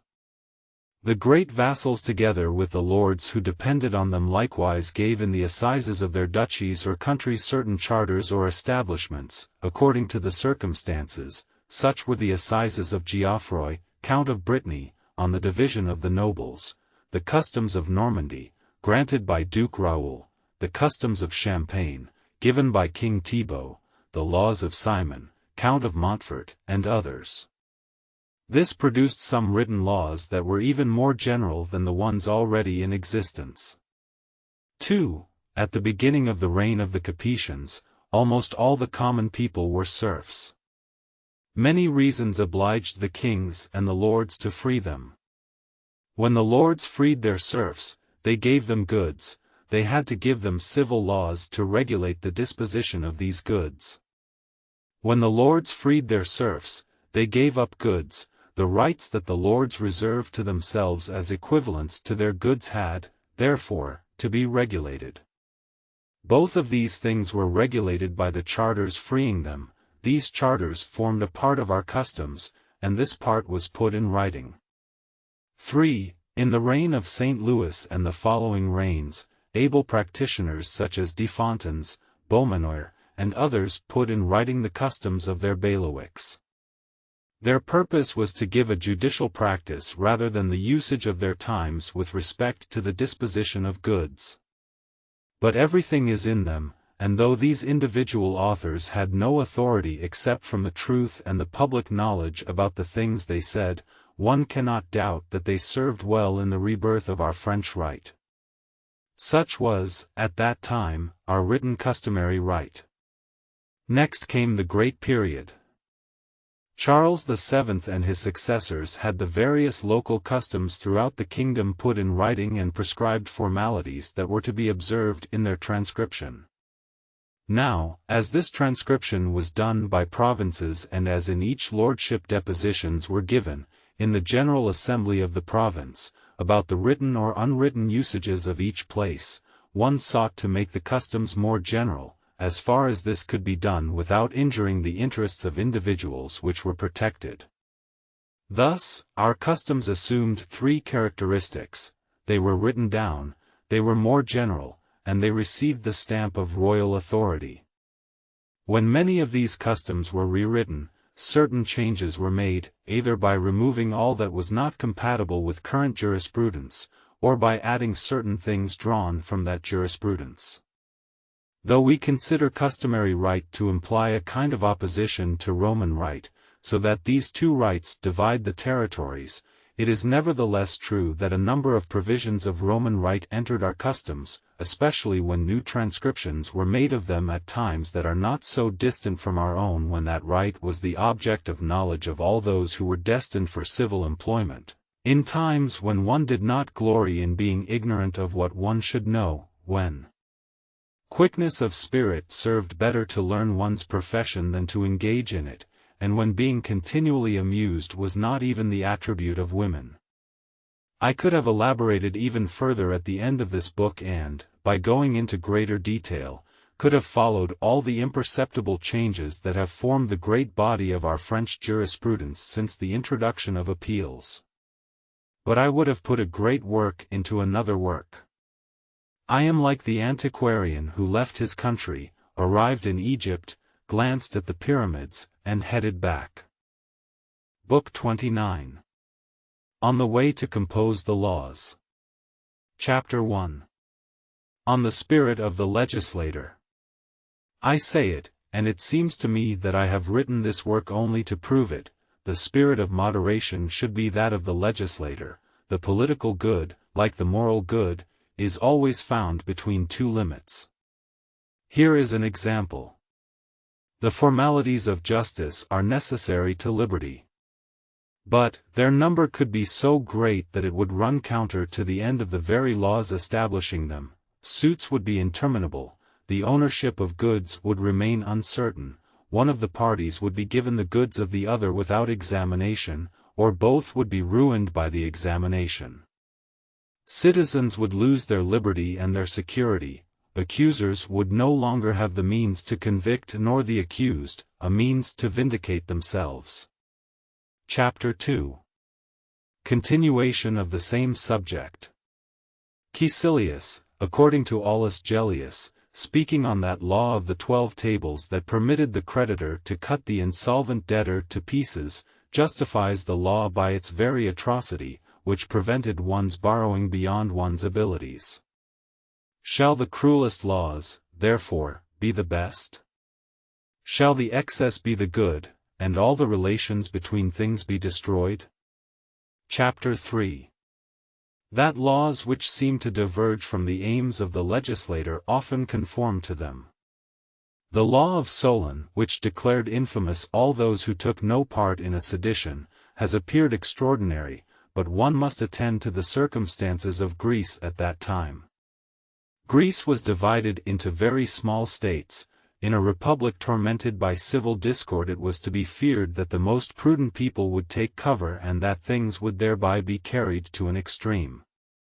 In the seditions that occurred in these small states, the bulk of the town entered the quarrel, or began it. In our great monarchies the parties are formed by a few, and the people want to lead a life of inaction. In this case it is natural to incorporate the seditious men into the bulk of the citizens, not the bulk of the citizens into the seditious men. In the former, the small number of wise and tranquil people must be made to go among the seditious men. Thus it is that the fermentation of one liquor can be checked by a single drop of a different one. Chapter 4. On laws that run counter to the aims of the legislator. There are laws that the legislator has understood so poorly that they are even contrary to the end he himself has proposed. Those who established for the French that when one of two claimants to a benefice dies, the benefice remains with the survivor, doubtless sought to quell disputes. But a contrary effect results from it. One sees ecclesiastics, like mastiffs, attack each other and fight to the death. Chapter 5. Continuation of the same subject. The law I shall mention occurs in this oath that has been preserved for us by Aeschines. I swear that I will never destroy a town of the Amphictyons and that I will not divert its running water. If any people dare do such a thing, I shall declare war on them, and I shall destroy their towns. The last article of this law, which seems to confirm the first, is in reality contrary to it. The Amphictyonic League wants the Greek towns never to be destroyed, and this law opens the door to the destruction of these towns. In order for the Greeks to establish a good right of nations, they had to become accustomed to thinking it an atrocious thing to destroy a Greek town, therefore, they should not destroy even destroyers. The law of the Amphictyons was just, but it was imprudent. This is proved by the very abuse of it that occurred. Did not Philip give himself the power to destroy towns on the pretext that they had violated the laws of the Greeks? The Amphictyons could have inflicted other penalties, ordering, for example, that a certain number of magistrates in the town of the destroyers or of leaders of the violating army would be punished by death, that the destroyers would cease for a time to enjoy the privileges of Greeks, that they would pay a fine until the town was re-established. Above all, the law should have addressed the reparation of the damage. Chapter 6. That laws that appear the same do not always have the same effect. Caesar forbade men to keep more than 60 sesterces in their houses. In Rome this law was regarded as quite proper for reconciling debtors and creditors because, by obliging the wealthy to lend to the poor, it put the latter in a position to satisfy the wealthy. A similar law, made in France at the time of the system, was catastrophic. This is because the circumstances in which it was made were frightful. After removing all the means of investing one's silver, even the recourse of keeping it at home was taken away. This was equivalent to taking it away by violence. Caesar made his law so that silver would circulate among the people. The minister of France made his so that silver would be collected in a single hand. The first gave lands or mortgages on individuals for silver, the second offered for silver, bills that had no value and which could by their nature have none, because his law obliged one to take them. Chapter 7. Continuation of the same subject. Necessity for composing the laws well. The law of ostracism was established in Athens, Argos, and Syracuse. In Syracuse it produced 1,000 ills because it was made without prudence. The principal citizens banished each other by holding a fig leaf in their hand, so that those of some merit no longer took part in public business. In Athens, where the legislator felt the extension and limits that he should give to his law, ostracism was a remarkable thing. Only a single person was subjected to it. There had to be such a great number of votes that it was difficult for anyone to be exiled unless his absence was necessary. One could banish only every 5 years. Indeed, as soon as ostracism was practiced only against a great personage who inspired fear in his fellow citizens, it should not have been an everyday business. Chapter 8. That laws that appear the same have not always had the same motive. France accepts most of the Roman laws on substitutions, but in France, substitutions have a motive altogether different from that of the Romans. For them an inheritance was bound with certain sacrifices to be made by the heir and were ruled by pontifical right. This is why they considered it dishonorable to die without an heir and took their slaves for heirs or devised substitutions. The vulgar substitution, the first devised and applicable only when the appointed heir would not accept the inheritance, is a great proof of this. Its purpose was not to perpetuate the inheritance in a family of the same name, but to find someone who would accept the inheritance. Chapter 9. That, without having the same motive, both Greek and Roman laws punished the killing of oneself. A man, says Plato, who killed the one with whom he is most closely linked, that is, himself, not by order of the magistrate, or to avoid ignominy, but from weakness, will be punished. Roman law punished this act, when it was done not from weakness of soul, from boredom with life, or from an incapacity to suffer sorrow, but from despair over some crime. The Roman law absolved in the case where the Greek condemned and condemned in the case where the latter absolved. Plato's law was formed along the lines of the institutions of the Lacedaemonians, where the orders of the magistrate were completely absolute, where ignominy was the greatest misfortune and weakness the greatest crime. Roman law abandoned all these fine ideas, it was a fiscal law only. At the time of the Republic, there was no law in Rome punishing those who killed themselves. This act is always taken in stride by the historians, and one never sees a punishment for those who did it. At the time of the first emperors, the great families of Rome were constantly exterminated by judgments. The custom of preventing condemnation by voluntary death was introduced. It offered a great advantage. One gained the honor of a burial and the execution of one's testament. This came from Rome's having no civil law against those who killed themselves.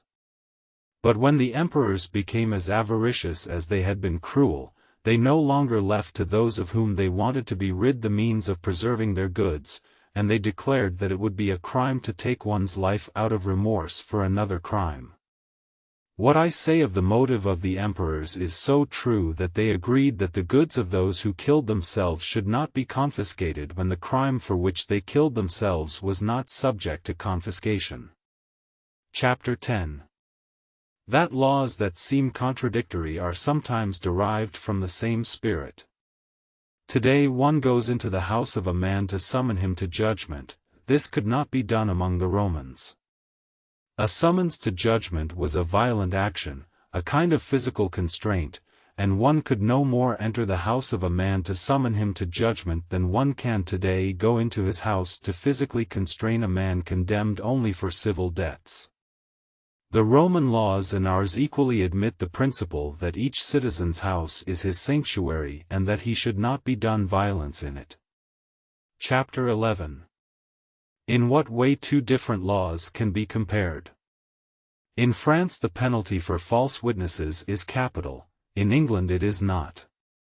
In order to judge which of these two laws is better, one must add that in France criminals are put to the question, in England, they are not, and one must also say that in France the accused does not produce his own witnesses, and it is very rare to admit what are called mitigating circumstances, that in England one receives testimony from both parties. The three French laws form a well-linked, consistent system, the three English laws form one that is no less so. The English law, which does not admit putting criminals to the question, has only slight expectations of drawing from the accused a confession of his crime, it summons outside testimonies then from every quarter, and it does not dare discourage them by the fear of a capital penalty. The French law, which has an additional recourse, does not so greatly fear intimidating the witnesses, on the contrary, reason demands that it intimidate them. The law hears the witnesses of one side only, they are those produced by the public party, and the fate of the accused depends on their testimony alone. But in England, one accepts witnesses from both sides, and the business is, so to speak, argued out between them. Therefore, false witnesses can be less dangerous there, the accused has a recourse against false witness, whereas French law gives none. Thus, in order to judge which of these laws is more in conformity with reason, they must not be compared one by one, they must be taken all together and compared together. Chapter 12. That laws that seem alike are sometimes really different. Greek and Roman laws punish the receiver of stolen goods as they did the robber, French law does the same. The first were reasonable, the latter is not. Among the Greeks and Romans, since the robber was condemned to a pecuniary penalty, one had to punish the receiver with the same penalty, for a man who contributes in any way whatever to this damage should repair it.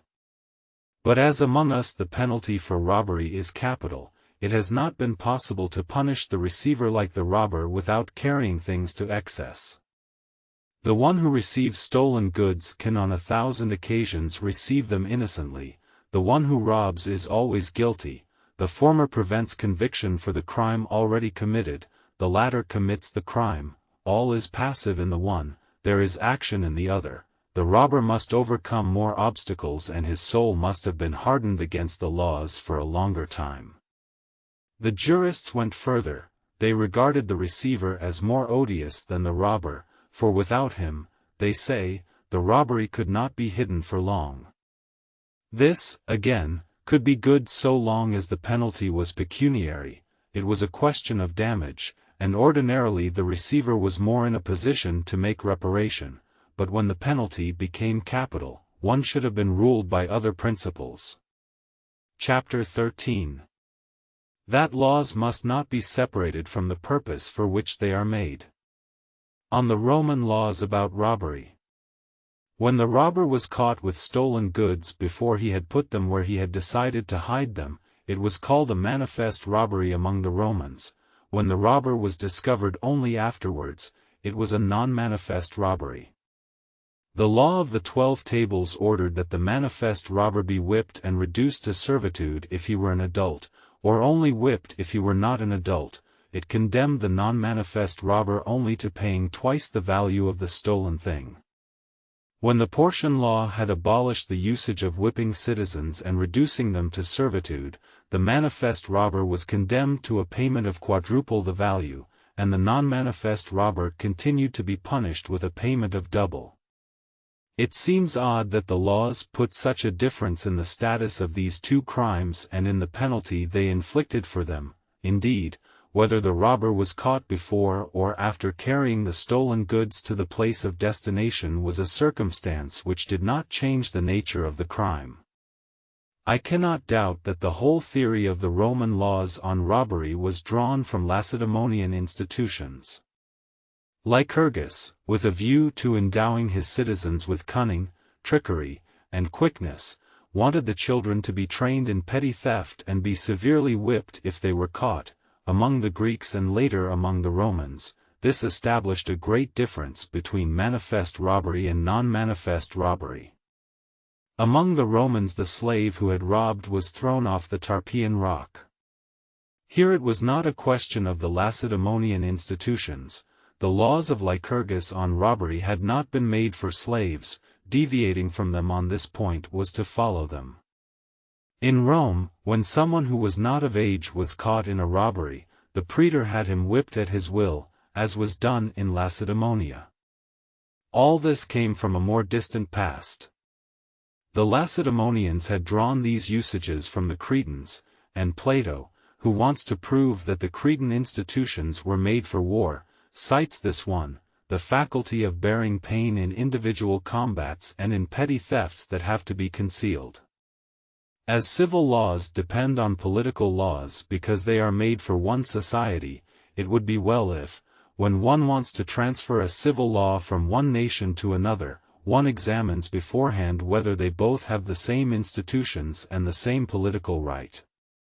Thus, when the laws on robbery passed from the Cretans to the Lacedaemonians, as they passed to them along with the government and even the constitution, these laws were as sensible for one of these peoples as they were for the other.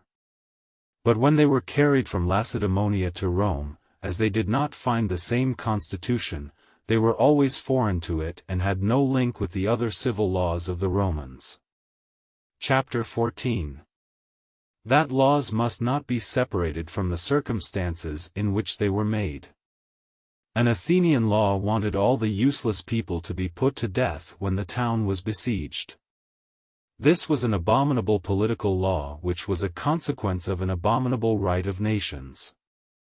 Among the Greeks, the inhabitants of a captured town lost their civil liberty and were sold as slaves. The capture of a town brought about its entire destruction.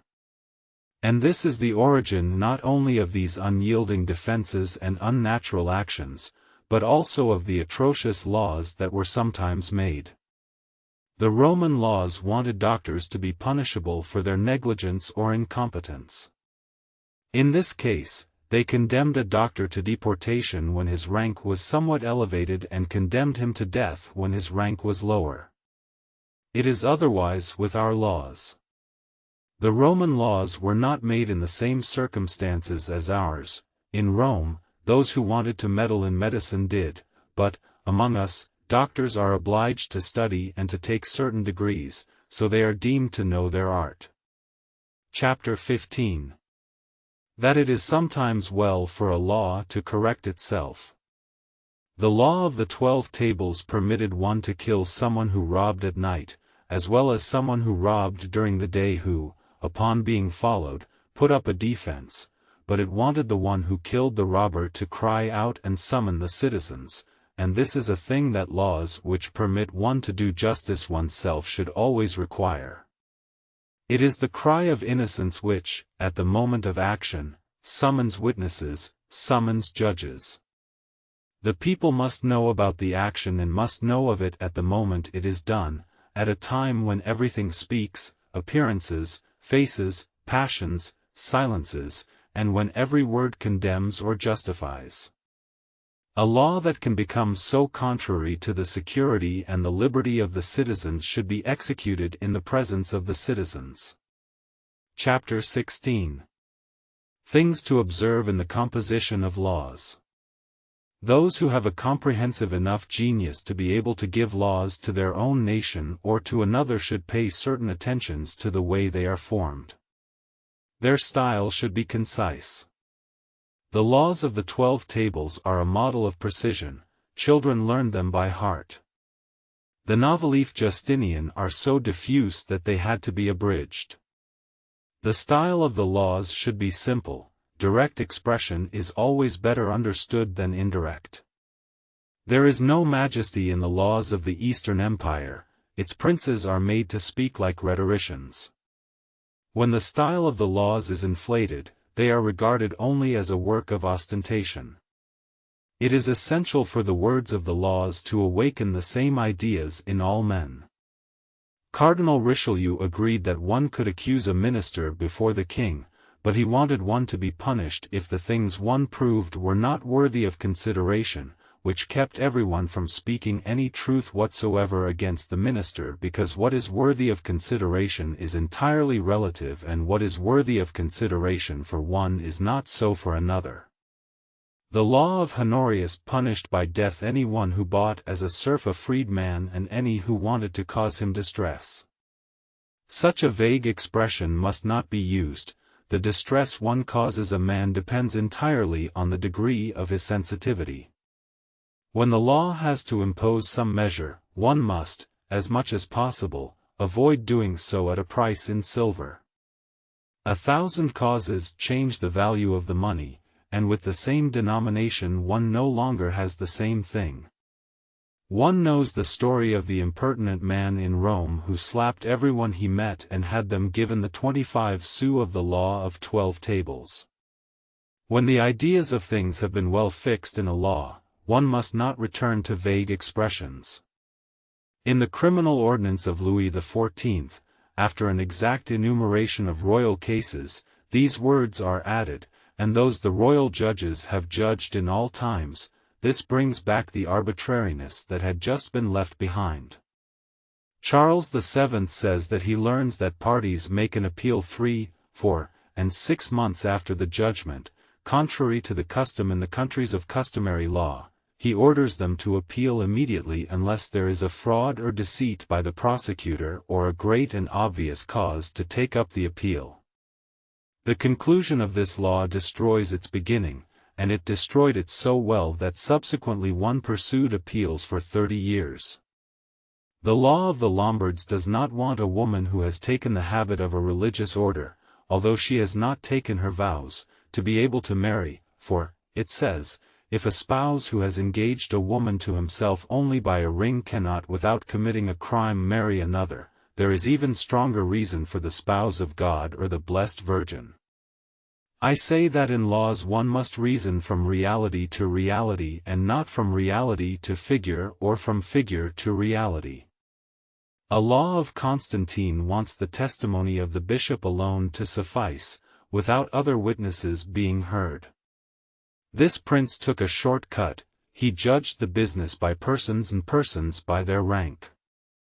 The laws should not be subtle, they are made for people of middling understanding, they are not an art of logic but the simple reasoning of a father of the family.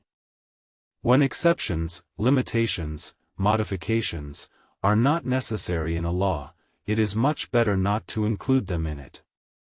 Such details plunge one into new details. One must not make a change in a law without a sufficient reason. Justinian ordered that a husband could be repudiated without the wife losing her dowry, if he had not been able to consummate the marriage in 2 years. He changed the law and gave 3 years to the poor unfortunate man. But, in such a case, 2 years is as good as 3 and 3 is no better than 2. When one goes so far as to give a reason for a law, this reason must be worthy of it. A Roman law decides that a blind person cannot plead because he cannot see the ornaments of the magistracy. To give such a bad reason when so many good ones present themselves must have been deliberate. The jurist Paul says that the child is born perfect in the 7th month and that the ratio of Pythagorean numbers seems to prove it. It is singular to judge these things by the ratio of Pythagorean numbers. Some French jurists have said that, when the king acquired a country, the churches there became subject to the right of regale, because the king's crown is round. I shall not discuss at all the rights of the king, or whether, in this case, the reason of the civil or of the ecclesiastical law should yield to the reason of the political law, but I shall say that such respectable rights should be defended by serious maxims. Who has ever seen the real rights of a rank founded on the configuration of the sign of that rank?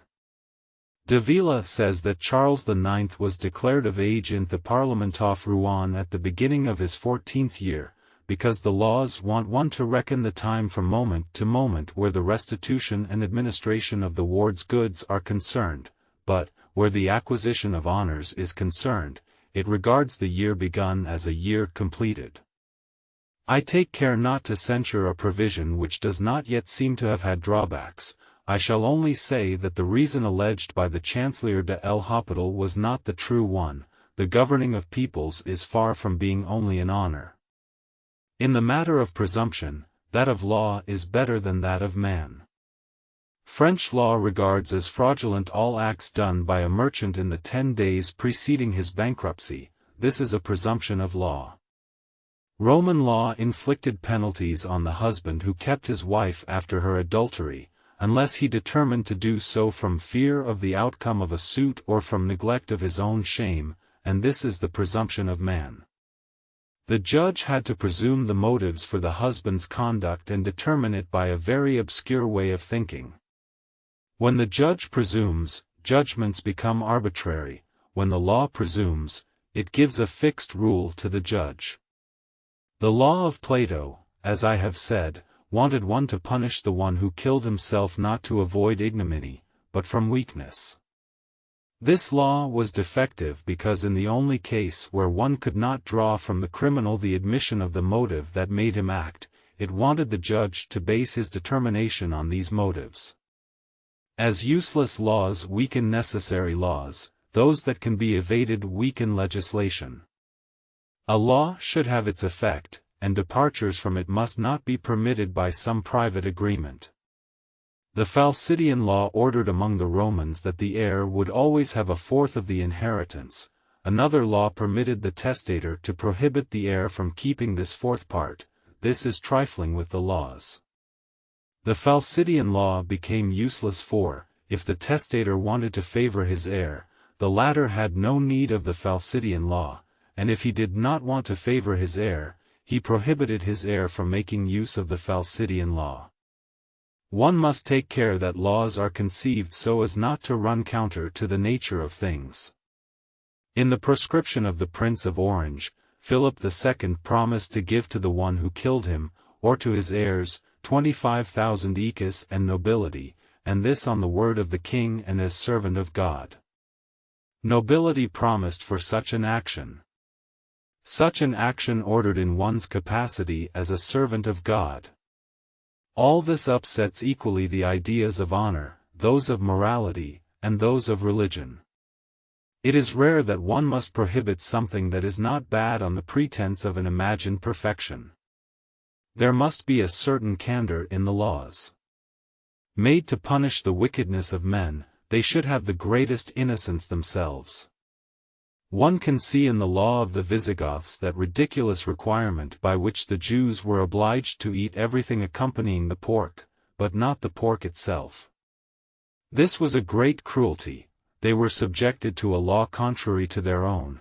They were allowed to keep of their own only that which could be a sign by which they could be recognized. Chapter 17. A bad way of giving laws. The Roman emperors, like our princes, manifested their wills by decrees and edicts, but, as our princes do not, they permitted judges or single individuals to interrogate them by letter on their disputes, and their replies were called rescripts. The decretals of the popes are, properly speaking, rescripts. One senses that this is a bad sort of legislation. Those who demand laws in this way are bad guides for the legislator. The facts are always poorly presented. Trajan, says Julius Capitolinus, often refused to give these sorts of rescripts, so that a decision, and often a particular favor, would not be extended to all cases. Macrinus had decided to abolish all these rescripts. He could not suffer one to regard as laws the responses of Commodus, Caracalla, and all those other incompetent princes. Justinian thought otherwise, and he filled his compilation with them.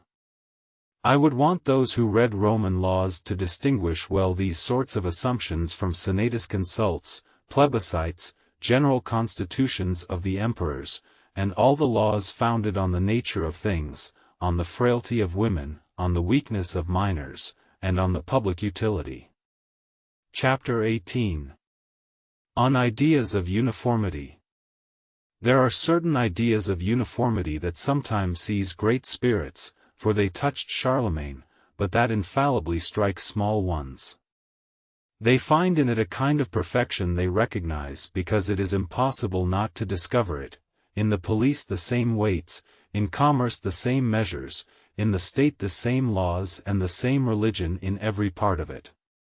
But is this always and without exception appropriate? Is the ill of changing always less than the ill of suffering? And does not the greatness of genius consist rather in knowing in which cases there must be uniformity and in which differences? In China, the Chinese are governed by Chinese ceremonies, and the Tartars by Tartar ceremonies. They are, however, the people in the world which most have tranquility as their purpose. When the citizens observe the laws, what does it matter if they observe the same ones? Chapter 19. On legislators.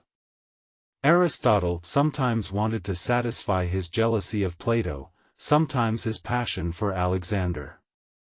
Plato was indignant at the tyranny of the people of Athens. Machiavelli was full of his idol, Duke Valentino. Thomas More, who spoke rather of what he had read than of what he had thought, wanted to govern all states with the simplicity of a Greek town. Harrington saw only the Republic of England, while a crowd of writers found disorder wherever they did not see a crown. The laws always meet the passions and prejudices of the legislator. Sometimes they pass through and are colored, sometimes they remain there and are incorporated. Book 30. The theory of the feudal laws among the Franks in their relation with the establishment of the monarchy. Chapter 1. On feudal laws. I would believe there was an imperfection in my work if I did not mention an event which happened once in the world and which will perhaps never happen again, if I did not speak of those laws which were seen to appear in a moment in all of Europe without connection with those known until then, of those laws which did infinite good and ill, which left rights when domain was ceded, which diminished the whole of the weight of lordship by giving many people various kinds of lordship over the same thing or the same persons, which set various limits to empire that was too extensive, which produced rule with an inclination to anarchy and anarchy with a tendency to order and harmony. This would require a work expressly for that purpose, but, given the nature of this one will find here these laws as I have come to view them rather than as I have dealt with them. The spectacle of the feudal laws is a fine one. An old oak tree stands, from afar the eye sees its leaves, coming closer it sees the trunk, but it does not perceive the roots. To find them the ground must be dug up. Chapter 2. On the sources of the feudal laws. The peoples who conquered the Roman Empire were from Germany. Although few old authors described their mores for us, we have two of great weight. Caesar, while waging war on the Germans, described the mores of the Germans, and he regulated some of his enterprises by their mores. A few pages of Caesar's on this subject are volumes. Tacitus wrote a work expressly for that purpose on the mores of the Germans. This work is short, but it is the work of Tacitus who summarized everything because he saw everything. These two authors are in such agreement with the codes of laws of the barbarian peoples that we have that, while reading Caesar and Tacitus, one finds these codes everywhere, and while reading these codes one finds Caesar and Tacitus everywhere. For if in the search for the feudal laws I find myself in a dark labyrinth full of paths and detours, I believe that I hold the end of the thread and that I can walk. Chapter 3. The origin of vassalage. Caesar says that the Germans did not apply themselves to agriculture, most of them lived on milk, cheese, and meat, no one had lands or boundaries of his own, the princes and magistrates of each nation gave individuals the portion of land they wanted, in the place they wanted, and obliged them to go elsewhere the next year. Tacitus says that each prince had a troop of people who were attached to him and who followed him.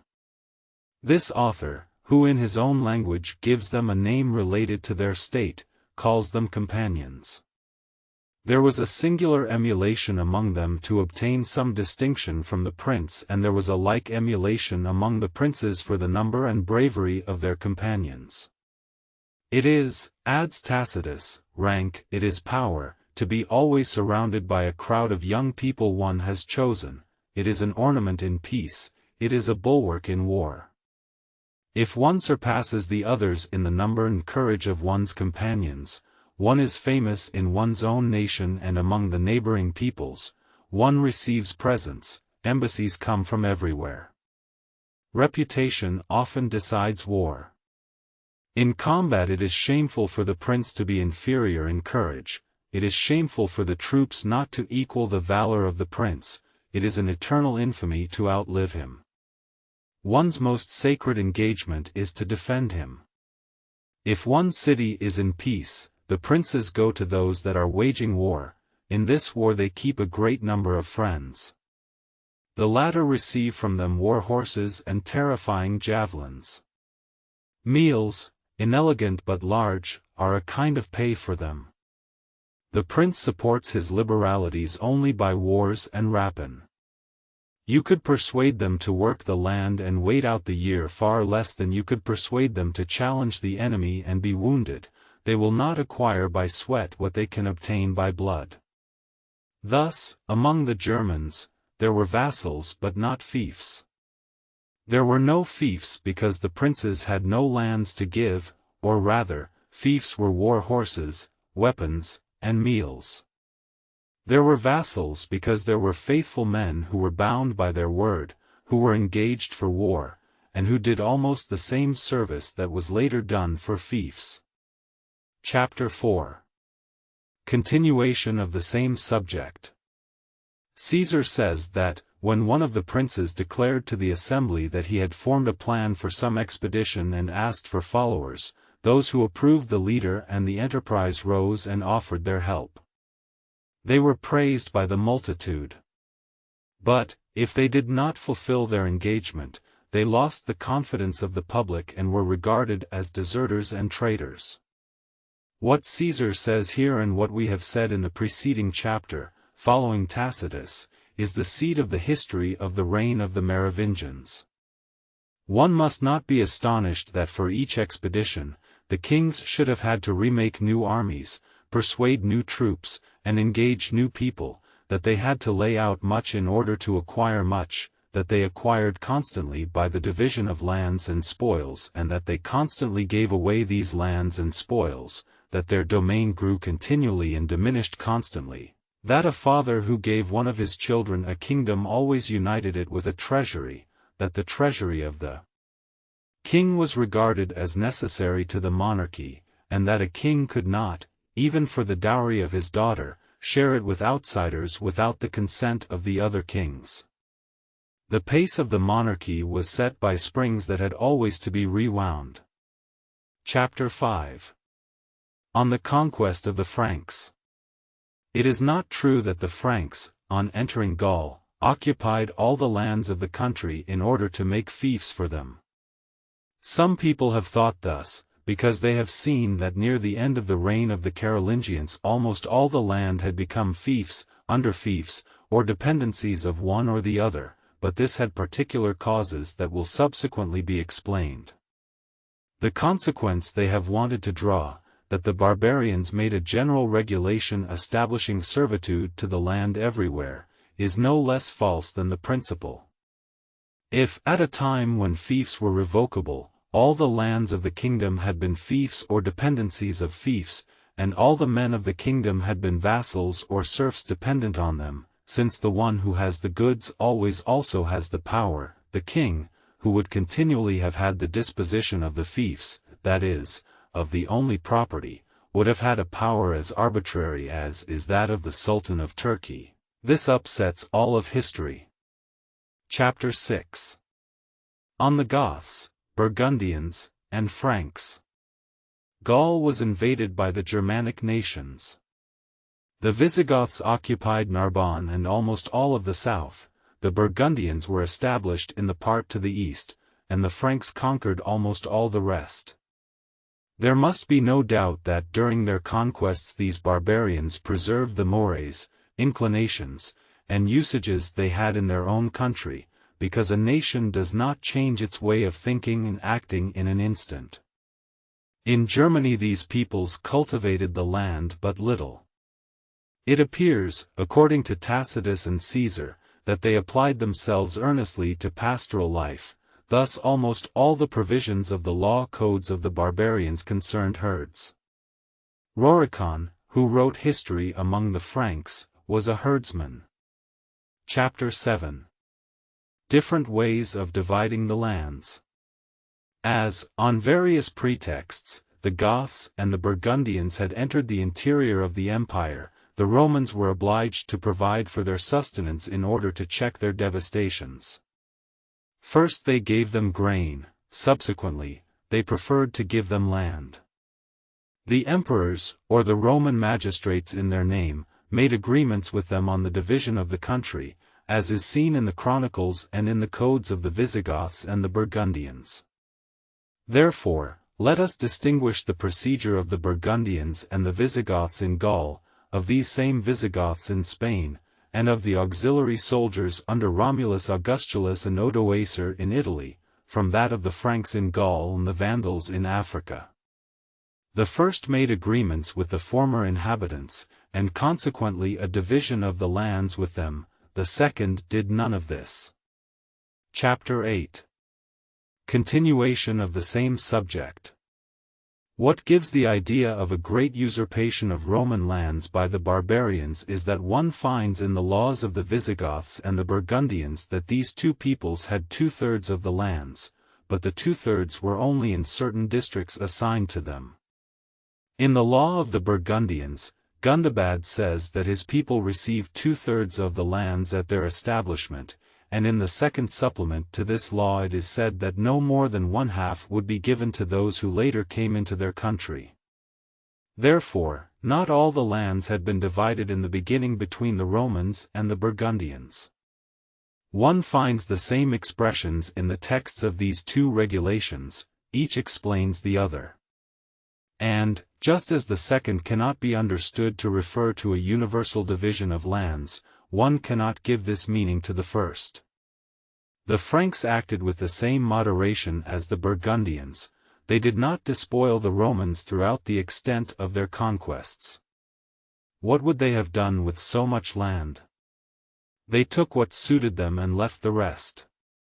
Chapter 9. The just application of the law of the Burgundians and that of the Visigoths on the division of lands. One must consider that these divisions were not made in a tyrannical spirit, but with the idea of providing for the mutual needs of the two peoples who were to inhabit the same country. The Burgundian law wants every Burgundian to be received as a guest in a Roman's home. This is in conformity with the mores of the Germans who, in the account of Tacitus, were the people in the world who most liked to practice hospitality. The law wants the Burgundians to have 2/3 of the lands and 1/3 of the serfs. It followed the genius of the two peoples, and it conformed to the way they gained their sustenance.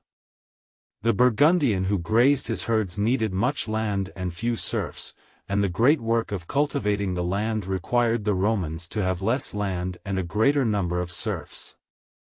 The woods were divided in half because their needs in this regard were the same. One sees in the code of the Burgundians that each barbarian was paired with a Roman.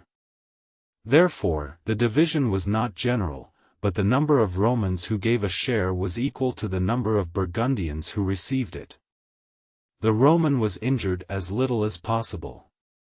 The Burgundian, warrior, hunter, and herdsman, did not disdain taking fallow land. The Roman kept the lands most appropriate for cultivation. The herds of the Burgundian fertilized the field of the Roman. Chapter 10. On servitudes. It is said in the law of the Burgundians that, when these peoples established themselves in Gaul, they received 2/3 of the lands and 1/3 of the serfs. Therefore, servitude to the land was established in this part of Gaul before the Burgundians entered it. The law of the Burgundians, enacting over the two nations, formally distinguishes in each of them nobles, freemen, and serfs. Therefore, servitude was not a thing peculiar to the Romans, or liberty and nobility a thing peculiar to the barbarians. This same law says that if a Burgundian freedman did not give a certain sum to his master, or receive a third share from a Roman, he was still counted as a member of the family of his master. Therefore, the Roman property owner was free because he was not in the family of another, he was free because his third was a sign of liberty. One has only to open the Salic and Ripuarian laws to see that the Romans no more lived in servitude among the Franks than among the other conquerors of Gaul. The Count of Boulainvilliers has fallen short in the chief point of his system. He has not proven that the Franks made a general regulation that put the Romans into a kind of servitude. As his work is written with no art and as he speaks in it with that simplicity, frankness, and innocence of the old nobility from which he came, everyone is able to judge both the fine things he says and the errors into which he falls. Thus, I shall not examine it. I shall say only that he had more spirit than enlightenment and more enlightenment than knowledge, but this knowledge was not despicable because he knew well the great things about our history and our laws. The Count of Boulainvilliers and the Abbé Dubos have each made a system, the one seeming to be a conspiracy against the Third Estate, and the other a conspiracy against the nobility. When the son gave his chariot to Phaeton to drive, he said to him, "If you climb too high, you will burn the celestial residence, if you drop too low, you will reduce the earth to ashes. Do not go too far to the right, or you will fall into the constellation of the serpent, do not go too far to the left, or you will go into that of the altar, stay between the two." Chapter 11. Continuation of the same subject. What has given the idea of a general ruling made at the time of the conquest is that there were a prodigious number of servitudes in France toward the beginning of the reign of the Capetians and that, as the continuous progress of these servitudes was not noticed, one has imagined in a hazy past a general law that never existed.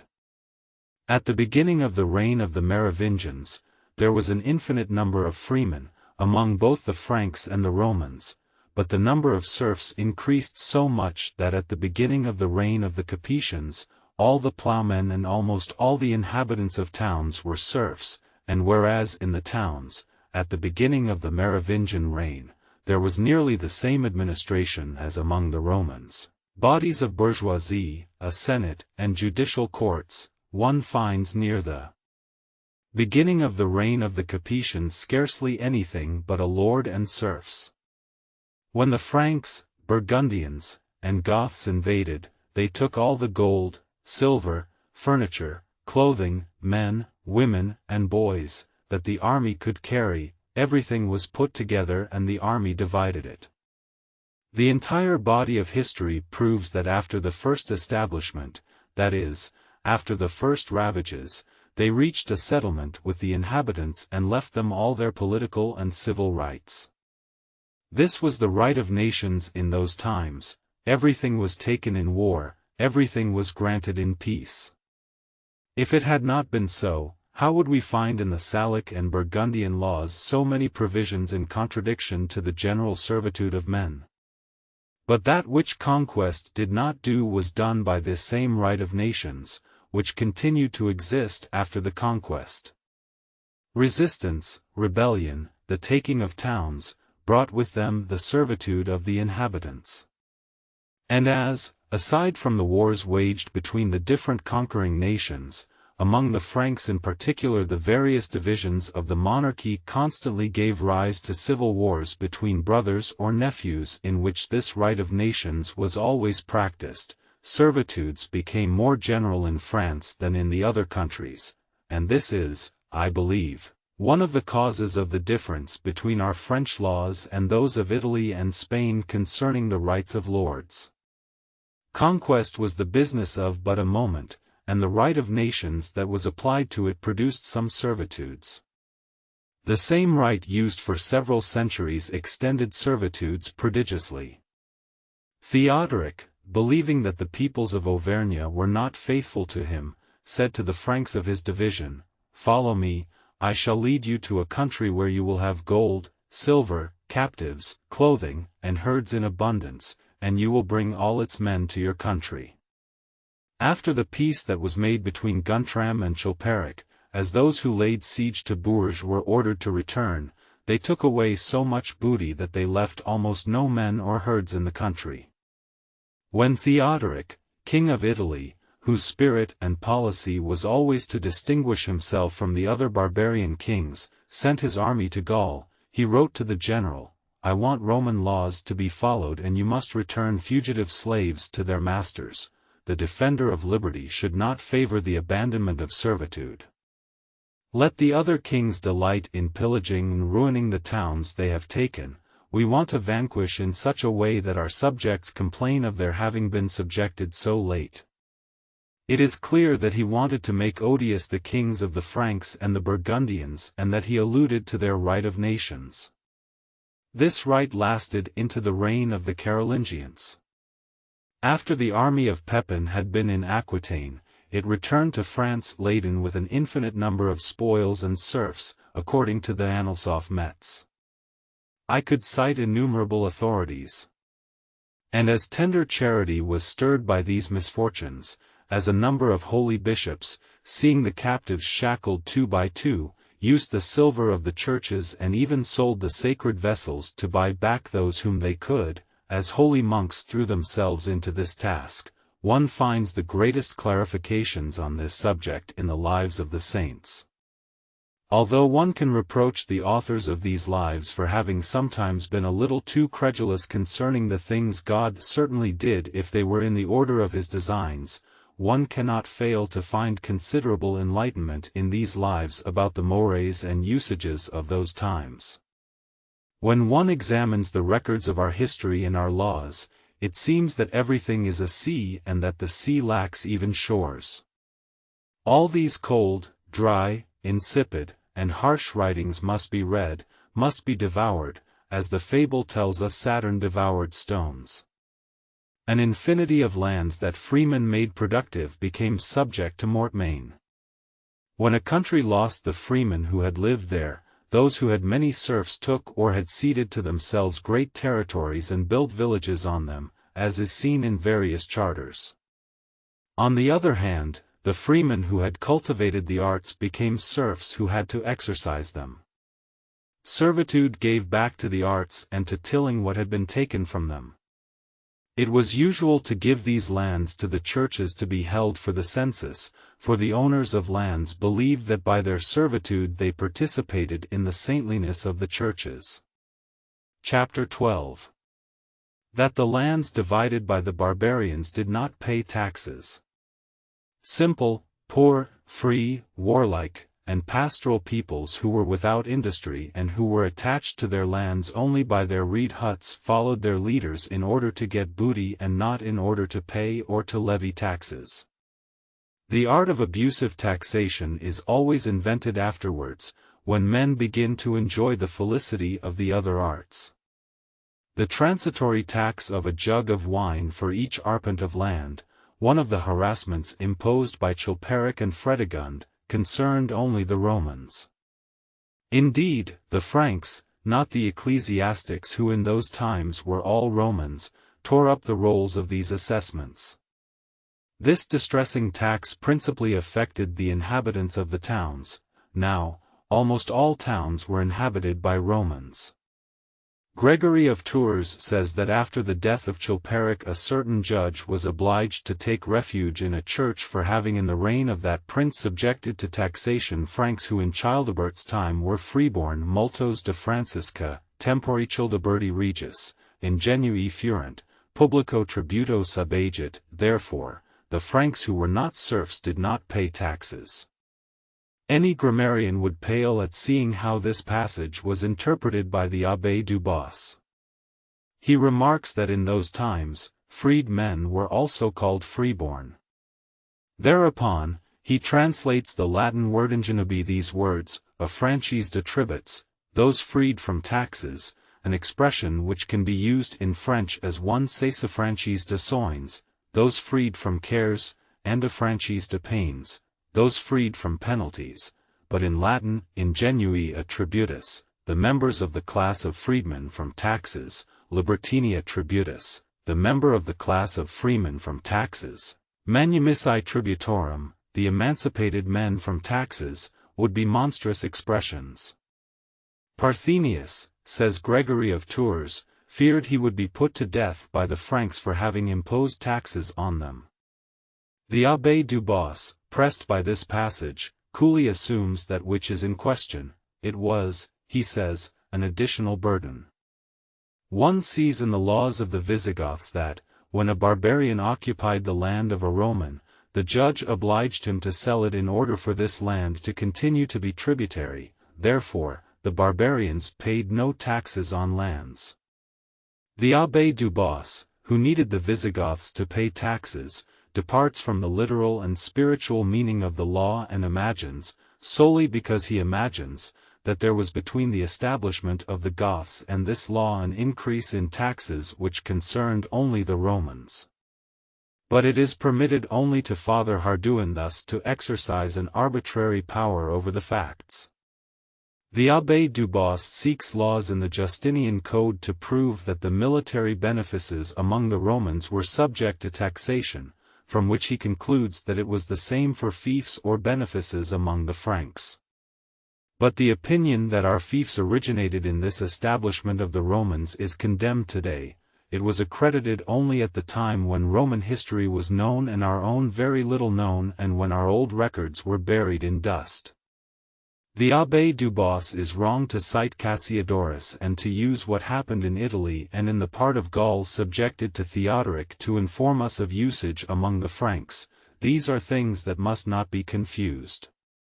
I shall someday show in a separate work that the plan of the monarchy of the Ostrogoths was entirely different from the plan of all the ones founded in those times by the other barbarian peoples, and that far from being able to say that something was a usage among the Franks because it was among the Ostrogoths, one is, on the contrary, quite correct in thinking that a thing practiced among the Ostrogoths would not be practiced among the Franks. What is done most reluctantly by those whose spirit floats in vast erudition is to seek their proofs in the places that are not foreign to the subject and to find, as the astronomers would say, the sun's position. The Abbé du Bos abuses capitularies as he does history and the laws of the barbarian peoples. When he wants the Franks to have paid taxes, he applies to freemen what can be understood only of serfs. When he wants to speak of their soldiery, he applies to serfs what could concern only freemen. Chapter 13. What burdens were borne by the Romans and the Gauls in the monarchy of the Franks? I could examine whether the Romans and the defeated Gauls continued to pay the burdens to which they had been subject under the emperors. But in order to move more rapidly, I shall content myself with saying that if they paid them at first, they were soon exempted from them and that these taxes were changed into a military service, and I admit that I can scarcely conceive how the Franks could at first have been so fond of abusive taxation and could suddenly have appeared so far from it. A capitulary of Louis the Pious explains very well to us the state of the freemen of the Frankish monarchy. Some bands of Goths or Iberians fleeing the oppression of the Moors were received in the lands of Louis.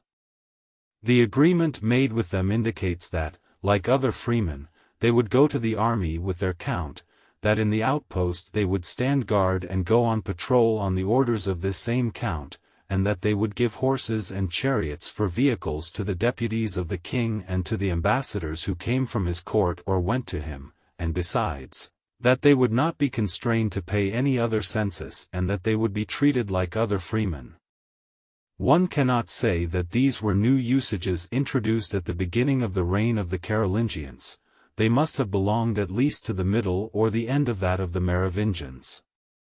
A capitulary of 864 says expressly that it was an old custom for freemen to perform military service and further to pay for the horses and vehicles of which we have spoken, burdens that were particular to them and from which those who possessed fiefs were exempt, as I shall prove later. This is not all. There was a regulation that scarcely permitted subjecting those freemen to taxes. He who had 4 manors was always obliged to go to war. He who had only 3 was paired with a freeman who had only 1, the latter defrayed the expense by a quarter and stayed at home. Similarly, 2 freemen who each had 2 manors were paired, half the expense of the man who went was defrayed by the one who remained. There is more. We have an infinity of charters in which the privileges of fiefs are given to lands or districts possessed by freemen, of which I shall later speak at length in what follows. These lands were exempted from all the burdens required of them by the counts and the other officers of the king, and, as these burdens are enumerated in detail and as there is no question of taxes in them, it is obvious that they were not levied. It was easy for the abusive taxation of the Romans to fall of itself in the Frankish monarchy. It was a very complicated art which entered into neither the ideas nor the plan of these simple peoples. If the Tartars overran Europe today, they would have to have much experience of public business before they understood what a tax farmer is. The unknown author of the Life of Louis the Pious said of the counts and other officers of the nation of Franks established by Charlemagne in Aquitaine that he gave them the defense of the frontiers, the military power, and the management of the domains belonging to the crown. This shows the state of the revenues of the Carolingian princes. The prince had kept domains and made them productive with his slaves. But the indictions, the capitation, and the other imposts levied in the time of the emperors on the person or the goods of freemen had been changed into an obligation to defend the frontiers or to go to war. One can see in this same history that, when Louis the Pious went to meet his father in Germany, this prince asked him how he could be so poor, for he was a king, that Louis replied he was a king in name only and the lords held almost all his domains, that Charlemagne, fearing this young prince might lose their affection if he himself took back what he had thoughtlessly given away, sent commissioners to re-establish things. The bishops, writing to Louis, brother of Charles the Bald, said to him, "Take care of your lands so that you will not be obliged to travel constantly and stay in the households of ecclesiastics and tire their serfs with your vehicles." They further said, "See to it that you have enough to live on and to receive embassies." It is obvious that kings' revenues at that time lay in their domains. Chapter 14. On what was called the census. When the barbarians left their country, they wanted to put their usages into writing, but as they found it difficult to write German words with Roman letters, these laws were written in Latin. In the confusion of the conquest and its progression most things changed their nature. In order to express them one has to use the old Latin words that were the most closely related to the new usages. Thus, what could elicit the idea of the old census of the Romans was named census, tributum, and when things had no relation whatever to them, one expressed as one could German words with Roman letters. Thus was formed the word fretum, of which I shall speak at length in later chapters. As the word census and tributum were thus used in an arbitrary way, this has cast some obscurity into the meaning that they had under the Merovingians and Carolingians, and when modern authors with particular systems have found these words in the writings of that time, they have judged that what was called the census was precisely the Roman census and they have drawn this consequence from it, that the kings of the Merovingian and Carolingian reigns took the place of the Roman emperors and changed nothing in their administration. And, as certain rights levied under the Carolingians were, by chance and certain modifications, converted into other rights, modern authors have concluded that these rights were the Roman census, and, as they have seen that with the modern regulations the domain of the crown became absolutely inalienable, they have said that those rights, which represented the Roman census and which do not form a part of this domain, were pure usurpations. I shall say nothing of the other consequences. To carry back to distant centuries the ideas of the century in which one lives is of all sources of error the most fertile.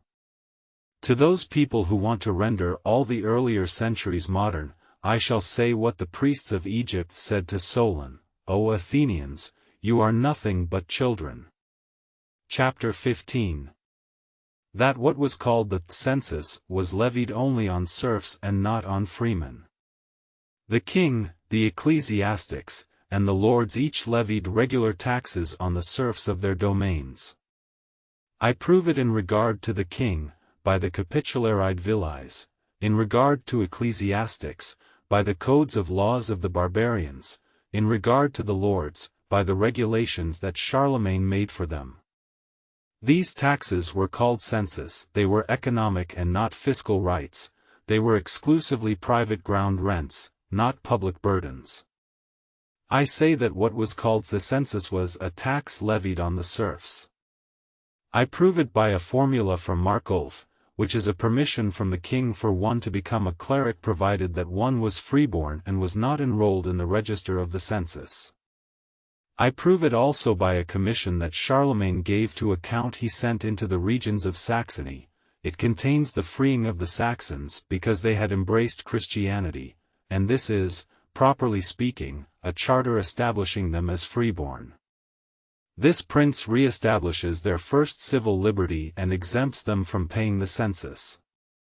Therefore, these things were the same, to be a serf and to pay the census, to be free and not to pay it.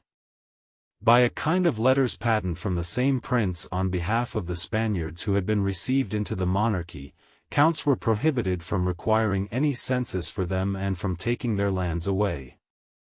It is known that foreigners arriving in France were treated like serfs, and as Charlemagne wanted them to be regarded as freemen because he wanted them to own their lands, he prohibited requiring the census of them. A capitulary of Charles the Bald, given in favor of these same Spaniards, wants them to be treated as were the other Franks and prohibits exacting a census from them, therefore freemen did not pay it. Article 30 of the Edict of Peace reforms the abuse by which many colonists belonging to the king or to the church sold the dependent lands of their manors to ecclesiastics or to people of their condition and kept for themselves only a small dwelling, with the result that they could no longer be asked to pay the census, and it orders that the first state of things be re-established. Therefore, the census was a tax taken from slaves. A further result is that there was no general census in the monarchy, and this is clear from a great number of texts. For what would the capitulary, we want the royal census required in all the places where formerly it was required legitimately, mean? What would be the meaning of the one in which Charlemagne orders his deputies in the provinces to make an exact study of every census which had formerly belonged to the king's domain, and the one in which he disposes of the census paid by those from whom it was required? What meaning is to be given to this other one which reads, if someone has acquired tributary land on which we were accustomed to levy the census, or finally to this other one in which Charles the Bald speaks of the lands of the census, whose census had belonged to the king from the most remote times? Notice that there are some texts which at first seem contrary to what I have said and which nevertheless confirm it. It has been seen above that freemen in the monarchy were obliged only to provide certain vehicles. The capitulary I have just cited calls this census and opposes it to the census paid by serfs. In addition, the Edict of Peace speaks of those free men who had to pay the royal census by head and for their cottages, and who had sold themselves during the famine. The king wants to buy them back. This is because those who were freed by letters of the king did not ordinarily acquire a full and entire liberty but paid census in capite, and these are the people referred to here. Therefore, one must rid oneself of the idea of a general and universal census derived from the police of the Romans and from which it is assumed that the rights of the lords were similarly derived by usurpations. What was called census in the French monarchy, independent of the abuse this word has seen, was a particular right levied on serfs by masters. I beg the reader's pardon for the deadly boredom that so many citations must give him. I would be briefer if I did not still find in front of me the book The Establishment of the French Monarchy in Gaul by Abbé Dubos. Nothing pushes back the progress of knowledge like a bad work by a famous author, because before instructing, one must begin by correcting the mistakes. Chapter 16. On Leudes or Vassals. I have spoken of those volunteers among the Germans who followed princes in their enterprises. The same usage remained after the conquest. Tacitus designates them by the name companions, the Salic law by that of men who give fealty to the king, the formulas of Markulf by that of Etruscans of the king, our first historians by that of Leudes, the faithful, and later historians by that of vassals and lords.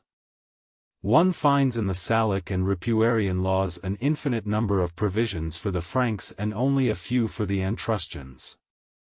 The provisions concerning the Etruscans are different from those made for the other Franks. Everywhere the goods of the Franks are regulated and nothing is said of those of the Etruscans. This is a result of the goods of the latter being regulated by political law rather than civil law and being the share that fell to an army and not the patrimony of a family. Various writers at various periods have called the goods reserved for the Leudes, goods of the fisc, benefices, honors, fiefs. It cannot be doubted that fiefs were at first revocable. One can see in Gregory of Tours that everything that Sunnigisl and Gallomagnes had from the fisc was taken away from them and that they were left with only what they held as property. When Guntram put his nephew Childebert on the throne, he met secretly with him and indicated to him those to whom he should give fiefs and those from whom he should take them away. In a formula of Markulf, the king gave not only the benefices that his fisc held, but also those that another had held. The law of the Lombards contrasts benefices with property. The historians, the formulas, the codes of the different barbarian peoples, all the remaining records are unanimous. Finally, from those who wrote the book on fiefs, we learn that at first the lords could take fiefs away at will, that later they secured them for a year, and afterward gave them for life. Chapter 17. On the military service of freemen. Two kinds of men were held to military service, vassal leudes or undervassals, who were obliged to do it as a consequence of their fief, and freemen who were Franks, Romans, and Gauls, who served under the count and were led by him and his officers. The men who, on the one hand, had neither benefices nor fiefs and who, on the other, were not subject to serfdom were called freemen. The lands they possessed were what were called allodial lands. The counts gathered the freemen together and led them to war. They had officers under them they called vicarii and, as all the freemen were divided into centini which formed what was called a borough, the counts had also under them officers called centenariho led the freemen of the borough, or thircentini to war. The division by Centenius later than the establishment of the Franks in Gaul. It was made by Clotaire and Childebert with a view to obliging each district to be responsible for the robberies it might have. This is seen in the decrees of these princes. A similar police is still observed today in England. As the counts led the freemen to war, the leudes also led their vassals or undervassals, and the bishops or abbots, or their protectors, led theirs. The bishops were quite confused, they were not in agreement about what they were to do. They asked Charlemagne not to oblige them to go to war any longer, and when they had obtained this, they complained that they had been made to lose public regard, and this prince was obliged to justify his intentions in this respect. Be that as it may, when the time came that they no longer went to war, I do not see that their vassals were led to war by the counts. On the contrary, one sees that the kings or the bishops chose one of the faithful to lead them. In a capitulary of Louis the Pious, the king distinguishes three sorts of vassals: those of the king, those of the bishops, and those of the count. The vassals of a leude or lord were led to war by the count only when some employment in the household of the king kept these leudes from leading them themselves. But who led the Leudes to war? There is no doubt it was the king, who was always at the head of his faithful. This is why one always sees in the capitularies an opposition between the vassals of the king and those of the bishops. Our courageous, proud, and magnanimous kings surely did not enter the army to put themselves at the head of the ecclesiastical soldiery. They surely did not choose these people to vanquish or die with. But these Leudes likewise led their vassals and under-vassals, and this is shown very well in the capitulary in which Charlemagne orders each freeman who had 4 manors, whether as his own property or as someone's benefice, to go against the enemy or to follow the Lord. It is evident that Charlemagne means that the one who had only one plot of his own entered the soldiery of his count and that the one who held a benefice from a lord went with him. However, the Abbé Dubos claims that when the capitularies mention men who were dependent on a particular lord, only serfs are in question, and his claim is founded on the law of the Visigoths and the practice of the people. It would be better founded on the capitularies themselves. The one I have just cited expressly contradicts this. The treaty between Charles the Bald and his brothers speak likewise of freemen who can make their choice between a lord or the king, and this provision is in conformity with many others. Therefore, one can say that there were 3 kinds of soldiery, that of the Leudes or the faithful of the king, who themselves had others of the faithful dependent upon them, that of the bishops or other ecclesiastics and of their vassals, and finally that of the count who led the freemen. I do not say that the vassals could not be subject to the count, for those who have a particular command are dependent on those who have a more general one. One sees that the count and the deputies of the king could even make them pay the ban, that is, a fine, if they had not fulfilled the engagements of their fief. Likewise, if the vassals of the king pillaged, they were subject to correction by the count unless they preferred to submit to that of the king. Chapter 18. On Double Service.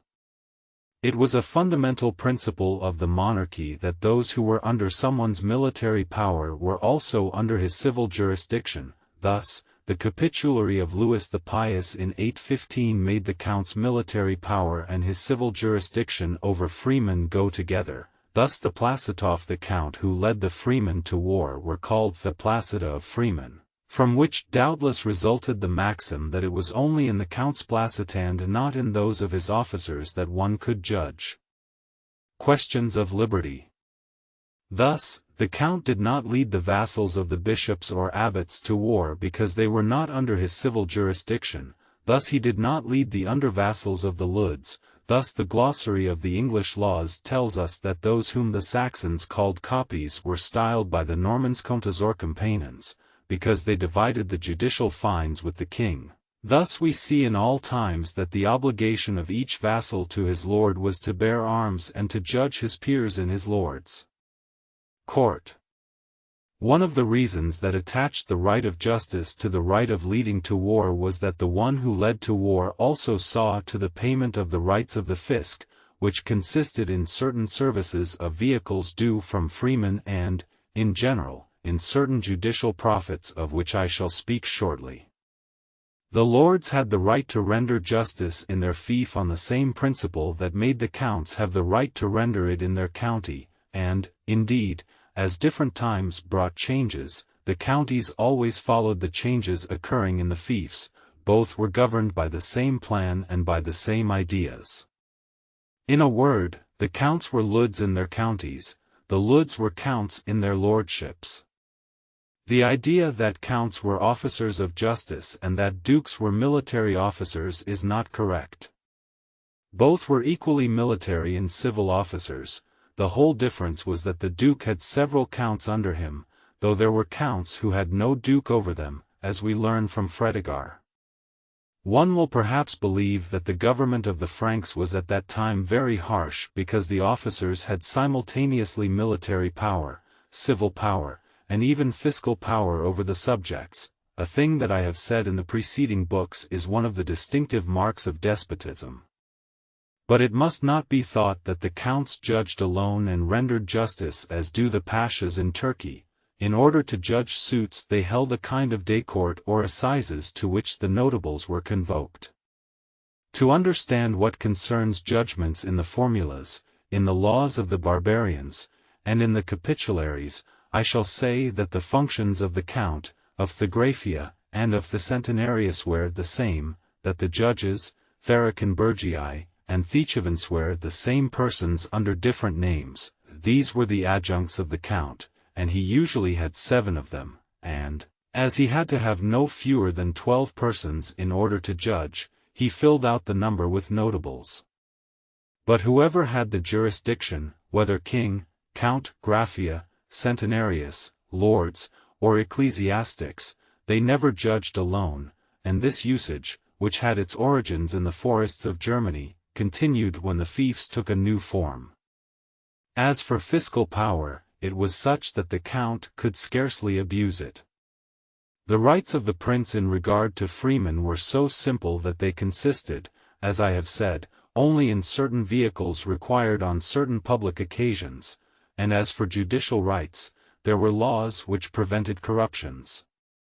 Chapter 19. On Settlements among the Barbarian Peoples. As it is impossible to inquire further into our political right if one does not know perfectly the laws and the mores of the German peoples, I shall pause for a moment to pursue the study of their mores and their laws. It appears in Tacitus that the Germans knew only 2 capital crimes: they hung traitors and drowned cowards.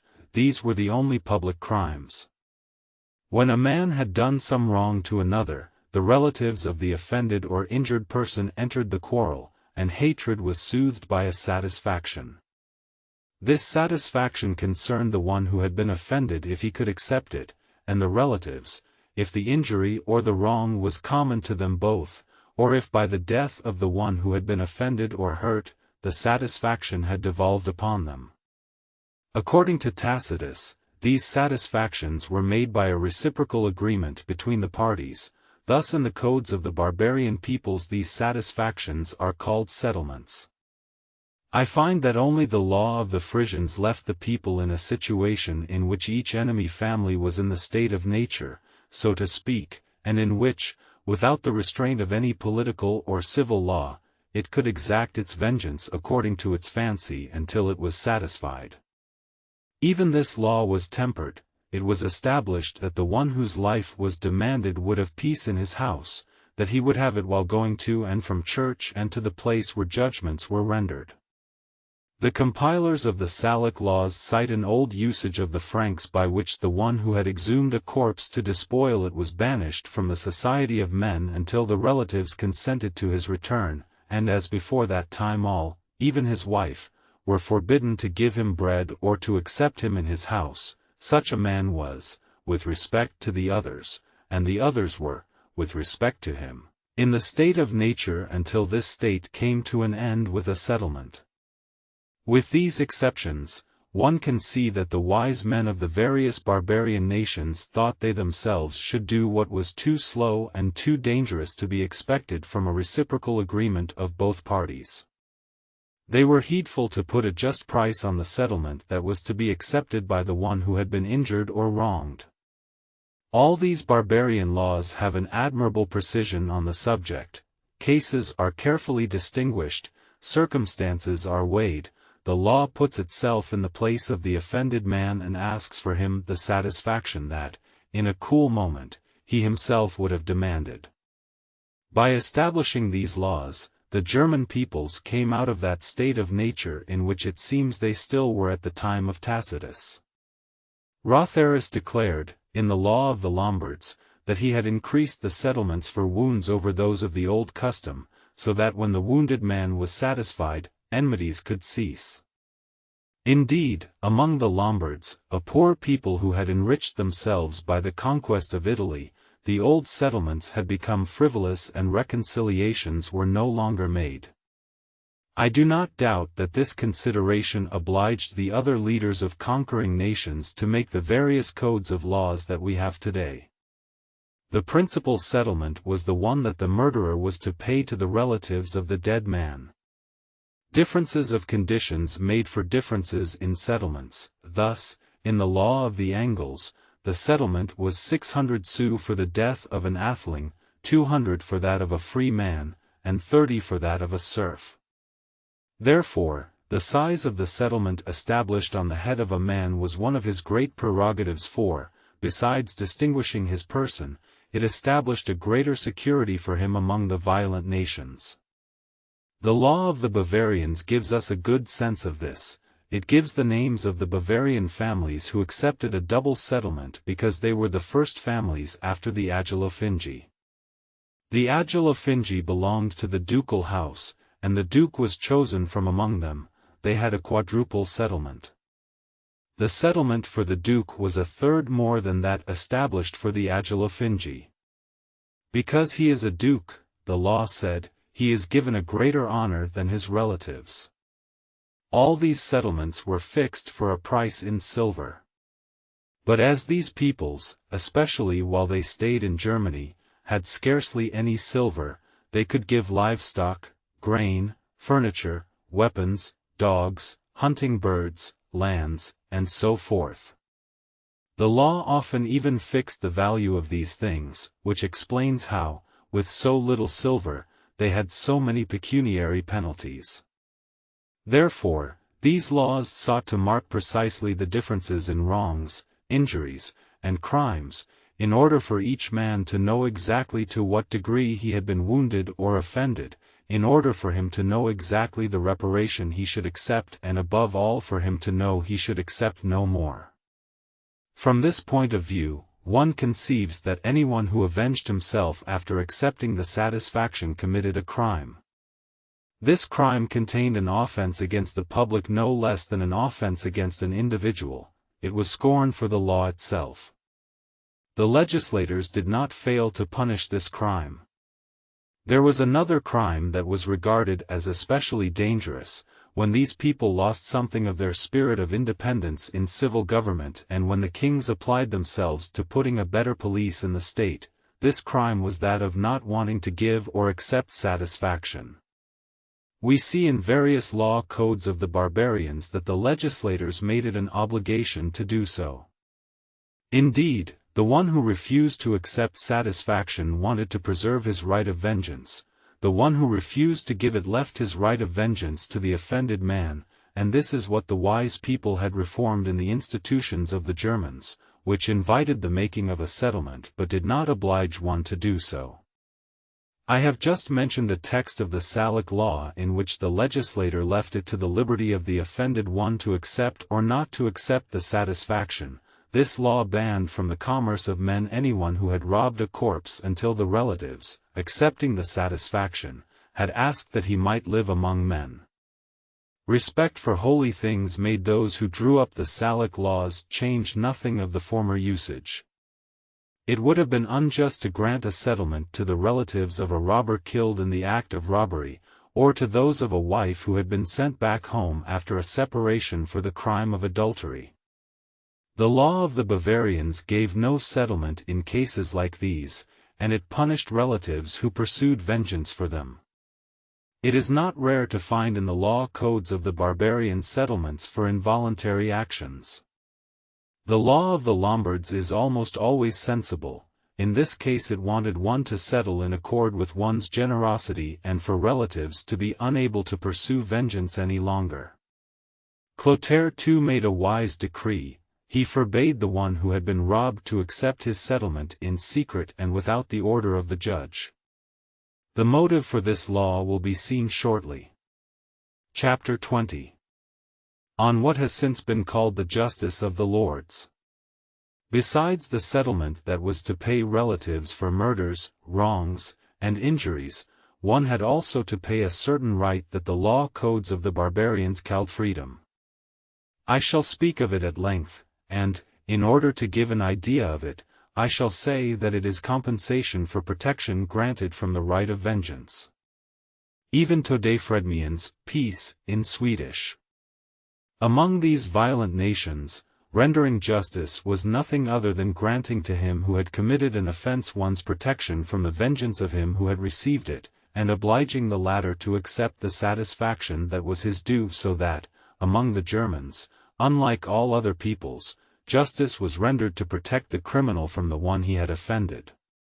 The law codes of the barbarians give us the cases in which this threat were to be levied.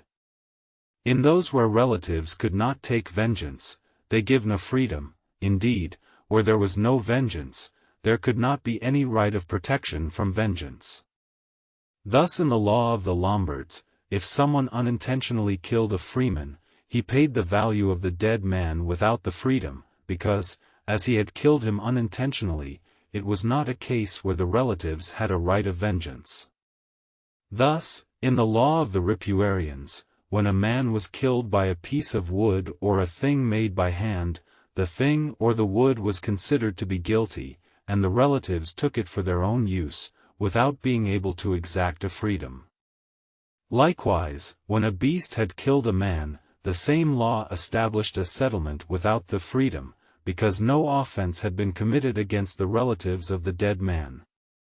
Finally, by the Salic law, a child under the age of 12 who had committed some infraction paid the settlement without the freedom, as he could not yet bear arms. His was not a case for which the injured party or his relatives could seek vengeance. It was the guilty man who paid the freedom for the peace and security that he had lost because of the excesses he had committed and that he could recover by protection, but a child did not lose this security. He was not a man and could not be put outside the society of men. This freedom was a local right for the one who judged in the territory. The law of the Ripuarians, however, prohibited his exacting it himself. The law wanted the party that had won to receive it and carry it to the fisc in order, so the law says, for peace to be eternal among the Ripuarians. The size of the freedom was proportional to the size of the protection, thus the freedom for protection by the king was larger than the one granted for protection by the count and the other judges. In this already I see the rise of justice of the lords. The fiefs included great territories, as is shown in an infinite number of records. I have already proven that the kings placed no levy on the lands that were in the Frankish share, still less could they reserve for themselves rights on the fiefs. Those who obtained them had in this respect the most extensive enjoyment of them. They drew all the fruits and all the emoluments from them, and, as one of the most considerable was the judicial profit, frida, which was accepted according to the usages of the Franks, it followed that the one who had the fief also had the justice, whose exercise was only in the settlements paid to the relatives and the profits owed to the lord.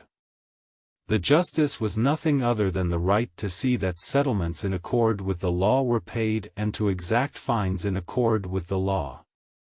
One sees that fiefs had this right in the formulas that bear the confirmation or the transmission in perpetuity of a fief in favor of a lud or one of the faithful or of the privileges of fiefs in favor of the churches. This appears again in an infinity of charters prohibiting the judges or officers of the king from entering the territory to exercise any act of justice whatever or to require any judicial emolument whatever. As soon as the royal judges could no longer make any exactions in a district, they no longer entered the district, and those to whom this district remained performed the function of the royal judges.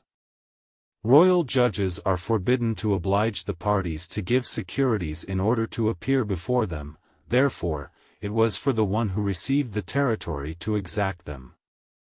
It is said that the king's deputies could no longer ask for lodging, indeed, they no longer had any function there.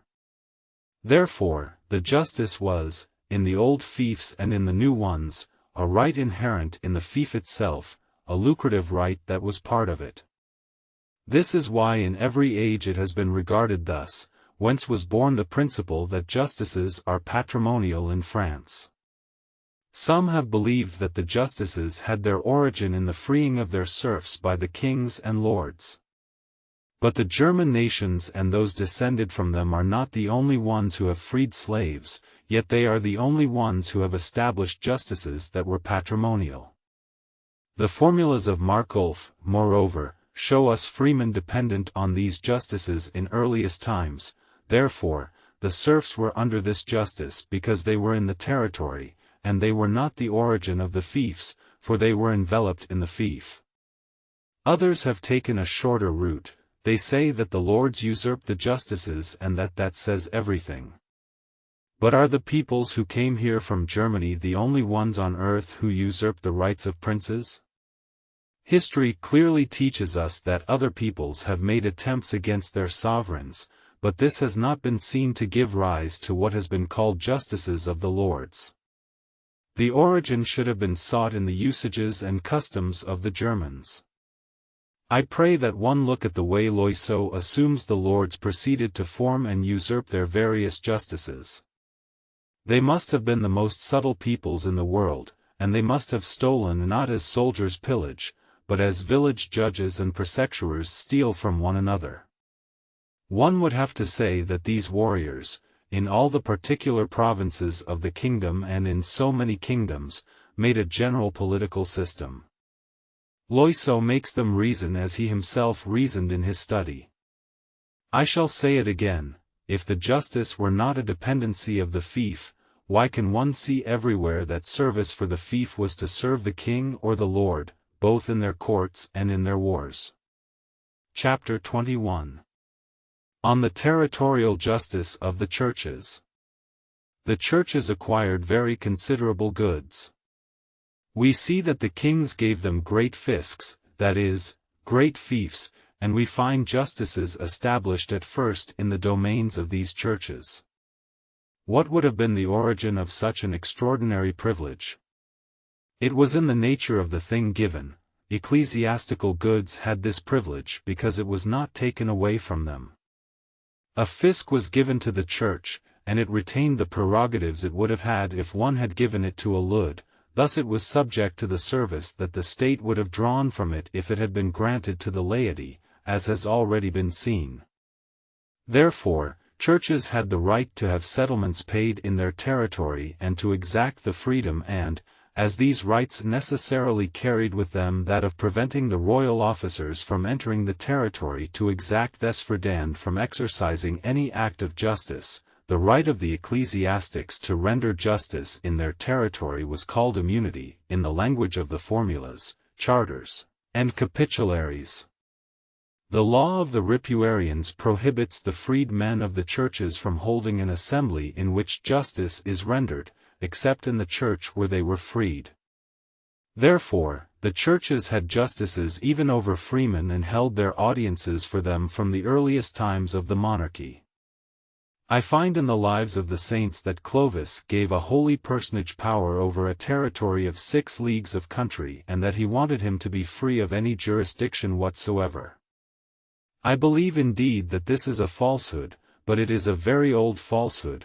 The foundation for the life and the lie is related to the mores and laws of the time, and it is these mores and these laws that are sought here.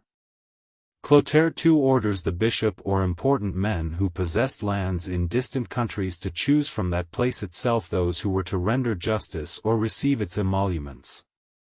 The same prince regulates the competence of the judges of the church and that of his own officers. Charlemagne's capitulary of 802 prescribes to the bishops and abbots the qualifications their officers of justice should have. Another by the same prince forbids royal officers to exercise any jurisdiction over those who cultivate the ecclesiastical lands, unless the condition had been taken up fraudulenty and in order to be exempt from public burdens. The bishops assembled in Reims declared that the vassals of the churches were within their immunity. Charlemagne's capitulary of 806 wants the churches to have criminal and civil justice over all those who live in their territory. Finally, the capitulary of Charles the Bald distinguishes between the jurisdictions of the king, those of the lords, and those of the churches, and I shall say no more about them. Chapter 22. That the justices were established before the end of the reign of the Carolingians. It has been said that it was at the time of the disorder under the Carolingians that the vassals arrogated justice to themselves within their fiefs, making a general proposition has been preferred to examining it. It has been easier to say that the vassals did not possess it than to discover how they possessed it. But the justices do not owe their origin to usurpations, they derive from the first establishment and not from its corruption. He who kills a freeman, it is said in the law of the Bavarians, will pay the settlement to his relatives if he has any, and if he has none at all, he will pay it to the duke or to the one to whom he has petitioned during his life. One knows what it was to petition for a benefice. The one whose slave has been taken, says the law of the Alemanni, will go to the prince to whom the abductor is subject in order to obtain the settlement. If Acentenarius, it is said in the decree of Childebert, finds a robber in Anothercentenathan his own or within the boundaries of our faithful and does not drive him away, he will represent the robber or will purge himself with an oath. Therefore, there was a difference between the territory of the centenary and that of the faithful. This decree of Childebert explains the constitution of Clotaire of the same year, which, given for the same case and about the same deed, differs only in its terms, as the constitution Caedin trustuat the decree Caedin terminus fidelium nostrorum. M. Bignon and M. du Cange, who believed the tin trustment the domain of another king, missed the mark.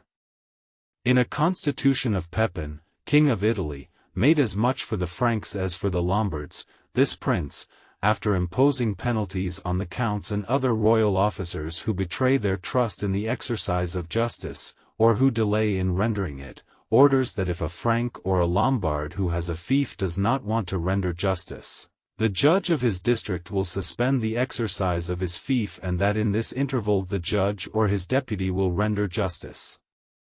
A capitulary of Charlemagne proves that the kings did not levy the effort everywhere. Another from the same prince shows us that the feudal regulations and the feudal court were already established. When he who has a fief does not render justice, or keeps it from being rendered, another capitulary from Louis the Pious wants one to have free quarters in his house until justice is rendered. I shall also cite two capitularies of Charles the Bald, one from 861, in which particular jurisdictions are seen to be established with judges and officers under them, the other from 864, in which he makes the distinction between his own lordships and those of individuals. One sees no original concessions of fiefs because they were established by the division known to have been made among the victors. Therefore, one cannot prove by original contracts that justices were attached to fiefs in the beginning, but if in the formulas of confirmations or transmissions in perpetuity of these fiefs one finds, as has been said, that a justice was established, this right of justice had to have been of the nature of the fief and one of its principal prerogatives. We have a greater number of records establishing the patrimonial justice of the churches in their territory than ones proving the justice of the benefices or fiefs of the leudes or faithful for two reasons. First, because most of the remaining records were preserved or collected by monks for the use of their monasteries. Second, because, as the patrimony of the churches was formed by individual concessions and was a kind of derogation from the established order, there had to be charters for it. Whereas the concessions made to the leudes being consequences of the political order, there was no need to have and even less need to preserve a particular charter. Even the kings were often satisfied with simple transmission by scepters, as appears in the life of Saint Maur. But the third formula of Marculf proves quite well to us that the privilege of immunity and consequently that of the justice were common to the ecclesiastical and secular men, as it is made for both. It is the same in the constitution of Clotaire too. Chapter 23. The general idea of the book, on the establishment of the French monarchy in Gaul, by the Abbé du Bos. It is well, before finishing this book, for M.E. to examine briefly the work by the Abbé du Bos, because my ideas are perpetually contrary to his and because, if he has found out the truth, I have not. This work has seduced many people because it is written with much art, because what is in question is eternally assumed, because the more one lacks proof the more one multiplies probabilities, because an infinity of conjectures are set up as principles and other conjectures are drawn from them as consequences. The reader forgets that he has doubted and begins to believe. And, as an endless erudition is placed, not in the system but beside it, the spirit is distracted by secondary things and no longer concentrates on the principal one.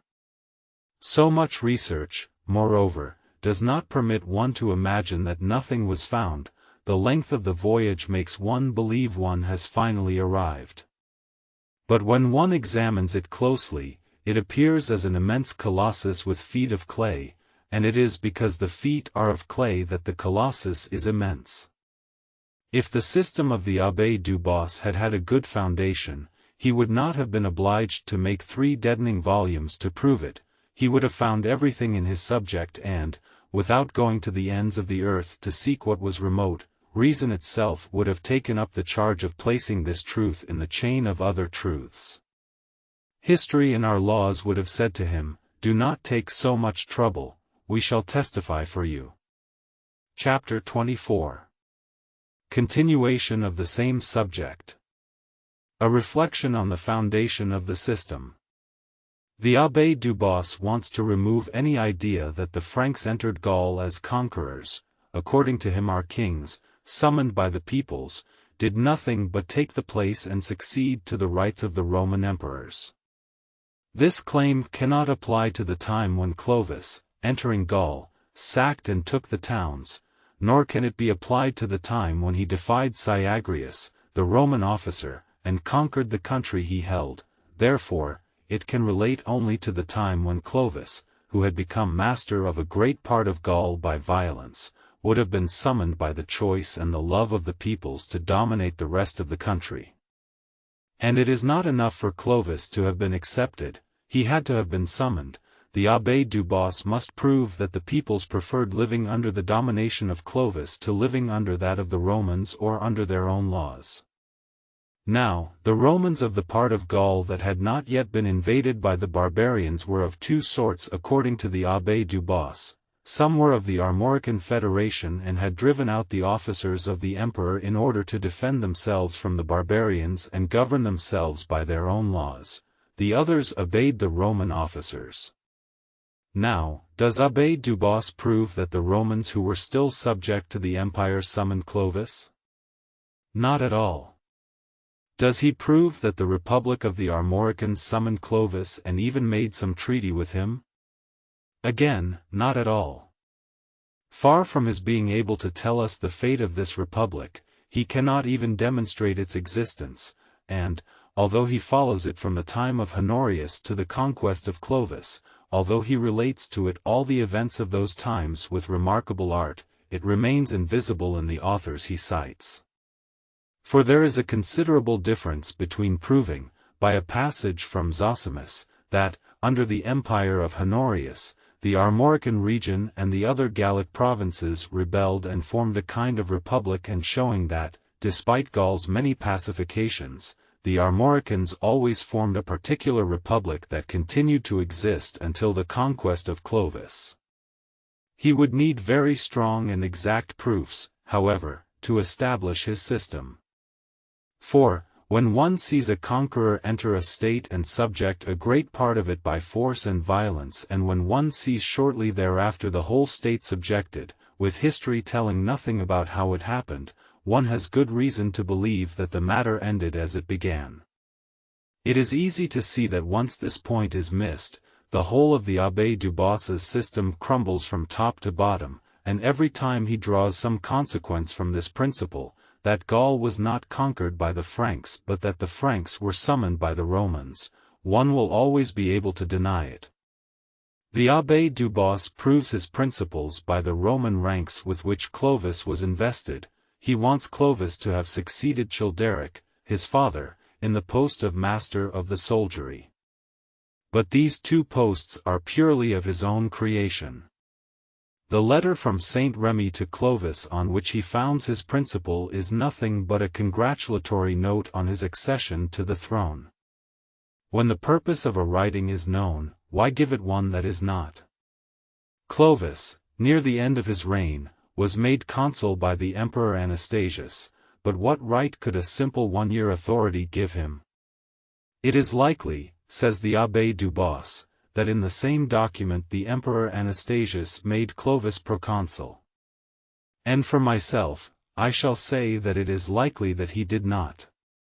Concerning a fact that is founded on nothing, the authority of the one who denies it is equal to the authority of the one who alleges it. I even have a reason for this. Gregory of Tours, who speaks of the consulate, says nothing about the proconsulate. This proconsulate would have been for only about 6 months. Clovis died a year and a half after being made consul. It is not possible to make the proconsul a hereditary post. Finally, when the consulate and, if one wants, the proconsulate, were given to him, he was already master of the monarchy and all his rights were established. The second proof alleged by the Abbé Dubos is the Emperor Justinian's assignment to the children and grandchildren of Clovis of all the rights of dominion over Gaul. I could say a great deal about this assignment. One can judge its importance for the Frankish kings by the way they executed its conditions. The Frankish kings were, moreover, masters of Gaul. They were peaceful sovereigns. Justinian did not possess an inch of land there. The Western Empire had long since been destroyed, and the Eastern Emperor had a right over Gaul only as the representative of the Western Emperor. These were rights on top of rights. The Frankish monarchy was already founded, the regulation of its establishment was complete, the reciprocal rights of persons and of the various nations living under the monarchy were agreed upon, the laws of each nation were given and even put into writing. What did this foreign assignment of rights do to an establishment already formed? What does the Abbé Dubos mean by referring to the oratory of the bishops, who, in the disorder, the confusion, the total collapse of the state, and the ravages of the conquest, sought to flatter the victor? What does flattery assume but the weakness of the one who is obliged to flatter? What do rhetoric and poetry prove but the very use of these arts? Who would not be stunned to see Gregory of Tours yet say, after speaking of the murders done by Clovis, that God humbled his enemies every day because he walked in his paths? Who can doubt that the clergy were quite satisfied with Clovis's conversion and that they even found great advantages in it? But at the same time, who can doubt that the peoples suffered all the misfortunes of the conquest and that the Roman government yielded to the German government? The Franks did not want, and were not even able, to change everything, and few victors indeed have had this mania.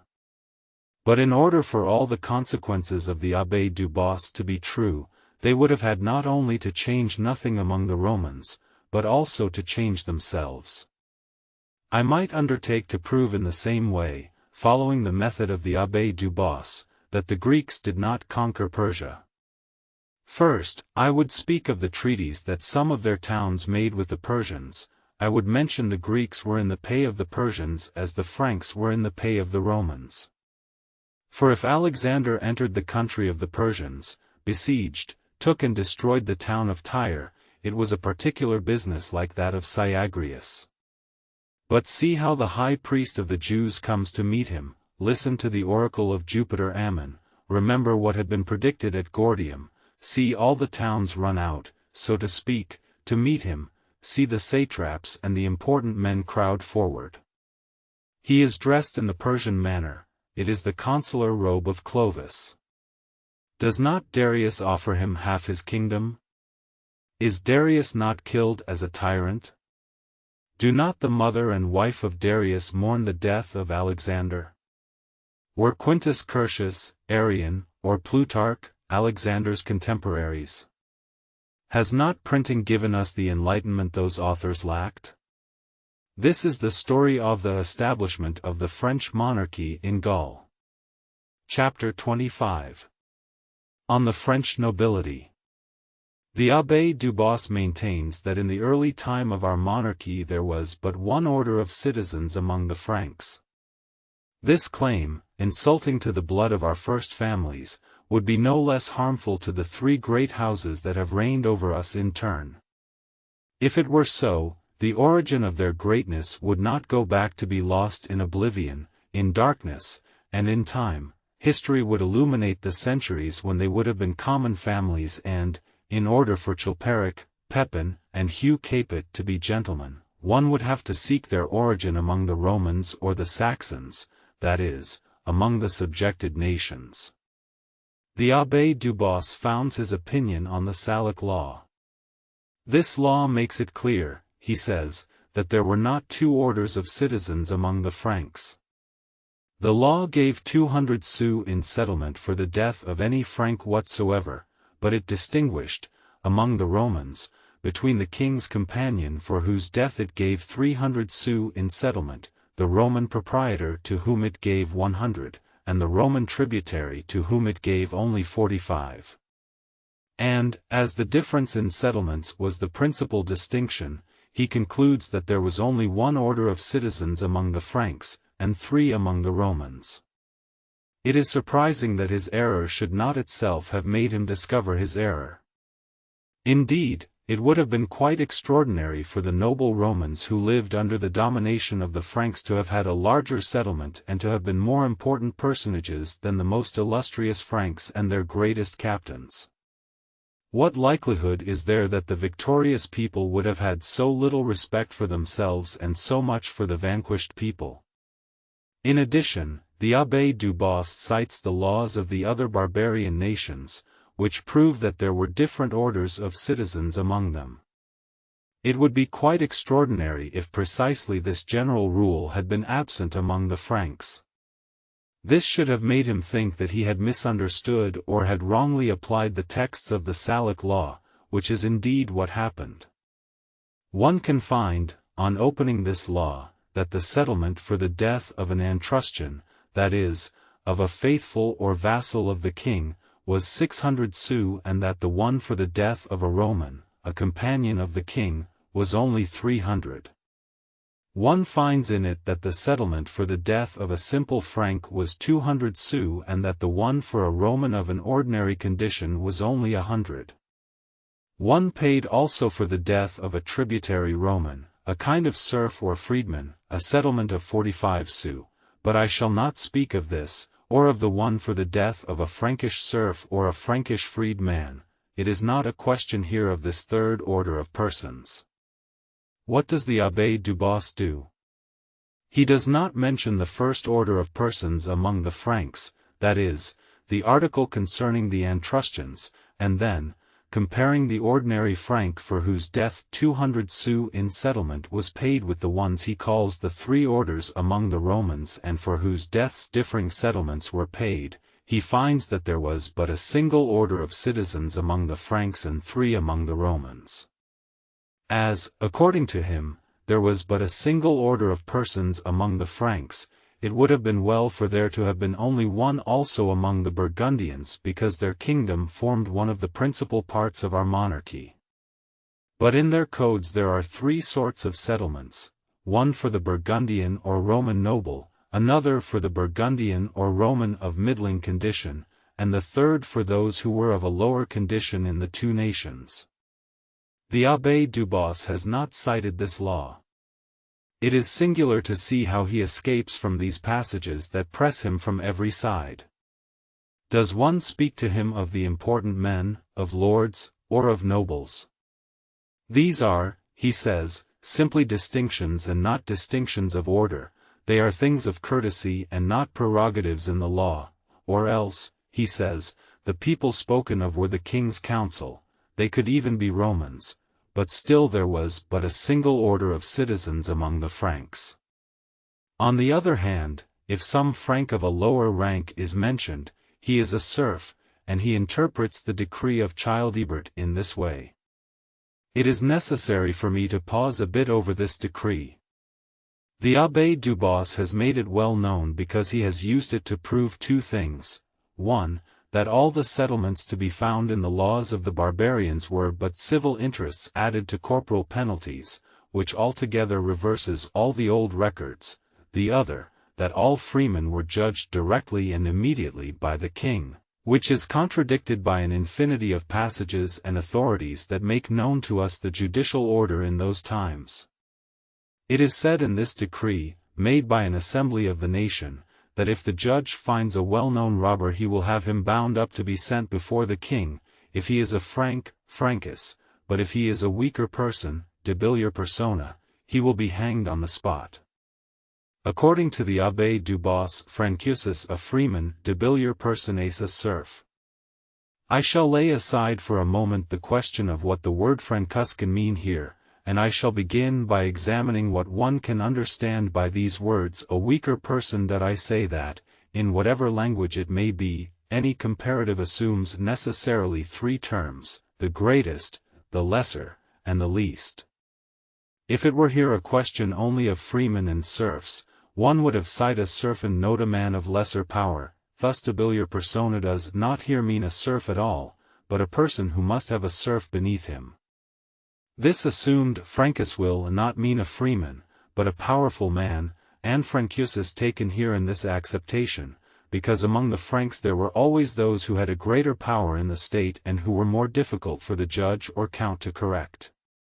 This explanation agrees with a great number of capitularies which give the instances in which criminals could be referred to the king and those in which they could not. One finds in the life of Louis the Pious, written by the Gaon, that the bishops, especially those who had been serfs and those who had been born among the barbarians, were the principal authors of the humbling of the emperor. The Gaon reproaches Heban, whom this prince had taken out of servitude and made Archbishop of Reims, thus, "What a reward the emperor has received for so many good deeds! He made you free and not noble, he could not make you noble after giving you liberty." This speech, which so formally proves two orders of citizen, does not bother the Abbé du Bos. He replies thus: this passage does not mean that Louis the Pious was not able to put Heban into the order of nobles. Heban, as Archbishop of Reims, would have been of the first order, higher than that of the nobility. I leave the reader to decide whether this passage does not mean that. I leave him to judge if it is here a question of a priority of the clergy over the nobility. This passage proves only, continues the Abbé du Bos, that the citizens born free were called noble men. In the usage of the word noble man and man born free have long meant the same thing. What? From the fact that in our modern times some of the bourgeois have styled themselves noble men, a passage in the life of Louis the Pious will be applied to these kinds of people. Perhaps also, he goes on to say, Heban was not a slave in the Frankish nation, but in the Saxon nation or in another Germanic nation where the citizens were divided into several orders. Thus, because of that, perhaps if the Abbé du Bos, there were no nobles in the Frankish nation. But he has never more wrongly applied a perhaps. One has just seen that the Gaon distinguishes, among the bishops who had been opposed to Louis the Pious, some who had been serfs and some who came from a barbarian nation. Heban belonged to the first group, and not the second. I do not know how one can say, moreover, that a serf such as Heban could have been Saxon or German. A serf has no family and, consequently, no nation. Louis the Pious freed Heban, and, as the freed serfs took the law of their master, Heban became a Frank and not a Saxon or a German. I have just made my attack, I must defend myself. One will tell me that the body of the Etruscans indeed formed an order in the state distinct from that of the freemen, but that, as fiefs were alienable at first and given in perpetuity later, this could not form a nobility by descent, since these prerogatives were not at all attached to a hereditary fief. It is this objection that doubtless made him, de Valois, think that there was but a single order of citizen among the Franks, a feeling that the Abbé du Bos took from him and which he has absolutely ruined with his bad proofs. Be that as it may, it is not the Abbé du Bos who could have raised this objection. For, having given 3 orders of Roman nobility and styled the first guest at the king's table, he could not have said that this title marked a nobility by descent more than did that of Antrustion. But a direct reply is necessary. The Antrustians or faithful were not such because they had a fief, but they were given fiefs because they were the Antrustians or faithful. One will recall what I have said in the early chapters of this book. Therefore, they did not have the same fief they had later, but if they did not have that one, they had another, and, because fiefs were given at birth, because they were often given in assemblies of the nation, and finally, because, as it was in the interest of the nobles to have them, it was also in the interest of the king to give them to them. These families were distinguished by their rank as the faithful and by the prerogatives of being able to petition for a fief. I shall show in the following book how, in the circumstances of those times, there were freemen who were admitted to the enjoyment of this great prerogative and consequently were admitted entry to the order of the nobility. It was not thus in the time of Guntram and Childebert, his nephew, and it was thus in the time of Charlemagne. But though, from the time of this prince, freemen were not disqualified from possessing fiefs, it appears, by the previously cited passage of the Gaon, that freed serfs were absolutely excluded from it. Will the Abbé Dubos, who goes to Turkey to give us an idea of what the old French nobility was like, tell us that anyone has ever complained in Turkey that people of common birth were raised to honors and ranks, as one complained under the reigns of Louis the Pious and Charles the Bald?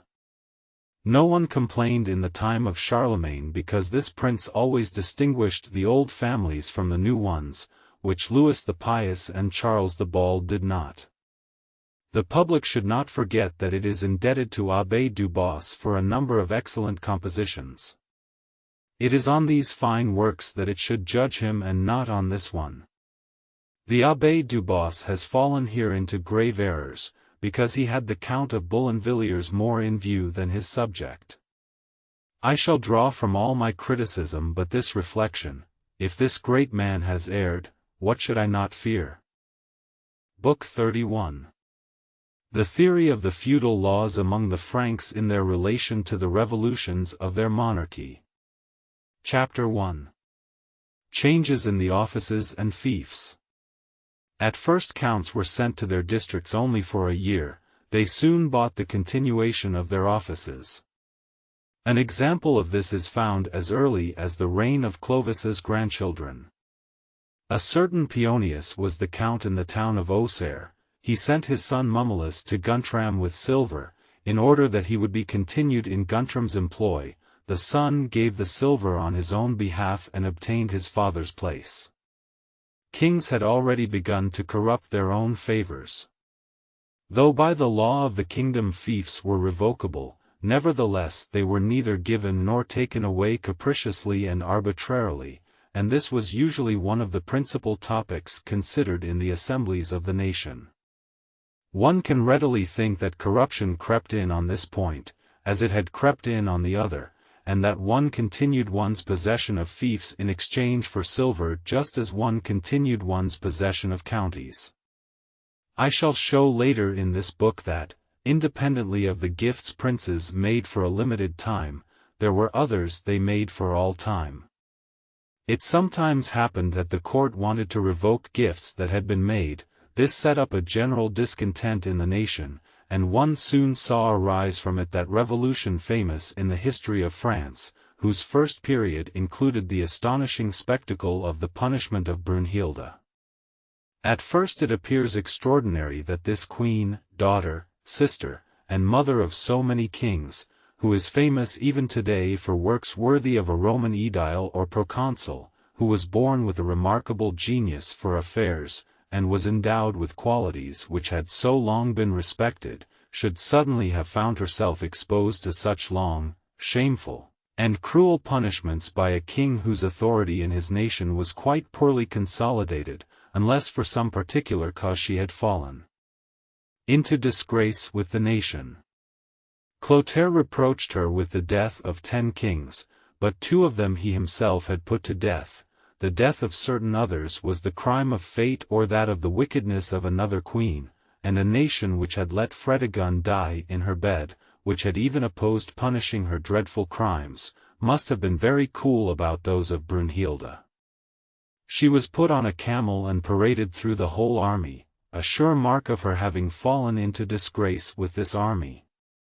Fredegar says that Protadius, the favorite of Brunhilde, took goods from the lords and filled the fisc with them, that he humbled the nobility, and that no one could be sure of keeping the position he had. The army conspired against him, he was stabbed in his tent, and, whether because of the vengeance she took for his death or because she followed the same plan, Brunhilde became daily more odious to the nation.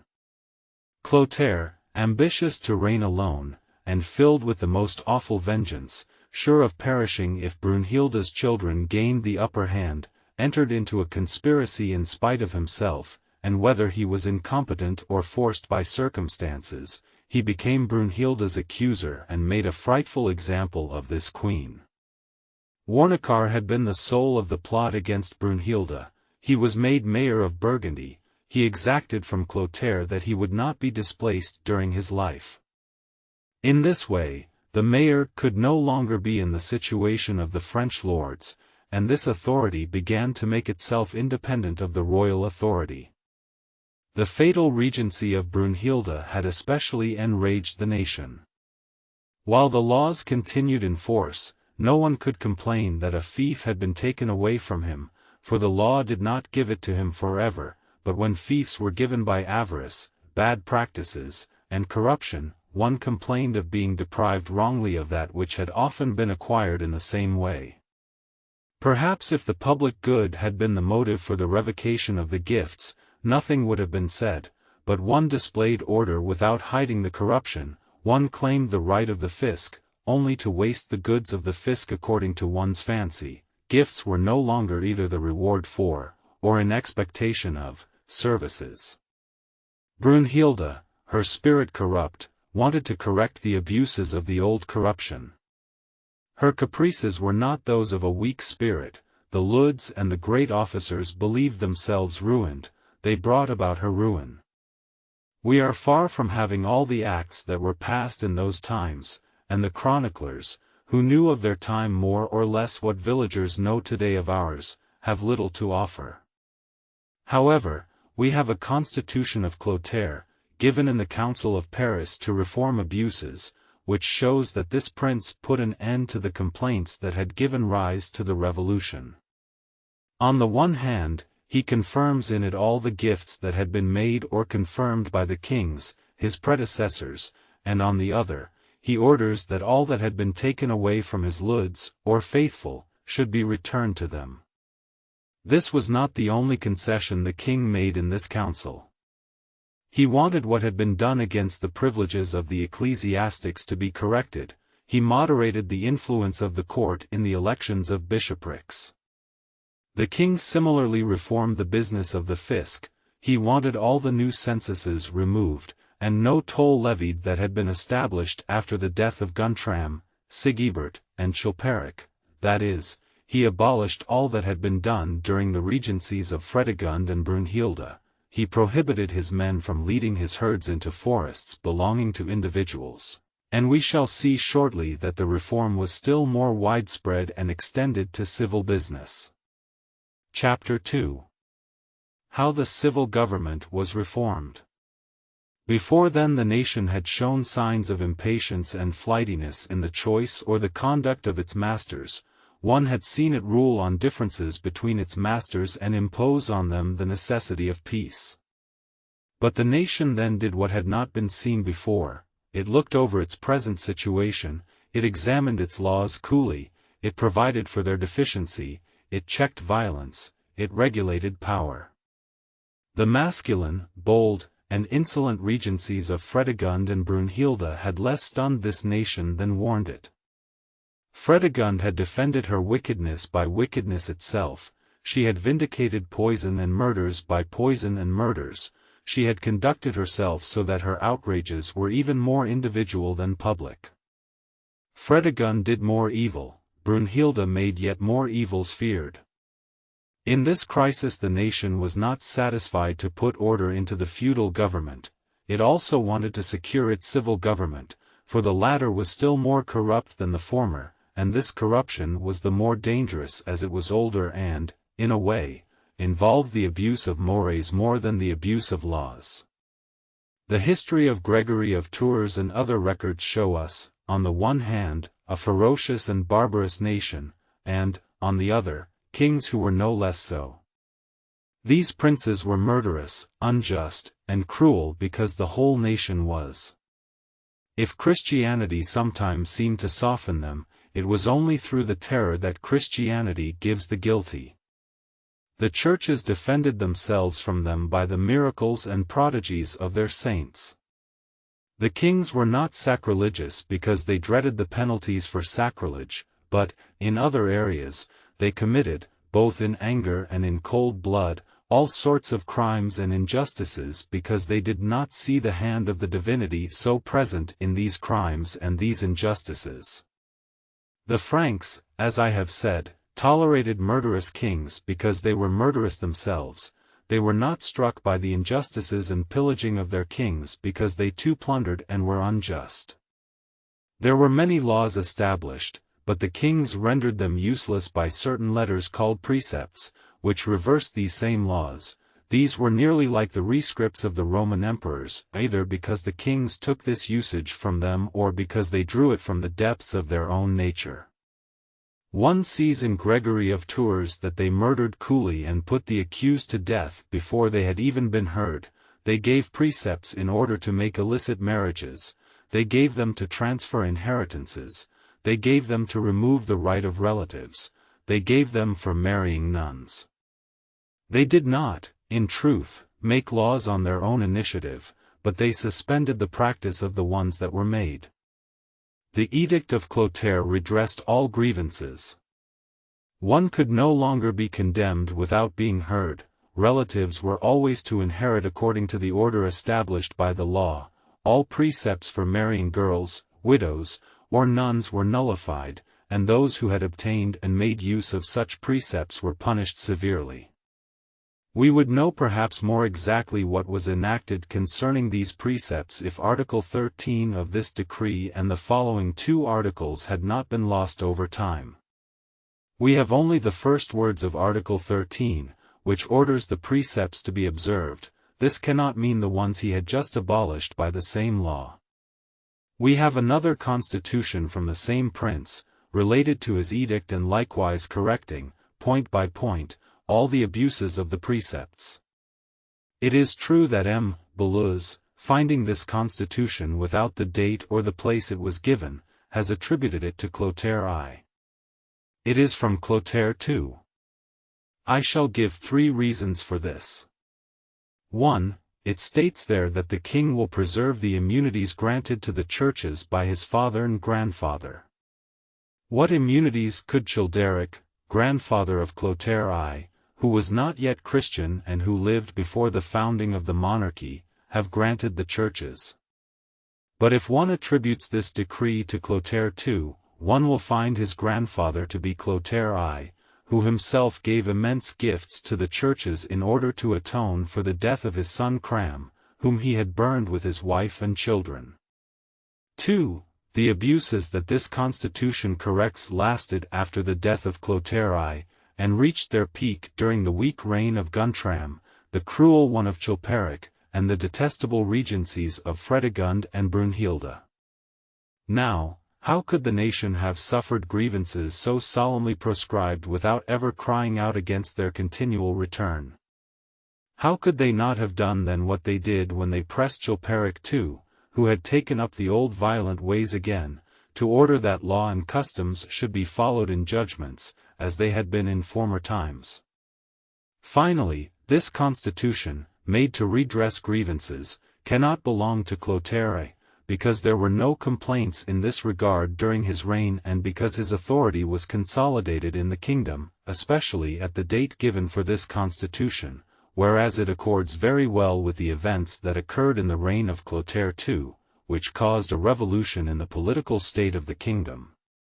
History must be illuminated by laws, and laws by history. Chapter 3. The authority of the mayors of the palace. I have said that Clotaire too had promised not to remove Warnachar from the position of mayor during his lifetime. This revolution had another effect. Until this time, the mayor was the mayor of the king, and he became the mayor of the kingdom.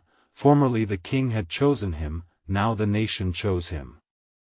Before the revolution, Protadius had been made mayor by Theodoric, and Landeric by Fredegund, but afterwards the nation was in possession of their election. Thus one must not confuse, as others have, these mayors of the palace with those who had this rank before the death of Brunhilde, the mayors of the kings with the mayors of the kingdom. One sees in the law of the Burgundians that among them the post of mayor was not one of the highest in the state, nor was it one of the most eminent among the first Frankish kings. Clotaire reassured those who held posts and fiefs, and, after the death of Warnachar, when this prince asked the lords assembled at Troyes whom they wanted to put in his place, they all cried out that they would not elect anyone and, asking for his favor, they put themselves in his hands. Dagobert united the whole monarchy, as had his father. The nation relied on him and did not give him a mayor. This prince felt himself at liberty, and being reassured, besides, by his victories, he went back to the plan of Brunhilde. But this led him to such failures that the Leudes of Austrasia let themselves be defeated by the Slavs and returned home, and the marches of Austrasia were left prey to the barbarians. He decided to propose that the Austrasians cede Austrasia to his son Sigebert with a treasury and put the government of the kingdom and the palace in the hands of Cunibert, Bishop of Cologne, and of Duke Adalgisel. Fredegaire does not go into detail about the agreements made at that time, but the king confirmed them all by his charters, and Austrasia was immediately out of danger. Dagobert, feeling death was near, commended his wife Nentechild and his son Clovis to Aga. The Leudes of Neustria and Burgundy chose this young prince for their king. Aga and Nentechild governed the palace. They returned all the goods Dagobert had taken, and the complaints ceased in Neustria and Burgundy, as they had ceased in Austrasia. After the death of Aga, Queen Nentechild made the lords of Burgundy promise to elect Flochad their mayor.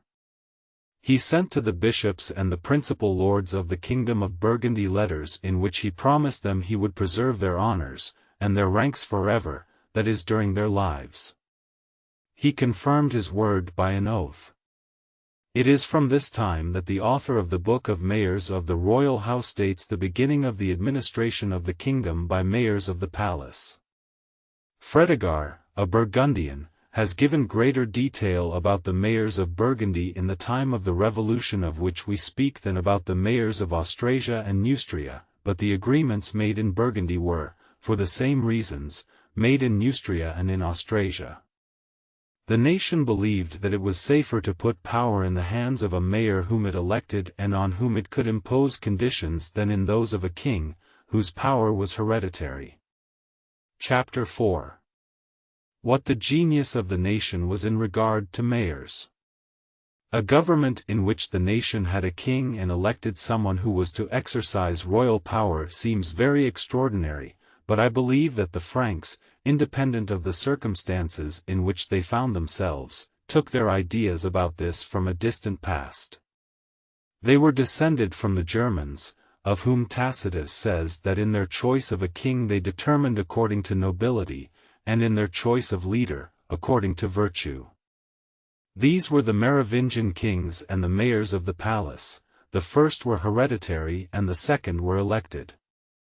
One cannot doubt that most of these princes, who, in the assembly of the nation, rose and proposed themselves as leaders of some expedition to all those who wanted to follow them, for the most part united in their person both the authority of the king and the power of the mayor.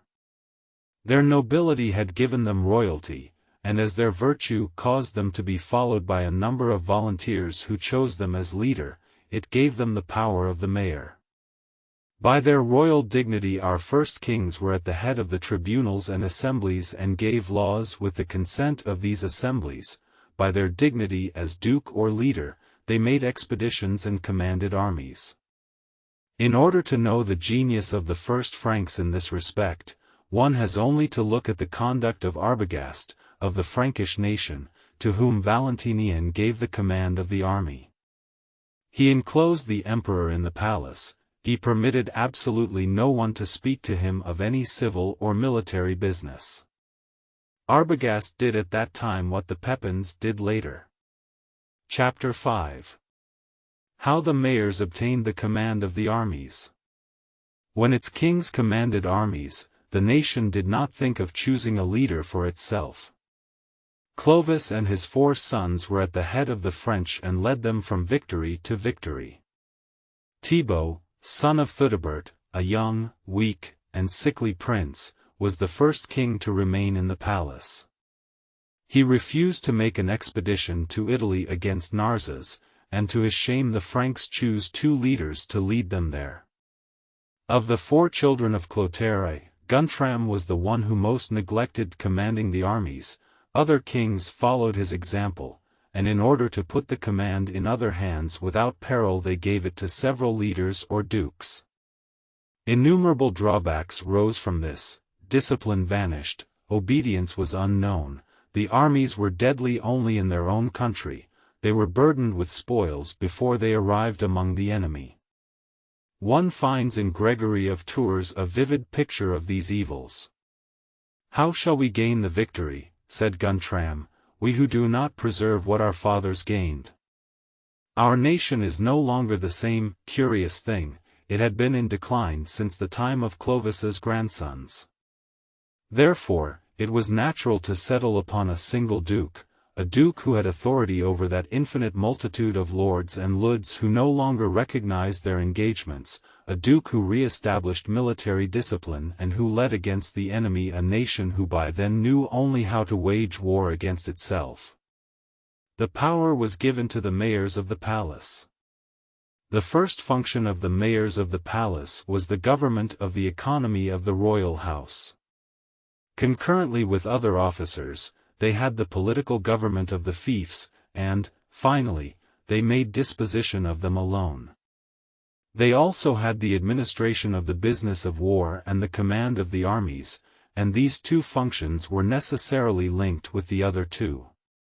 In those times it was more difficult to assemble armies than to command them, and who but the one who dispensed favors could have this authority? In this independent and warlike nation, one had to invite rather than to constrain, one had to give, or offer expectation of, fiefs vacated by the death of their possessor, to reward constantly, to make preferences feared. Therefore, the one who superintended the palace had to be the general of the army. Chapter 6. Second period of decline of the Merovingian kings. After the punishment of Brunhilde, the mayors were the administrators of the kingdom under the kings, and, although they were in charge of war, the kings were nevertheless at the head of the armies, and the mayor and the nation fought under them.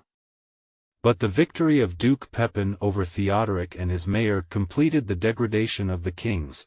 The victory of Charles Martel over Chilperic and his mayor Rainfroy confirmed this degradation.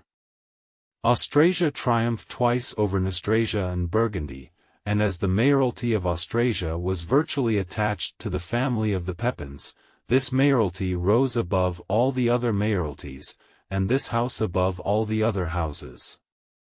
The victors feared that some man in good standing would seize the king's person to provoke trouble.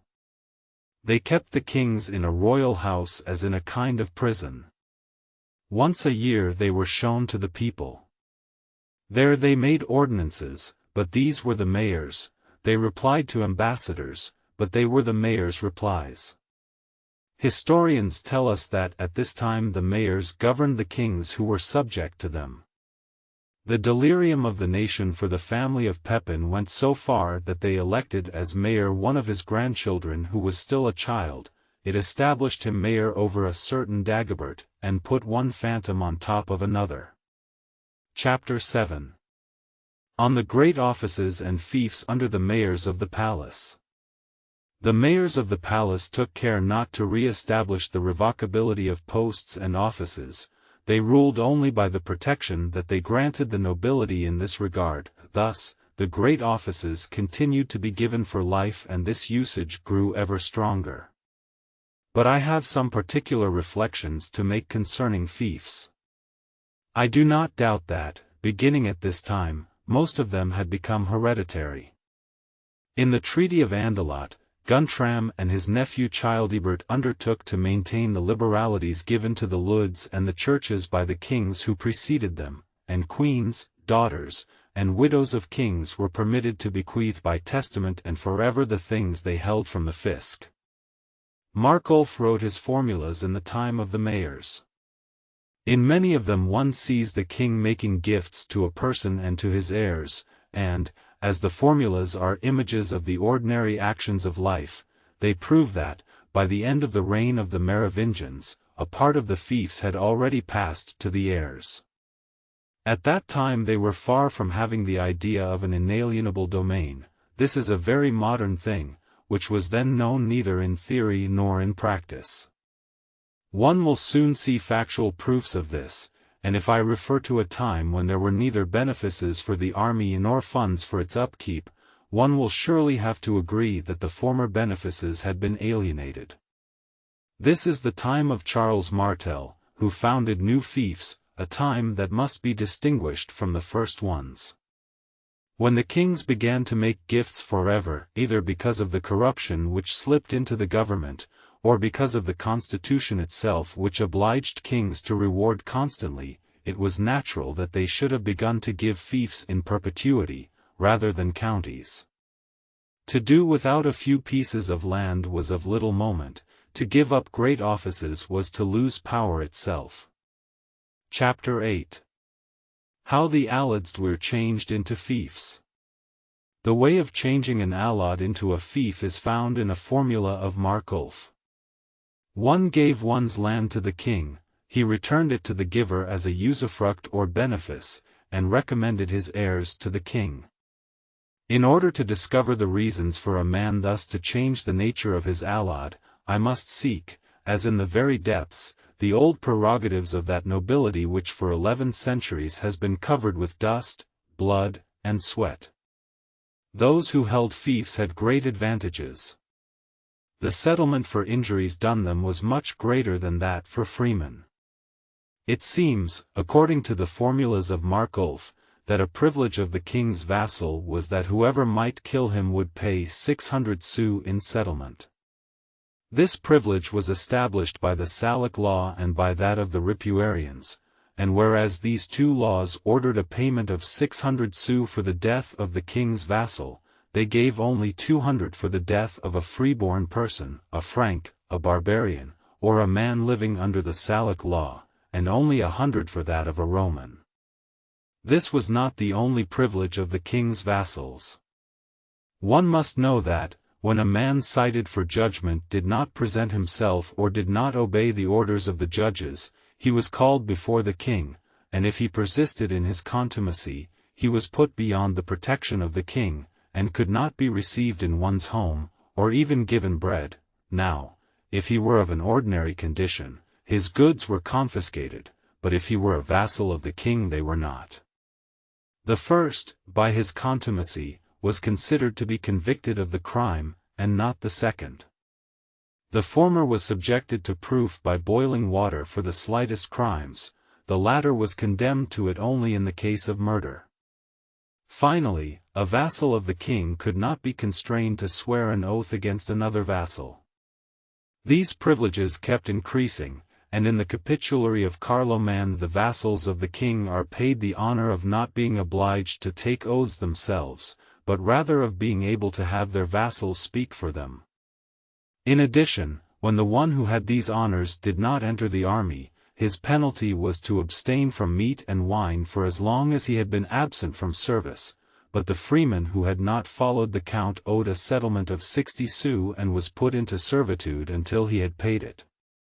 Therefore, it is easy to think that the Franks and even more so the Romans who were not vassals of the king sought to become vassals, and so that they would not be deprived of their domains, one devised the usage of giving one's allod to the king, accepting it from him as a fief, and recommending one's heirs to him.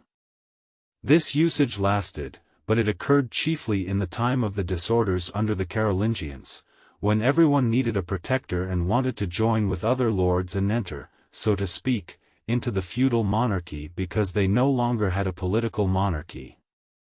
This continued under the Capetians, as is seen in many charters, either by one's giving one's allod and taking it back by the same act, or by declaring it an allod and recognizing it as a fief. These fiefs were called fiefs de reprise. This does not mean that those who had fiefs governed them as a good father does his family, and though freemen sought fiefs vigorously, they handled these kinds of goods the way usufructs are administered today. This is why Charlemagne, the most vigilant and attentive prince we have had, made many regulations to keep them from degrading fiefs in favor of their own properties. This proves only that in his time most benefices were still for life, and that consequently one took more care of allods than of benefices, but this did not keep one from preferring vassalage to the king to being a freeman. One could have reasons for disposing of a certain particular portion of a fief, but one did not want to lose the rank itself. I know too that Charlemagne complained in a capitulary that in certain places there were people who gave their fiefs as property and later bought them back as property. But I do not say that they preferred property to a usufruct, I say only that, when they could make of a freehold a fief that would pass to their heirs, which is the case in the formula I have mentioned, there were great advantages in doing so. Chapter 9. How ecclesiastical goods were converted into fiefs. The goods of the fisc should have had no other destination than to serve as gifts the kings could make to encourage the Franks to new expeditions, which increased the goods of the fisc as well, and this was, as I have said, the spirit of the nation, but gifts took another direction. We have a speech of Chilperic, the grandson of Clovis, who even then complained that almost all his goods had been given to the churches. Our fisc has become poor, he said, our wealth has been transferred to the churches, now only the bishops reign, they are great and we are great no longer. This was why mayors, who did not dare to attack the lords, despoiled the churches, and one of the reasons that Pepin alleged for entering Neustria was that he had been invited there by the ecclesiastics to check the expeditions of the kings, that is, of the mayors, who were depriving the church of all its goods. The mayors of Austrasia, that is the house of the Pepins, had treated the church with more moderation than had been done in Neustria and in Burgundy, and this is very clear in our chronicles, where the monks never tire of admiring the devotion and liberality of the Pepins. They themselves had occupied the highest positions in the church. A crow does not pluck out the eyes of another crow, as Chilperic said to the bishops. Pepin brought Neustria and Burgundy into subjection, but, as he had used the pretext of the oppression of the churches to destroy the mayors and kings, he could no longer despoil them without contradicting his own title and showing that he was mocking the nation. But the conquest of two great kingdoms and the destruction of the opposing party furnished him sufficient means to satisfy his captains. Pepin made himself master of the monarchy by protecting the clergy. Charles Martel, his son, could maintain himself only by oppressing them. As this prince saw that part of the royal goods and part of the goods of the fisc had been given for life or as property to the nobility, and that the clergy, who received from the hand of the rich and poor alike, had even acquired a great part of the allods, he despoiled the churches, and, as the fiefs of the first division no longer existed, he formed fiefs a second time. He took for himself and his captains the goods of churches and even the churches, and put an end to an abuse which, unlike ordinary evils, was the easier to cure for being so extreme. Chapter 10. The wealth of the clergy. The clergy received so much during the reigns of the Merovingians, Carolingians, and the Capetians that they must have been given the whole of the goods of the kingdom several times. But, if the kings, the nobility, and the people found the means of giving them all their goods, they nevertheless found the means of taking them back. Under the Merovingians, piety founded churches, but the military spirit gave them to military men who divided them among their children. How many lands left the revenue of the clergy? The Carolingian kings opened their hands and were again immensely liberal. The Normans arrived, pillaged and ravaged, persecuted the priests and monks above all, sought out the abbeys in every religious place, and looked for whatever religious place they could find, for they attributed to the ecclesiastics both the destruction of their idols and all the violence of Charlemagne, who had obliged the Normans repeatedly to take refuge in the north. These were hatreds that 40 or 50 years could not make them forget. In this state of things, what a quantity of goods the clergy lost! There were scarcely any ecclesiastics to ask for their return. It remained, therefore, for the piety of the Capetians to make enough foundations and grants of land. The opinions that had been published and believed in those times would have deprived the laity of all their goods, if they had been sufficiently honest people. But if the ecclesiastics were ambitious, so were the laity. If the dying person gave something, the heir wanted to take it back. One sees only quarrels between lords and bishops, between gentlemen and abbots, and vigorous pressure must have been put on ecclesiastics, because they were obliged to put themselves under the protection of certain lords, who defended them for a time and oppressed them ever after. A better police, which was becoming established under the Capetians, already permitted the ecclesiastics to increase their goods. The Calvinists appeared and had everything of gold and silver in the churches made into money. How could the clergy have secured their fortune? Their very existence was not secure. They treated controversial matters, and one burned their archives. What use was it to ask from an ever-impoverished nobility the return of that which it no longer had, or which it had mortgaged in 1,000 ways? The clergy have always acquired, they have always returned, and they still acquire. Chapter 11. The state of Europe at the time of Charles Martel.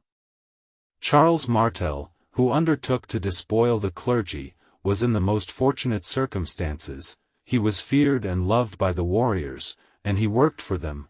He had the pretext of his wars against the Saracens. However hated he might have been by the clergy, he had no need of them. The Pope, to whom he was necessary, opened his arms to him.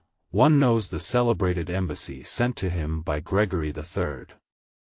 These two powers were closely united because they could not do without each other. The Pope needed the Franks to support him against the Lombards and the Greeks. Charles Martel needed the Pope in order to humble the Greeks, to embarrass the Lombards, to make himself more respectable at home, and to accredit his titles and those his children might take. Therefore, he could not fail in his enterprise. Saint Euchre, Bishop of Orleans, had a vision that astonished the princes. On this topic I must relate the letter that the bishops, assembled at Reims, wrote to Louis the German, who had entered the lands of Charles the Bald, because the letter very aptly shows us what was, at that time, the state of things and the situation of men's spirits.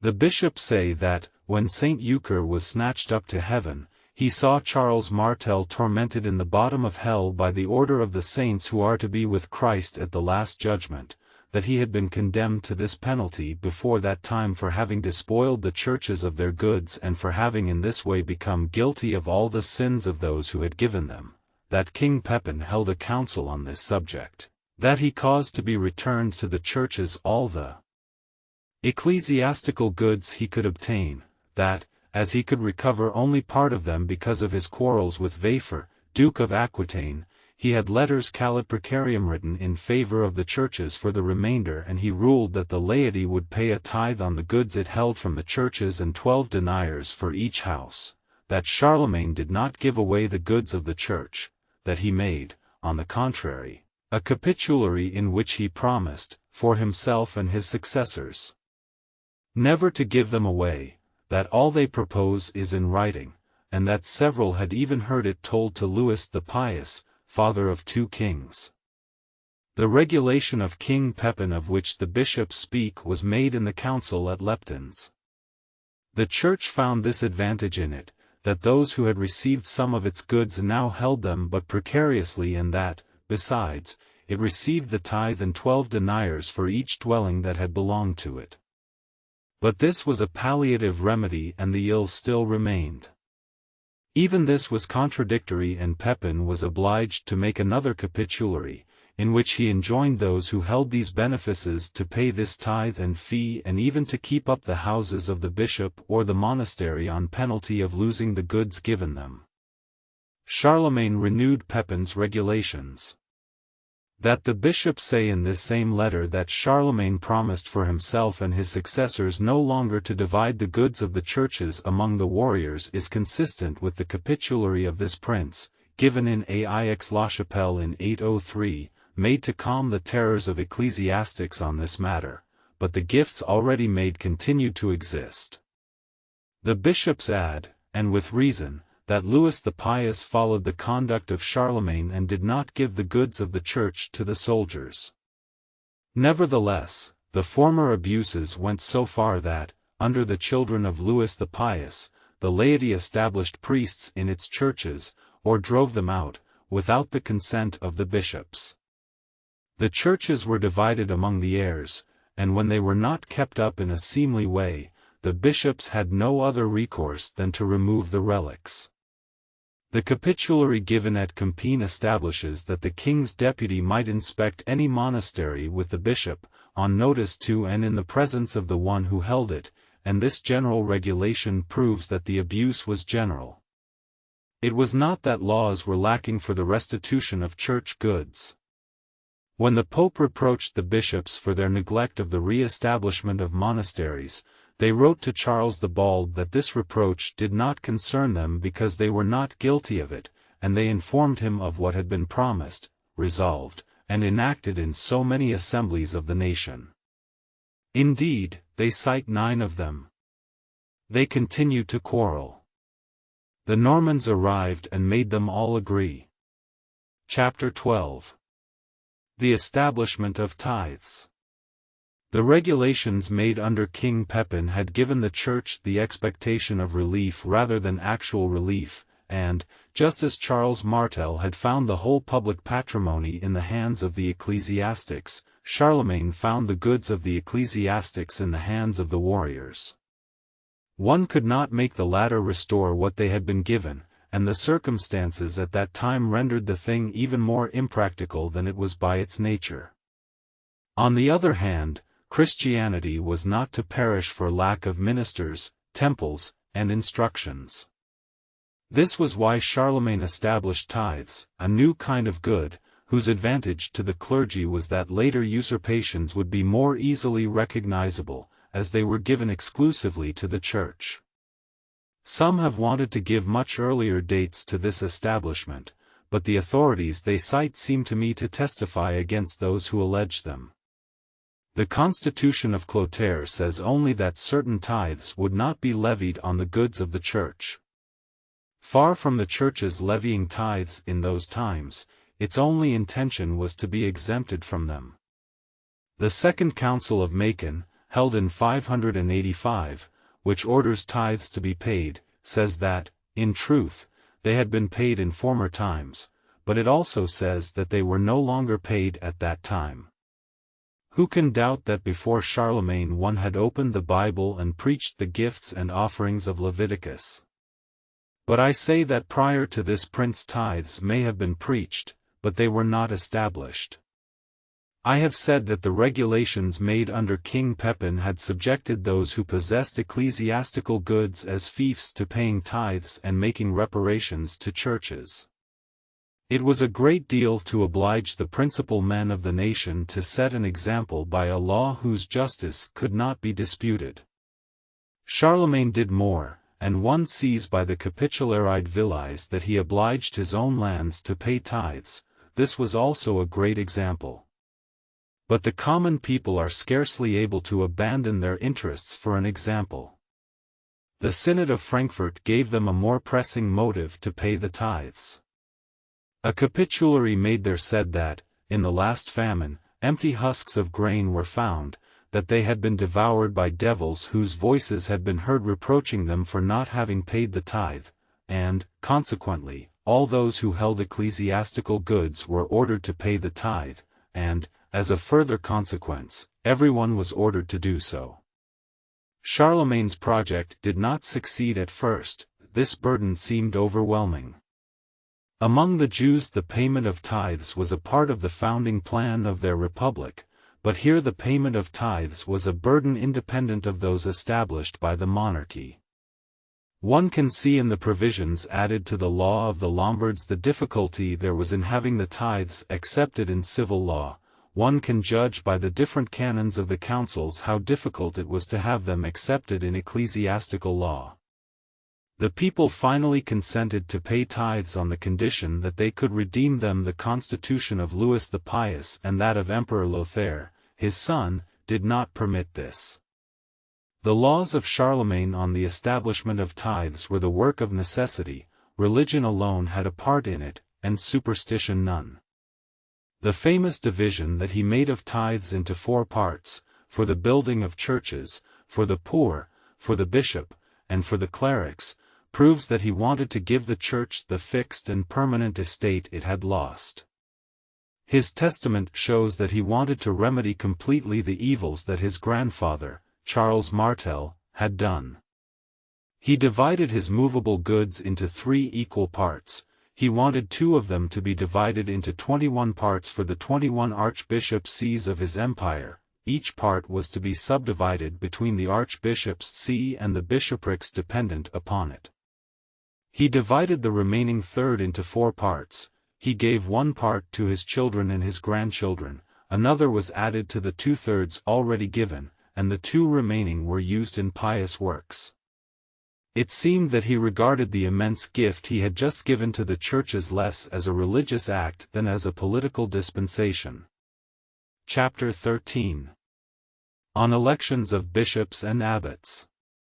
As the churches had become poor, kings gave up electing to the bishoprics and to other ecclesiastical benefices. Princes were less involved with naming someone to them, their authority was less frequently claimed by the candidates. Thus, the church received a kind of compensation for the goods that had been taken away from it. And if Louis the Pious left to the Roman people the right to elect popes, it was a result of the general spirit of his time. One acted toward the archbishop's see in Rome as toward the others. Chapter 14. On the fiefs of Charles Martel.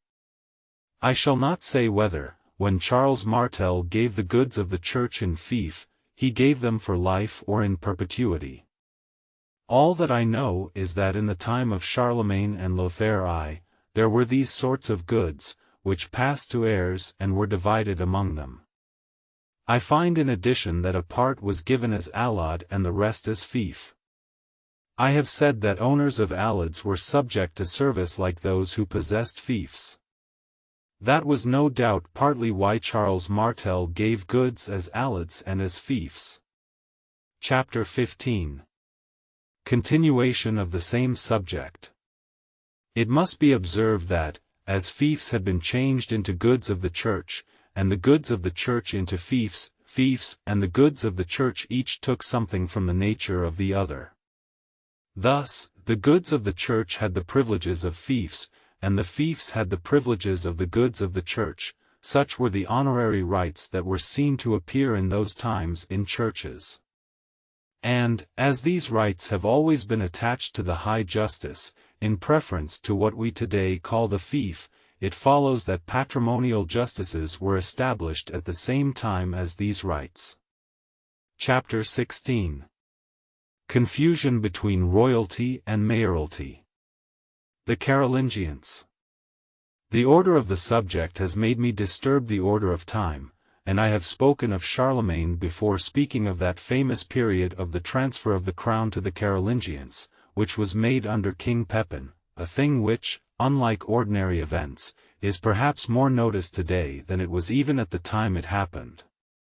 Kings had no authority, but they had a name. The title of king was hereditary, and that of mayor was elective. Although mayors in later times had put on the throne the Merovingian whom they wanted, they had not taken a king from another family, and the old law which gave the crown to a certain family was not yet erased from the hearts of the Franks. The person of the king was almost unknown in the monarchy, but royalty was not. Pepin, son of Charles Martel, believed that it was appropriate to blend these two titles, a confusion that would always leave some uncertainty as to whether the new royalty was hereditary or not, and this sufficed for the one who joined great power with royalty. At that moment mayoral authority was joined to royal authority. In the mixture of these two authorities, a kind of reconciliation occurred. The mayor had been elective, and the king hereditary. The crown, at the beginning of the reign of the Carolingians, was elected because the people did the choosing. It was hereditary because they always chose from the same family. Father Lecointe, in spite of the testimony of all the records, denies that the Pope authorized this great change. He reasons by saying the Pope would have done an injustice. And it is admirable to see a historian judge of what men have done by what they should have done. With this way of reasoning, there would be no more history. Be that as it may, it is certain that, from the moment of the victory of Duke Pepin, his family reigned and the Merovingians reigned no longer. When his grandson Pepin was crowned king, it was only one more ceremony and one less phantom. He acquired nothing by it except royal attire. Nothing changed in the nation. I have said this in order to fix the moment of the revolution so that one does not make the mistake of regarding as a revolution that which was only a consequence of the revolution. When Hugh Capet, the first Capetian, was crowned king, there was a greater change because the state passed from anarchy to some kind of government, but when Pepin took the crown, it was a passage from one government to the same government. When Pepin was crowned king, he changed the name only, but when Hugh Capet was crowned king, things changed, because a great fief, united with the crown, brought an end to anarchy. When Pepin was crowned king, the title of king was united to the greatest office. When Hugh Capet was crowned, the title of king was united to the greatest fief. Chapter 17. A particular matter in the election of the Carolingian kings. One sees in the formula for the consecration of Pepin that Charles and Carloman were also anointed and blessed, and that the French lords were obliged on penalty of interdiction and excommunication never to elect anyone other than a Carolingian. It seems, according to the testaments of Charlemagne and Louis the Pious, that the Franks chose between the children of kings, which is closely related to the clause mentioned earlier. And when the empire passed to another house than that of Charlemagne, the faculty of electing, which had been restricted and conditional, became pure and simple, and one departed from the former constitution. Pepin, feeling his end near, convoked the ecclesiastical and lay lords at St. Denis and divided his kingdom between his two sons, Charles and Carloman. We do not have the acts of that assembly, but one finds what happened there in the author of the old historical collection edited by Canisius, and in that of the Annals of Metz, as M. Beluz has observed. I see there two somewhat contradictory things, that he made the division with the consent of the important men, and then that he made it by a paternal right. This proves what I have said, that the right of the people during the reign of this house was to elect from within the family. It was, properly speaking, a right to exclude rather than a right to elect. This kind of right of election is confirmed by the records of the Carolingians. Such is the capitulary on the division of the empire that Charlemagne made among his 3 children, in which, after the division was formed, he says that, if one of the 3 brothers has a son and the people want to elect him to succeed to his father's kingdom, his uncles will consent to it. This same provision is found in the division that Louis the Pious made among his 3 children, Pepin, Louis, and Charles, in 837 at the assembly of Aix-la-Chapelle, and also in another division by the same emperor made 20 years earlier between Lothaire, Pepin, and Louis. One can also see the oath that Louis the Stammerer made in Compiègne when he was crowned. I, Louis, constituted king by the mercy of God and the election of the people, do promise what I say is confirmed by the acts of the Council of Valence, held in 890 for the election of Louis, son of Boso, to the kingdom of Alsace. Louis was elected to it, and the principal reasons given for his election were that he was of the imperial family, that Charles the Fat had given him the rank of king, and that the Emperor Arnulf had invested him by the scepter and by the attendance of his ambassadors. The kingdom of Alsace, like the others previously a part of or dependent on Charlemagne's empire, was elective and hereditary. Chapter 18. Charlemagne. Charlemagne thought that he would keep the power of the nobility within its limits and curtail the oppression of the clergy and freemen. He so tempered the orders of the state that they were counterbalanced and that he remained the master. Everything was united by the force of his genius. He constantly led the nobility from expedition to expedition, he did not leave them time to form designs, and he occupied them entirely in following his. The empire was maintained by the greatness of the leader, the prince was great, the man was greater. The kings, his children, were his first subjects, the instruments of his power, and models of obedience. He made admirable regulations, he did more, he had them executed. His genius spread over all the parts of the empire. One sees in the laws of this prince a spirit of foresight that includes everything and a certain force that carries everything along. Pretexts for avoiding duties are removed, negligences corrected, abuses reformed or foreseen. He knew how to punish, he knew still better how to pardon. Vast in his plans, simple in executing them, he, more than anyone, had to a high degree the art of doing the greatest things with ease and the difficult ones promptly. He traveled constantly over his vast empire, offering his hand wherever he happened to be. Matters of business arose everywhere, and he brought them to a conclusion everywhere. Never did a prince better know how to brave danger, never did a prince better know how to avoid it. He mocked all perils, and particularly those which great conquerors almost always undergo, I mean conspiracies.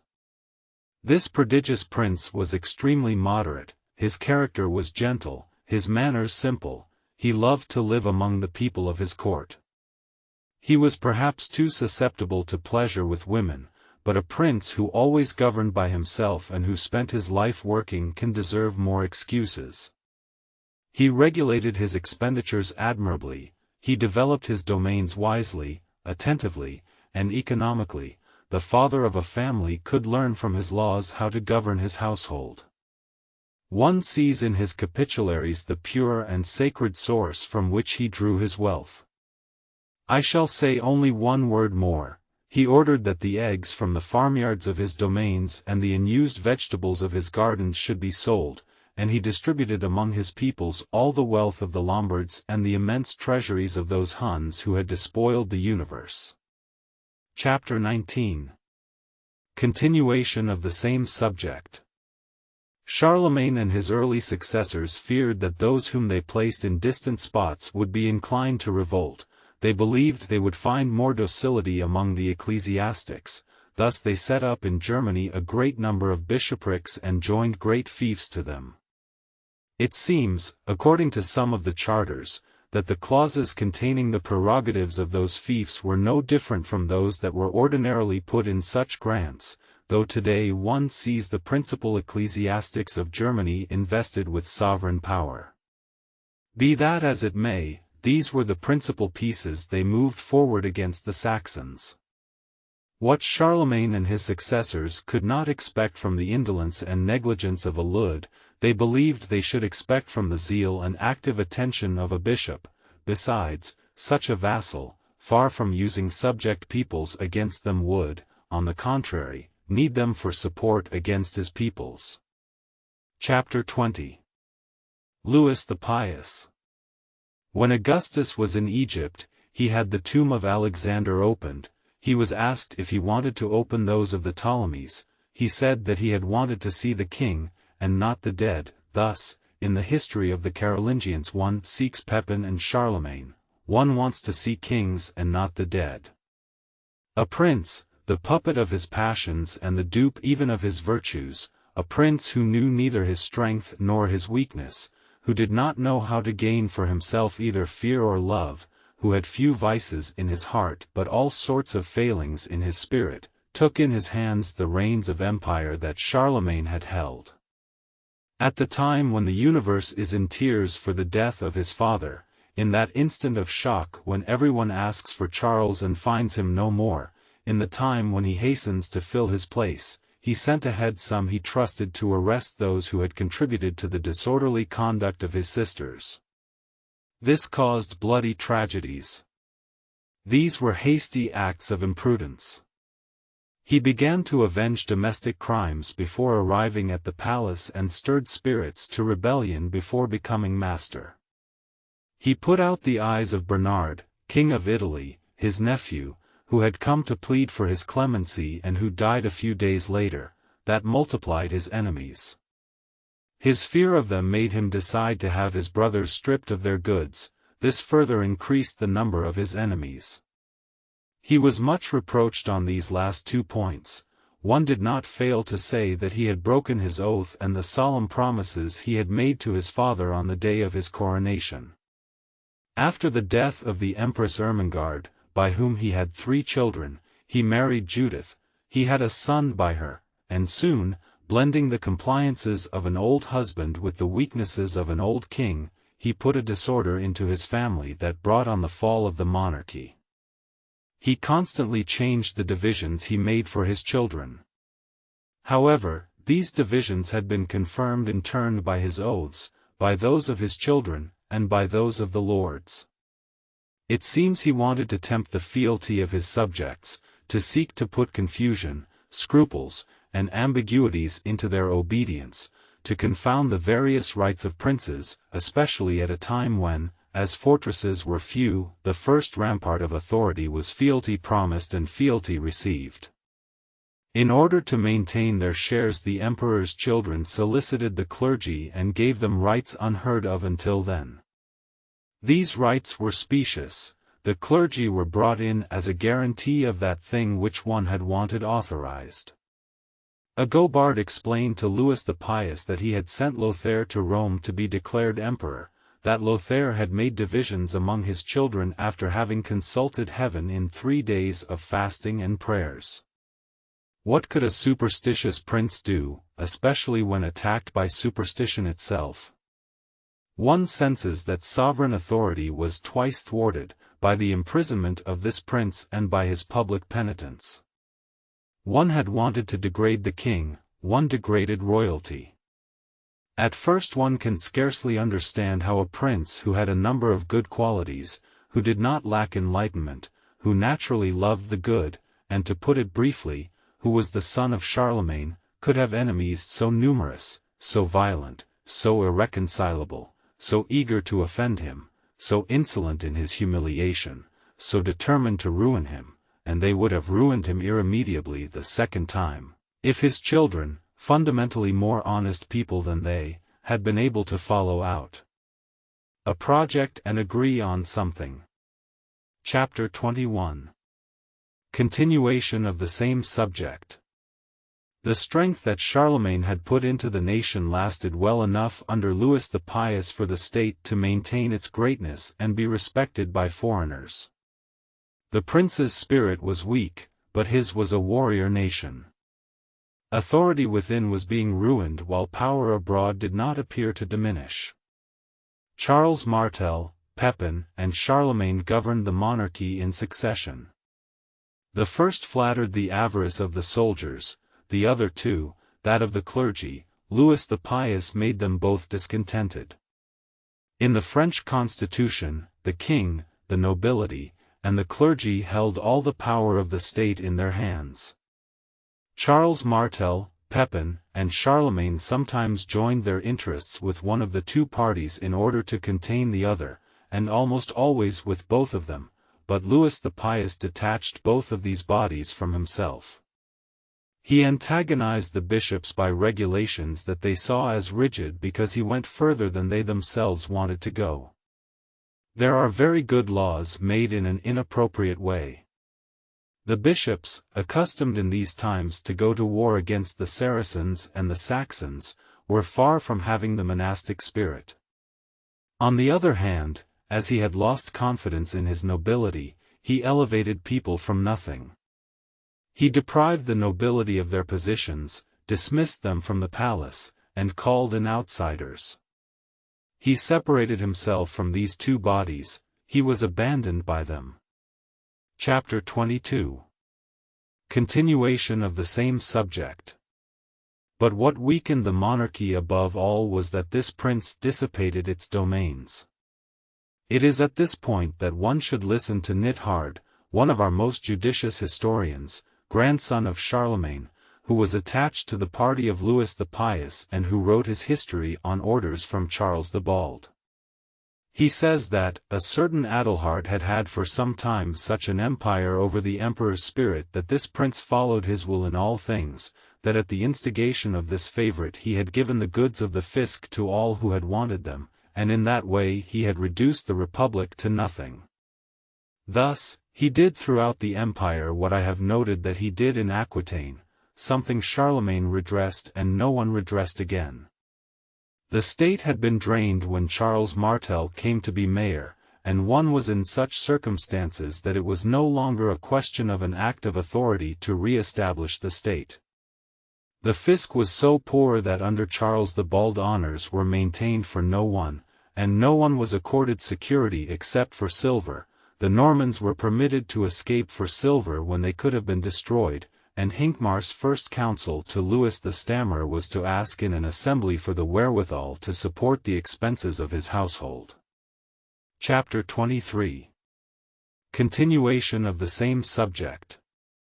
The clergy had cause to repent of the protection they had granted the children of Louis the Pious.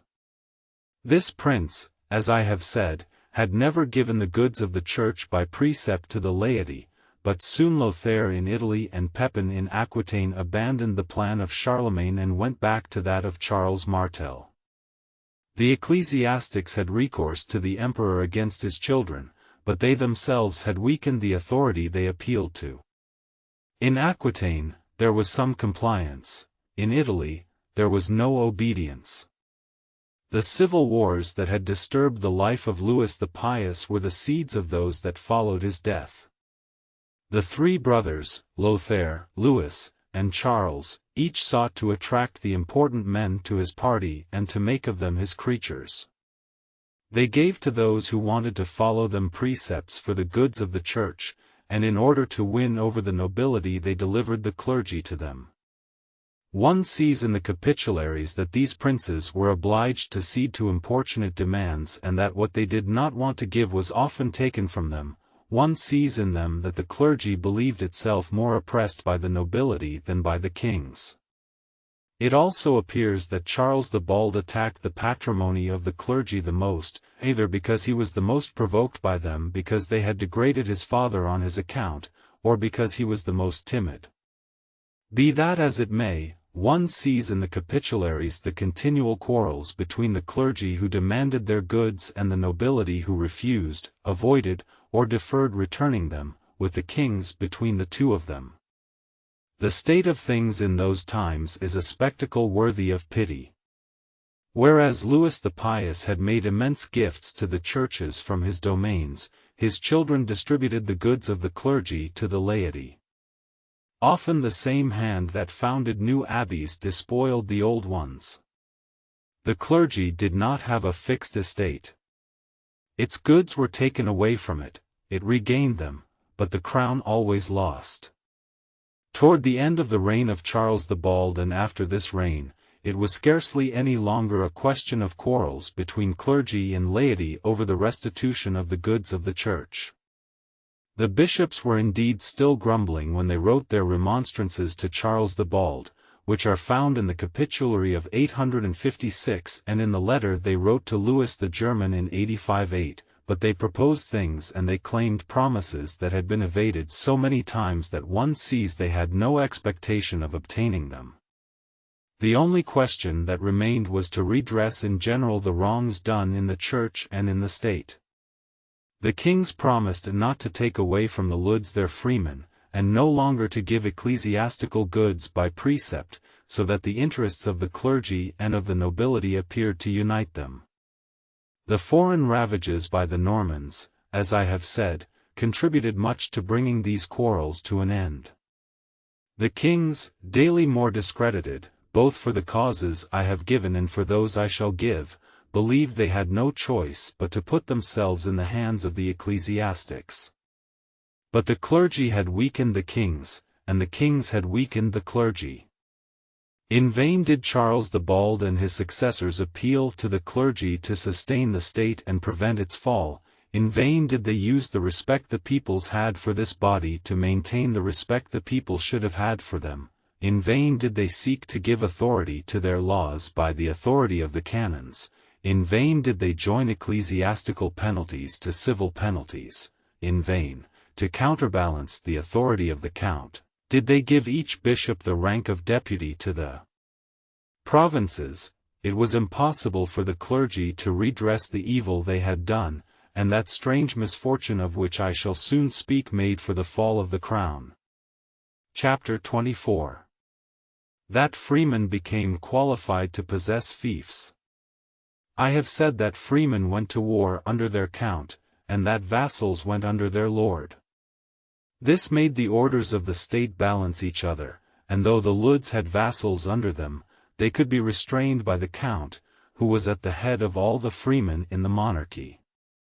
At first, these freemen could not petition for a fief, but subsequently they could, and I find that this change occurred between the reign of Guntram and that of Charlemagne. I prove it by the comparison one can make of the Treaty of Andelot agreed to by Guntram, Childebert, and the Queen Brunhilda with the division made by Charlemagne for his children, and a similar division made by Louis the Pious. These three acts contain very similar provisions in regard to vassals, and, as the same points were regulated in very nearly the same circumstances, the spirit and the letter of the three treaties are nearly the same in this regard. But in what concerns freemen there is a major difference. The Treaty of Andelot does not say that they could petition for a fief, whereas, one finds in the divisions of Charlemagne and of Louis clauses expressly made so that they could petition. This shows that after the Treaty of Andelot a new usage was introduced by which freemen became qualified for this great prerogative. This must have happened when Charles Martel distributed the goods of the church to his soldiers, partly in fief and partly as allod, bringing about a kind of revolution in the feudal laws. It is likely that nobles who already had fiefs found it more advantageous to receive the new gifts as allods, and that the freemen were only too happy to receive them as fiefs. Chapter 25. The principal cause for the weakening of the Carolingians, the change in the freeholds. Charlemagne, in the division of which I have spoken in the preceding chapter, ruled that after his death the men of each king would receive benefices in the kingdom of their king, but not in the kingdom of another king, whereas one would preserve one's allods in any kingdom whatever. But he adds that any freeman could, after the death of his lord, commend himself for a fief in the three kingdoms to whomever he wanted, just like one who had never had a lord. One finds the same provisions in the division made by Louis the Pious to his children in 817. But although freemen petitioned for a fief, the soldiery of the count was not weakened by it. A freeman still had to contribute for his allod and get people ready to do the service belonging to the fief in the ratio of 1 man for 4 manors, or else he got a man ready to serve the fief for him, and as some abuses were introduced thereby, they were corrected, as appears in the constitutions of Charlemagne and in that of Pepin, king of Italy, which explain each other. What the historians have said, that the Battle of Fontenay caused the ruin of the monarchy, is quite true, but let me be permitted to look briefly at the lamentable consequences of this day. Some time after this battle, the three brothers, Lothair, Louis, and Charles, made a treaty in which I find clauses that must have changed the whole of the French political state. In the proclamation Charles made to the people about the part of this treaty which concerned them, he says that every freeman could choose the lord he wanted, whether the king or another lord.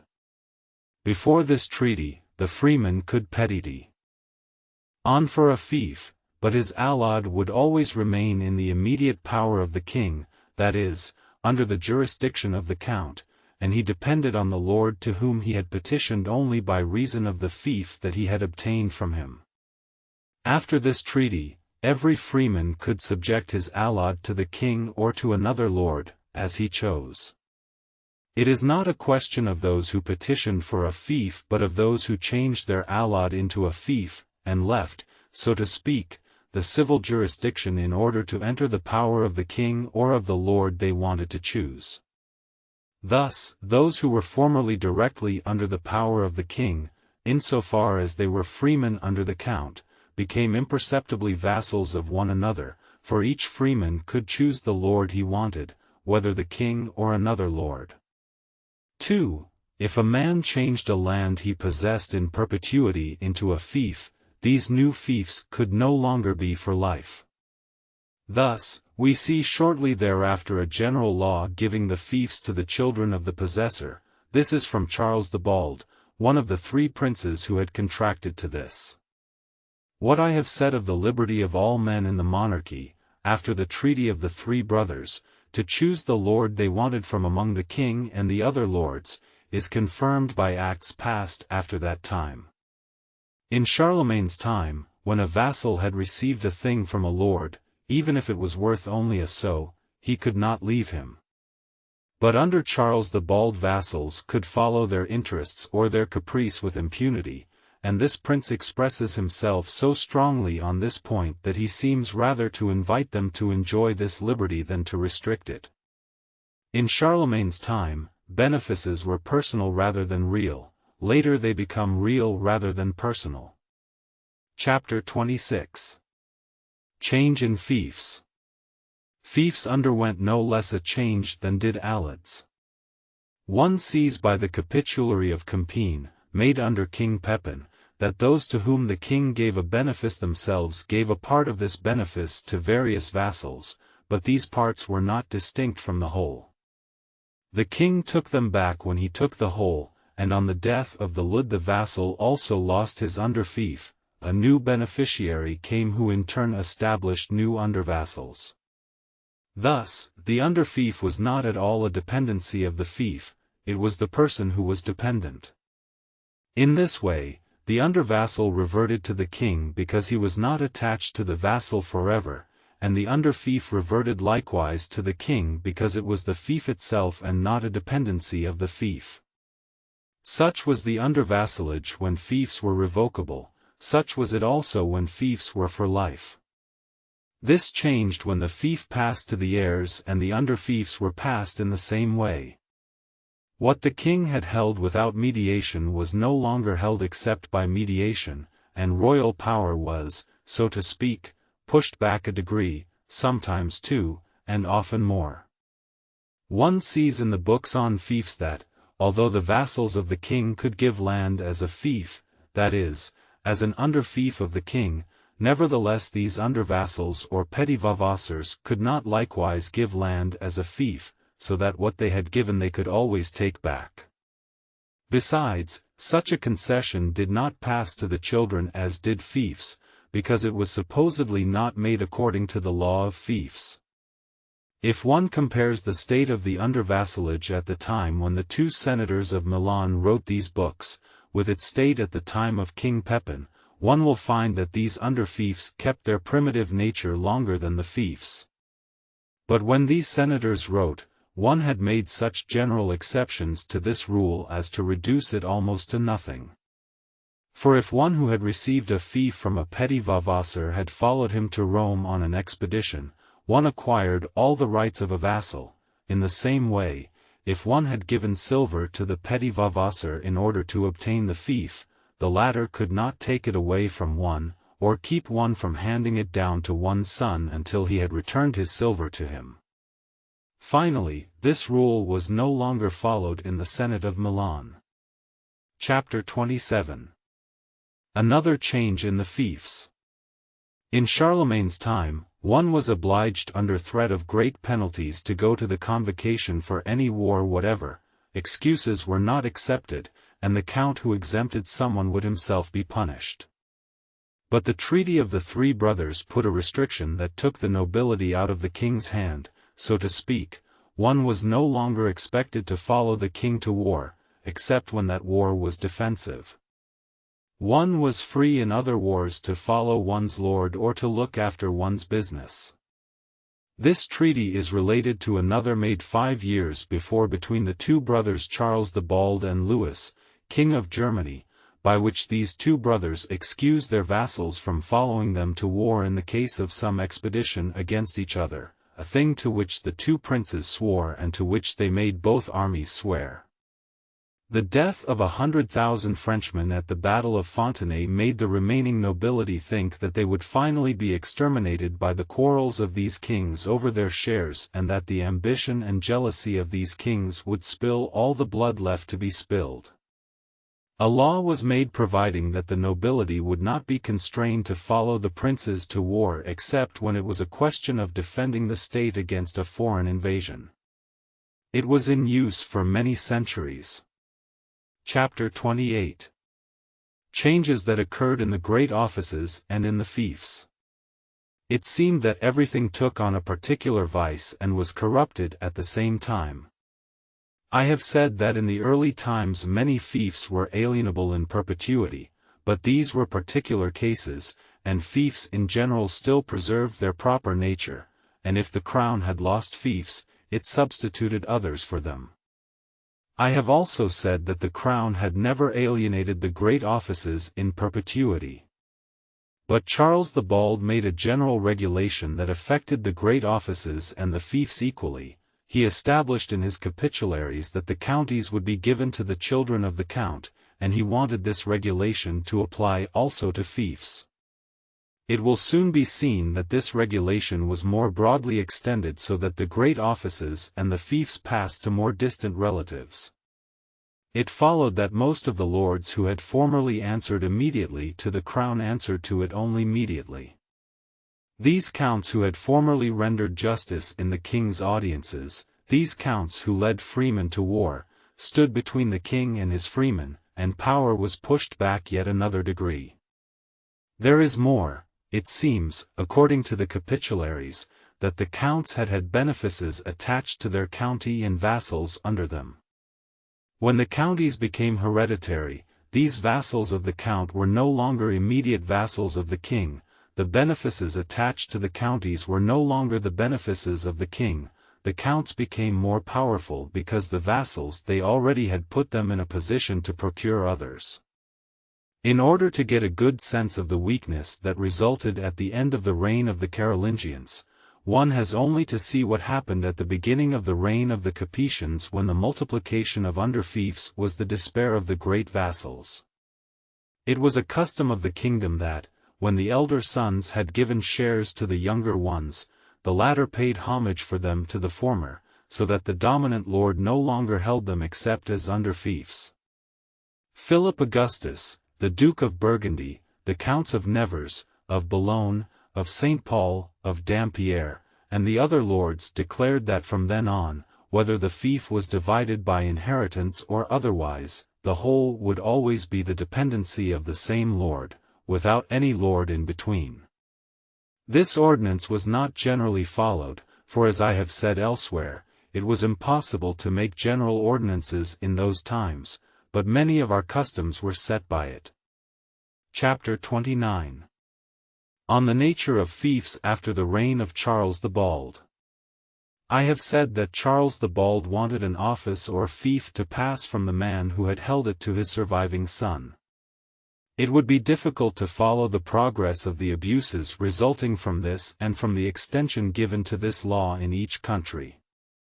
I find in the books on fiefs that in the beginning of the reign of Emperor Conrad II, the fiefs in the countries he dominated did not pass to the grandsons, they passed only to that child of the last possessor the Lord had chosen. Thus, the fiefs were given by a kind of election that the Lord made among his children.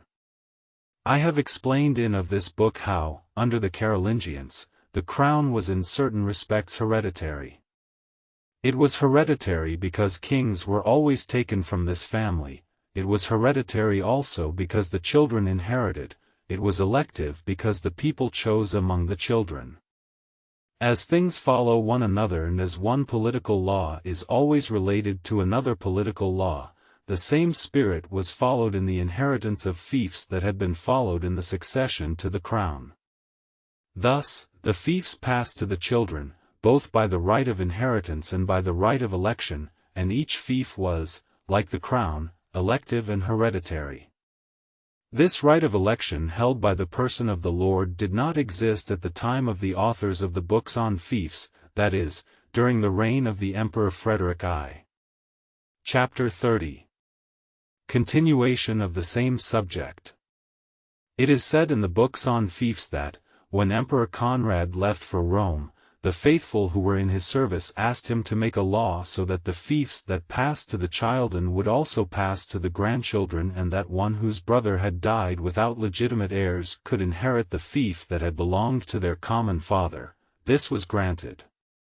It goes on to say, and it must be remembered that those who speak lived in the time of Emperor Frederick I, that the old jurists had always held that the inheritance of fiefs in a collateral line did not pass beyond full brothers, although in modern times one would have carried it as far as the 7th degree, for by the new right, one had carried it in direct line to infinity. It is thus that the law of Conrad was gradually extended. When all these things are assumed, a simple reading of the history of France will show that the perpetuity of fiefs was established earlier in France than in Germany. When Emperor Conrad II began his reign in 1024, things were still in Germany as they had been in France in the reign of Charles the Bald, who died in 877. But in France after the reign of Charles the Bald so many changes were made that Charles the Simple was not in a position to dispute with a foreign house's incontestable rights to empire and, finally, in the time of Hugh Capet, the reigning house, stripped of all its domains, could not even support the crown. In France the weak spirit of Charles the Bald put an equal weakness in the state. But as his brother, Louis the German, and some of those who succeeded him, had greater qualities, their state sustained its strength for a longer time. What am I saying? Perhaps the phlegmatic humor, and, if I dare say it, the immutability of the spirit of the German nation resisted longer than the French nation this arrangement in which fiefs, as if by a natural tendency, were perpetuated in families. I add that the kingdom of Germany was not devastated, and, so to speak, wiped out, as was that of France by the particular kind of war that the Normans and Saracens waged over it. There was less wealth in Germany, there were fewer towns to sack, fewer coasts to travel along, more marshes to cross, more forests to penetrate. The princes who did not see the state ready to fall at every instant had less need of their vassals, that is, they depended less on them. And it is likely that if the emperors of Germany had not been obliged to go to Rome to be crowned and make continual expeditions in Italy, their fiefs would have preserved their primitive nature even longer. Chapter 31. How the Empire left the House of Charlemagne. The Empire which, to the prejudice of the branch of Charles the Bald, had already given to the bastards of the branch of Louis the German, passed again into a foreign house, with the election of Conrad, Duke of Franconia, in 912. The branch that reigned in France and that could scarcely dispute over villages was still less in a position to dispute over the empire. We have an agreement passed between Charles the Simple and Emperor Henry I, who succeeded Conrad. It is called the Pact of Bonn. The two princes met on a ship in the middle of the Rhine and swore eternal friendship. A very good mezzo terminus used. Charles took the title of King of Western France, and Henry that of King of Eastern France. Charles made the contract with the King of Germany and not with the Emperor. Chapter 32. How the Crown of France passed to the House of Hugh Capet. The inheritance of fiefs and the general establishment of under-fiefs extinguished political government and formed feudal government. Instead of that innumerable multitude of vassals kings had had, they now had only a few on whom the others depended. Kings had almost no more direct authority, a power that had to pass through so many other powers and through such great powers was checked or lost before reaching its goal. Such great vassals no longer obeyed, and they even used their under-vassals in order not to obey any longer. The kings, deprived of their domains and reduced to the towns of Reims and Laon, were at their mercy. The tree spread its branches too far, and the top dried out. The kingdom was without a domain, as the empire is today. One gave the crown to one of the most powerful vassals. The Normans ravaged the kingdom, they came on a kind of raft and in small craft, entered the mouths of the rivers, went upstream, and devastated the country along the banks. The towns of Orleans and Paris checked these bandits, and they could advance neither on the Seine nor on the Loire. Hugh Capet, who possessed these two towns, held in his hands the two keys to the unhappy vestiges of the kingdom. A crown was conferred upon him that he alone was in a position to defend. In the same way later, the empire was given to the house that held the boundaries firm against the Turks. The empire had left the house of Charlemagne at the time when it was established that the inheritance of fiefs was the result of an act of condescension. This was a usage lasting even longer among the Germans than among the French. It made the empire, considered as a fief, elective. Whereas, when the French crown left the house of Charlemagne, fiefs were really hereditary in this kingdom, the crown, like a great fief, was also.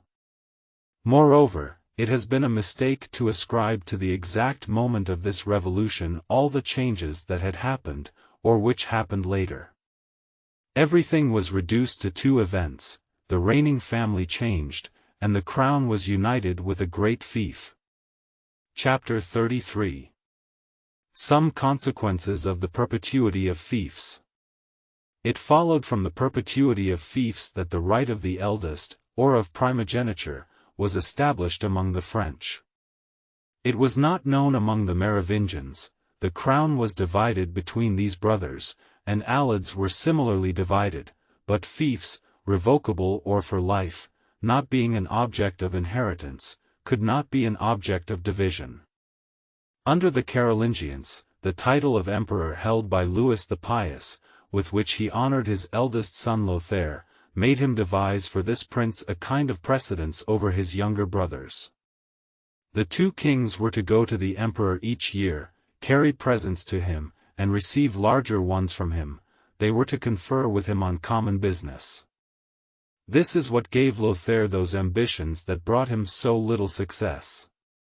When Agobard wrote for this prince, he cited the provision of the emperor himself, who had associated Lothair with the empire after God had been consulted by 3 days of fasting and with the celebration of masses, by prayers and alms, after the nation had given him its oath which it could not violate, and after he had sent Lothair to Rome to be confirmed by the Pope.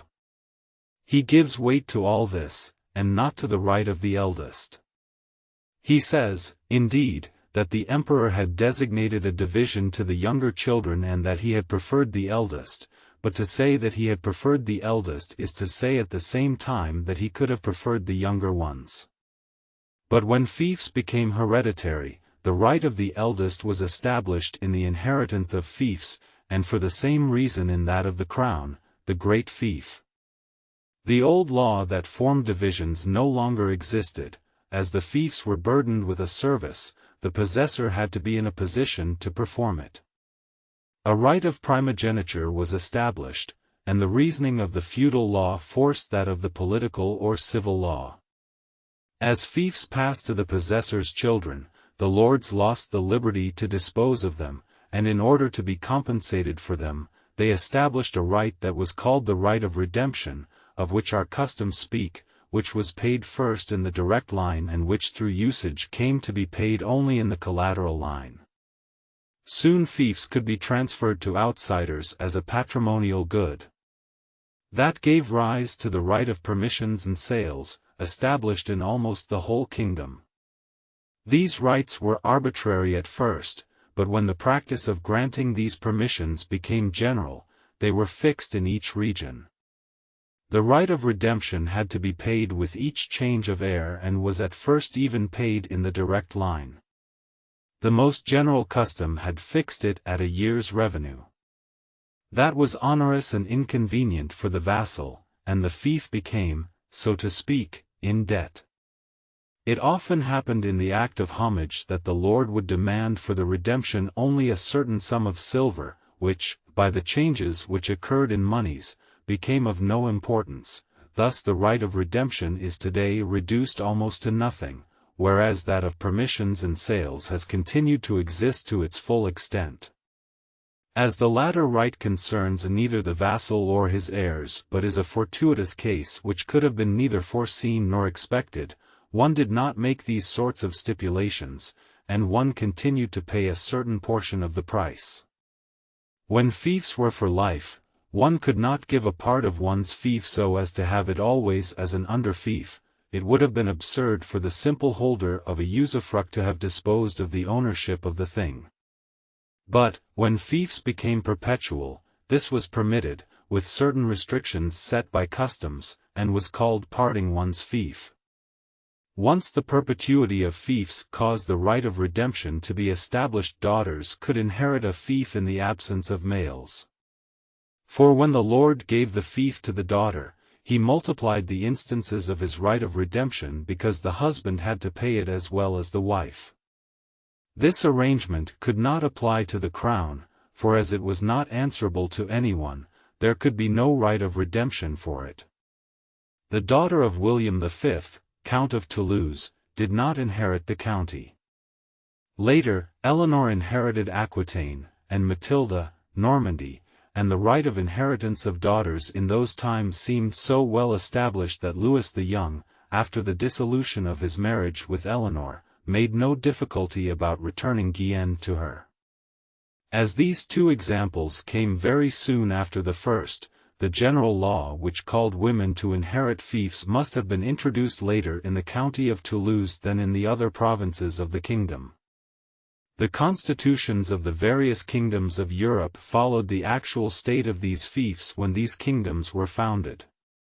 Women inherited neither the crown of France nor the empire because, when the two monarchies were established, women could not inherit fiefs, but women inherited in kingdoms whose establishment was later than that of the perpetuity of fiefs, such as those founded by the Norman conquests, those that were founded by the conquests made against the Moors, and still others, beyond the boundaries of Germany and in quite modern times, which were in some fashion reborn with the establishment of Christianity. When fiefs were revocable, they were given to people who were in a position to give service for them, and there was no question about minors, but, when they were perpetual, lords took the fief until the one who was to hold the fief came of age, either to increase their profits or to have the ward raised in the exercise of arms.